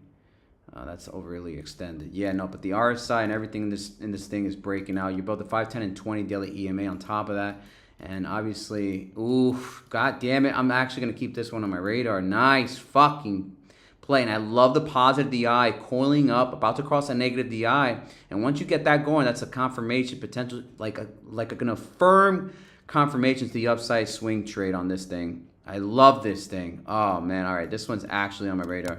Good shit, fucking Butters, bro. This is another one. Another fucking, god damn it. I wish I had enough money. That's what I wish I had. Love the new higher low structure too. Look at this. Look at this beautiful bounce here. New higher low. Look at that. Even arguably you can say it's inside another asymmetrical. Actually, it's inside an ascending wedge. Ascending wedge, yep. Look at that. About to hit the apex above that trend line. 552. Ooh, Butters. Butters. Let me see the delta footprint. One last thing before I move on to the next. The delta on that candle is 79 and 318. If you look left, okay, pretty neutral here, but interesting play. But it's finding support bounce on that supportive line. Nice, dude. What's the ticker again? GAMB. These are knife catches, so be careful, but you trade the momentum. This is literally a gamble. It literally is a gamble, 100%. But what I love about it, if you take a look at the RSI, look at the RSI if you guys are watching my YouTube channel. What I love the most is that you have these formations. Like you got the left shoulder, you got the head deep into the bear zone, and look at the right shoulder, essentially. So you're making higher lows. And that's a clean, at least in terms of a scenario like this, this is how you play momentum to the downside and to the upside. And if you hit that, obviously watch out for your oscillator to tell you the confirmation. But once that 25 in terms of the DMI oscillator, that positive DI hitting above 25 and crossing the negative DI, ooh-wee, this thing is gonna cook. Then I'm looking at the 382. Looking at the 382 exit, 33% to the upside. And there's a W potential forming. There's a fat W. Good shit, Butters. Another butter play. Let me get the harmonic here. Ooh, that's a bat That's a fucking bad with an 886. 886. Oh, yeah. This is it. Oh, yeah. That's a bad 675 indicator target. So, very nice. I'm going to keep this one on check. If it crosses that 50 SMA, get those candles going, it's a wrap. It's going to more than likely hit that 3-2 on my chart. Good shit, Butters. Fuck! Fucking nice, dude. Fucking Butters. All right, I'm putting this one on the Discord. Yo, Butters, thank you so much, man. That one's actually going to be, I think that one's going to be a killer. Like the volume, like the formation. I did trim my TE, so I took a tax loss harvest on that one on one of my bigger lots, or one of my older lots. TE? Dude, TE is just, it is overly extended for my ass to get in, but you killed it, man. You nailed it. That was another Butters play from months ago. Oh, was it? Amongst others. I just remember him kind of bringing it up. He never. I don't know whose original thesis that was to give credit to, but I just know I heard it from him over in the pit. I don't know how he does the scanning, bro. He's got like some secret sauce. He's got a secret sauce somewhere. You know what I'm saying? Like he's got something. He's cooking. Yeah, he's got a good like combination of like scanning and like finding, and also has like pretty decent technical depth to like judge a company and judge their technologies and stuff. So he's definitely a good one to listen to. I've even talked to him about Hover Baton. Like that's one that he's interested as well. He's actually seen their Calvera, their demo unit at like an auto show. Really? I think he's more of like my understanding, he's more of like a trend trader. Like he's just a trend trader. Yeah, he's pretty good at it too. So yeah. He has watch lists, but he does understand trends pretty solidly, like from any segment. Oh yeah, he's definitely got the eye for that, man. He don't miss. He don't miss. He got the juice. He's got the juice, man. Penny, real quick, my thoughts. So you're into penny trades. How do you like it? I'm curious. I know it's very risky, but people are. Well, I'm not an employee. I'm a freelancer. I got my own business and shit. I'm pretty into taking risks. People like to play it safe, and you can play it safe. And people are so scared and worried that they keep getting hit up when the stock goes up. I mean, when the stock goes down and stuff. Like, people are so worried, but. With these penny stocks, you can literally make 100x, and if you get that, it makes up for any other losses, Yeah, he kind of treats it like VC more than like kind of like traditional trading or investing from my perspective, and that's been kind of the policy I've been under too. But I'm in slightly higher caps, primarily. It makes sense. No, he's right. I mean, go ahead. Yeah, I'm in higher caps too. I guess it's just what I talk about on YouTube, my Discord and Reddit and whatnot is the really micro caps because no one's talking about them and, they kind of need a little community. And I guess that's just what I like to focus on when I talk about it. But I'm in bigger, I'm my biggest company I'm in is Tesla. I really like Airbnb. I also am into Aduro a lot, but Aduro is not even a penny stock anymore. It's at like $11 and like 500 million market cap. And there's like maybe 5-6 YouTubers already talking about it. So I do no more videos about it basically, but I do want to continue a little bit here and there. So I guess that's how I view it a bit. But I don't know. I'm in some other penny stocks I don't talk about on the channel. Because those are definitely more risky, and I don't know, the ones I talk about is what I have real conviction in. And I've talked to, like, for Hover, I talked to the CEO, the other one, SCWO, I went to their facility. I like what they're doing. Yeah, the Hover CEO, he's done a lot of press, and he's a pretty interesting guy to talk to. Like, he's smart. You can tell he's a founder, So I like him. I'm not in that company either. I'm not in the eVTOL space. But I do like their designs, and I like his execution. I have a guy, he's in my Discord. He specifically, I call him the penny killer because he just specifically trades penny stocks. And obviously they're high vol, low beta. High beta, low vol. And he just ends up killing it all the time. His name is JZO. He's probably watching the YouTube stream right now. But anyway, pennies are obviously one of the most riskiest shit you could ever take. But look at Palantir. I mean, if you look at, what was this ticker I was looking at? Oh yeah, Ondas is a great example. Ondas last year, beginning of this year, let me double check. I did remember seeing this thing at a fucking penny. Yeah, spring to summer of this year. But mostly spring. Palantir is how I made a big portion of my money, and then I sold a lot of it earlier in the year, like kind of January and stuff. And then I'm like, all right, what am I gonna do with this? I didn't want to have cash sitting, and then I started to look into other companies, and that's how I got into all this other stuff, and then started to basically talk about it online. But yeah, I mean, I view them as like, yes, they are super risky.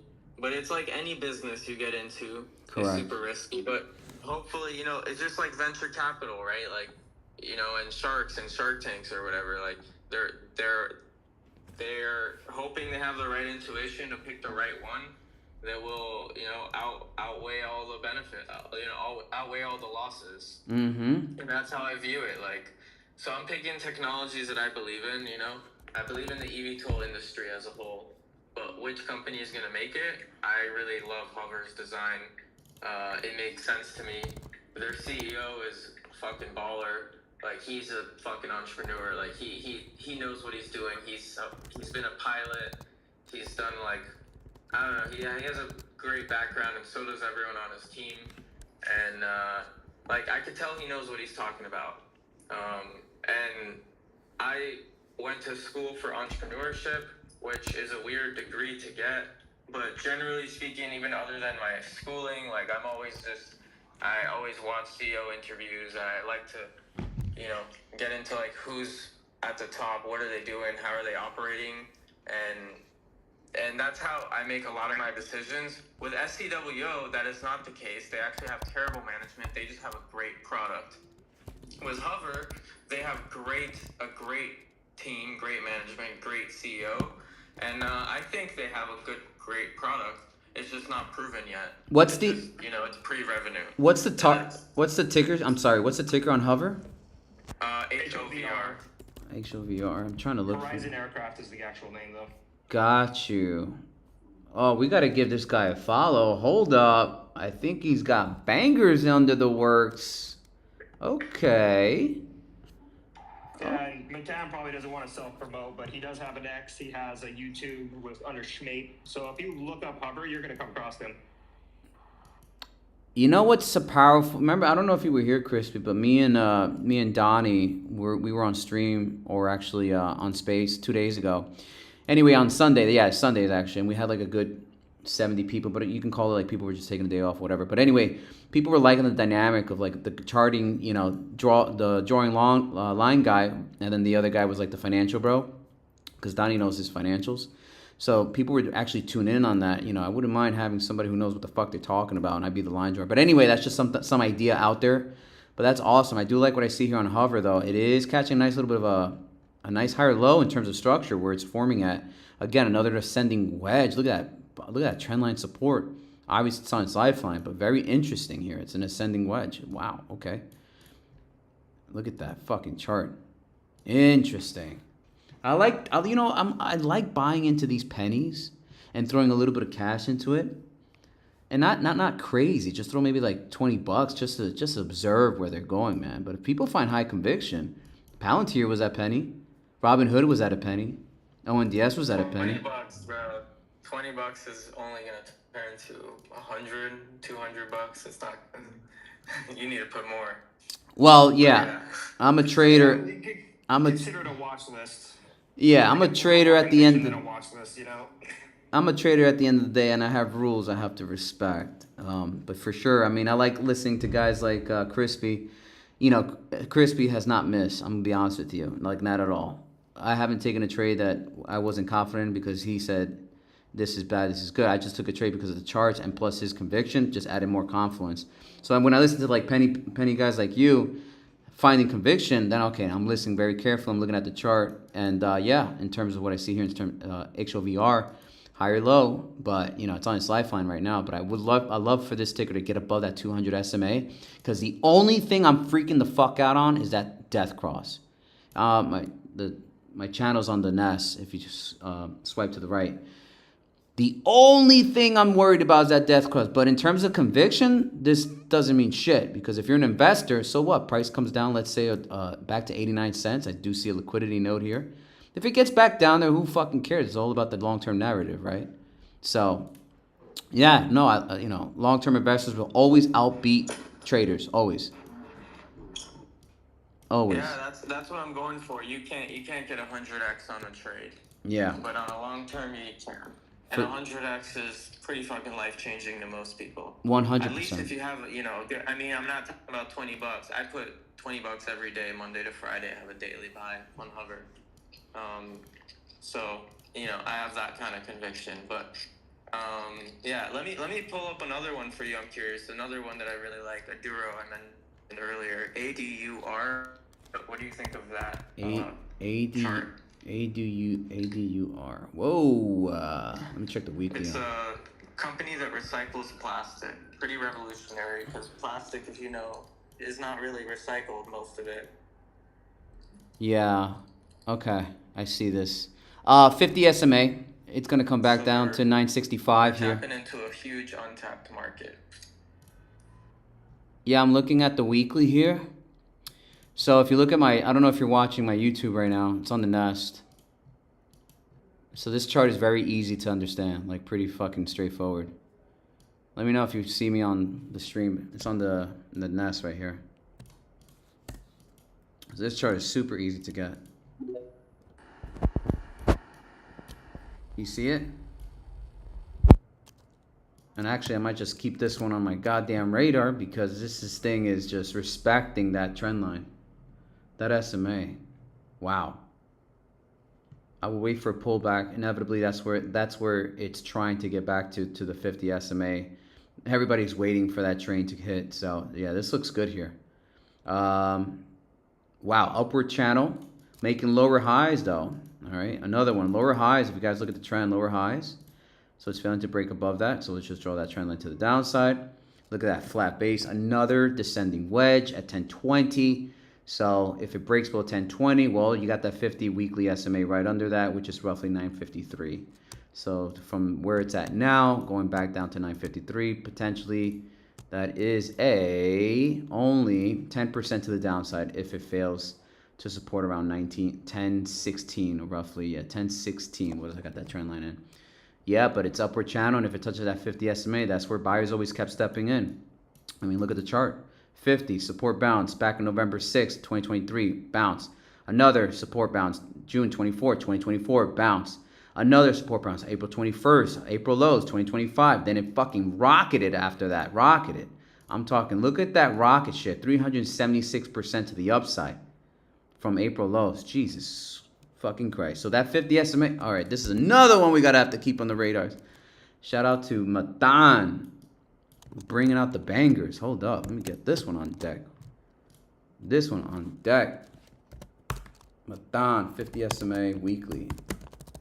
All right, noted. I appreciate that, man. Appreciate that. Sure. I wouldn't that one.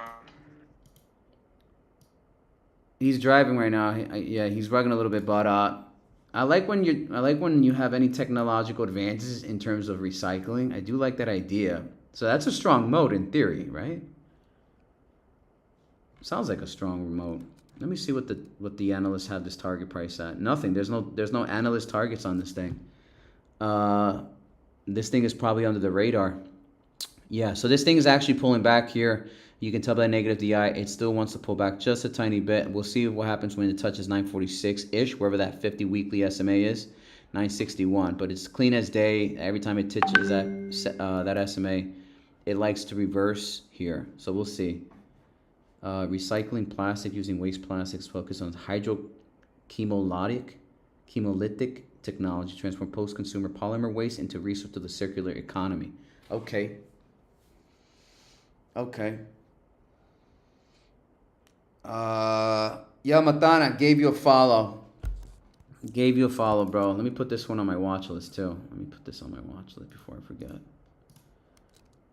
Aduro, and then Horizon, both of his plays. All right, let me double check the chat just before I might close out the chat. We've been streaming for like 5 hours, close to 3 actually. All right, last but not least, check my notification. All right, guys, thank you so much. I think I can call it a day because I gotta go work out, and then I'll be live again. I'll post a video later on today. So thank you so much for tuning in. Officially closing the space. Thank you, everybody, Crispy and everybody else, Matan and Concern. Thank you for sticking around. Please hit the like button, and yeah, I'll see you guys later, and peace.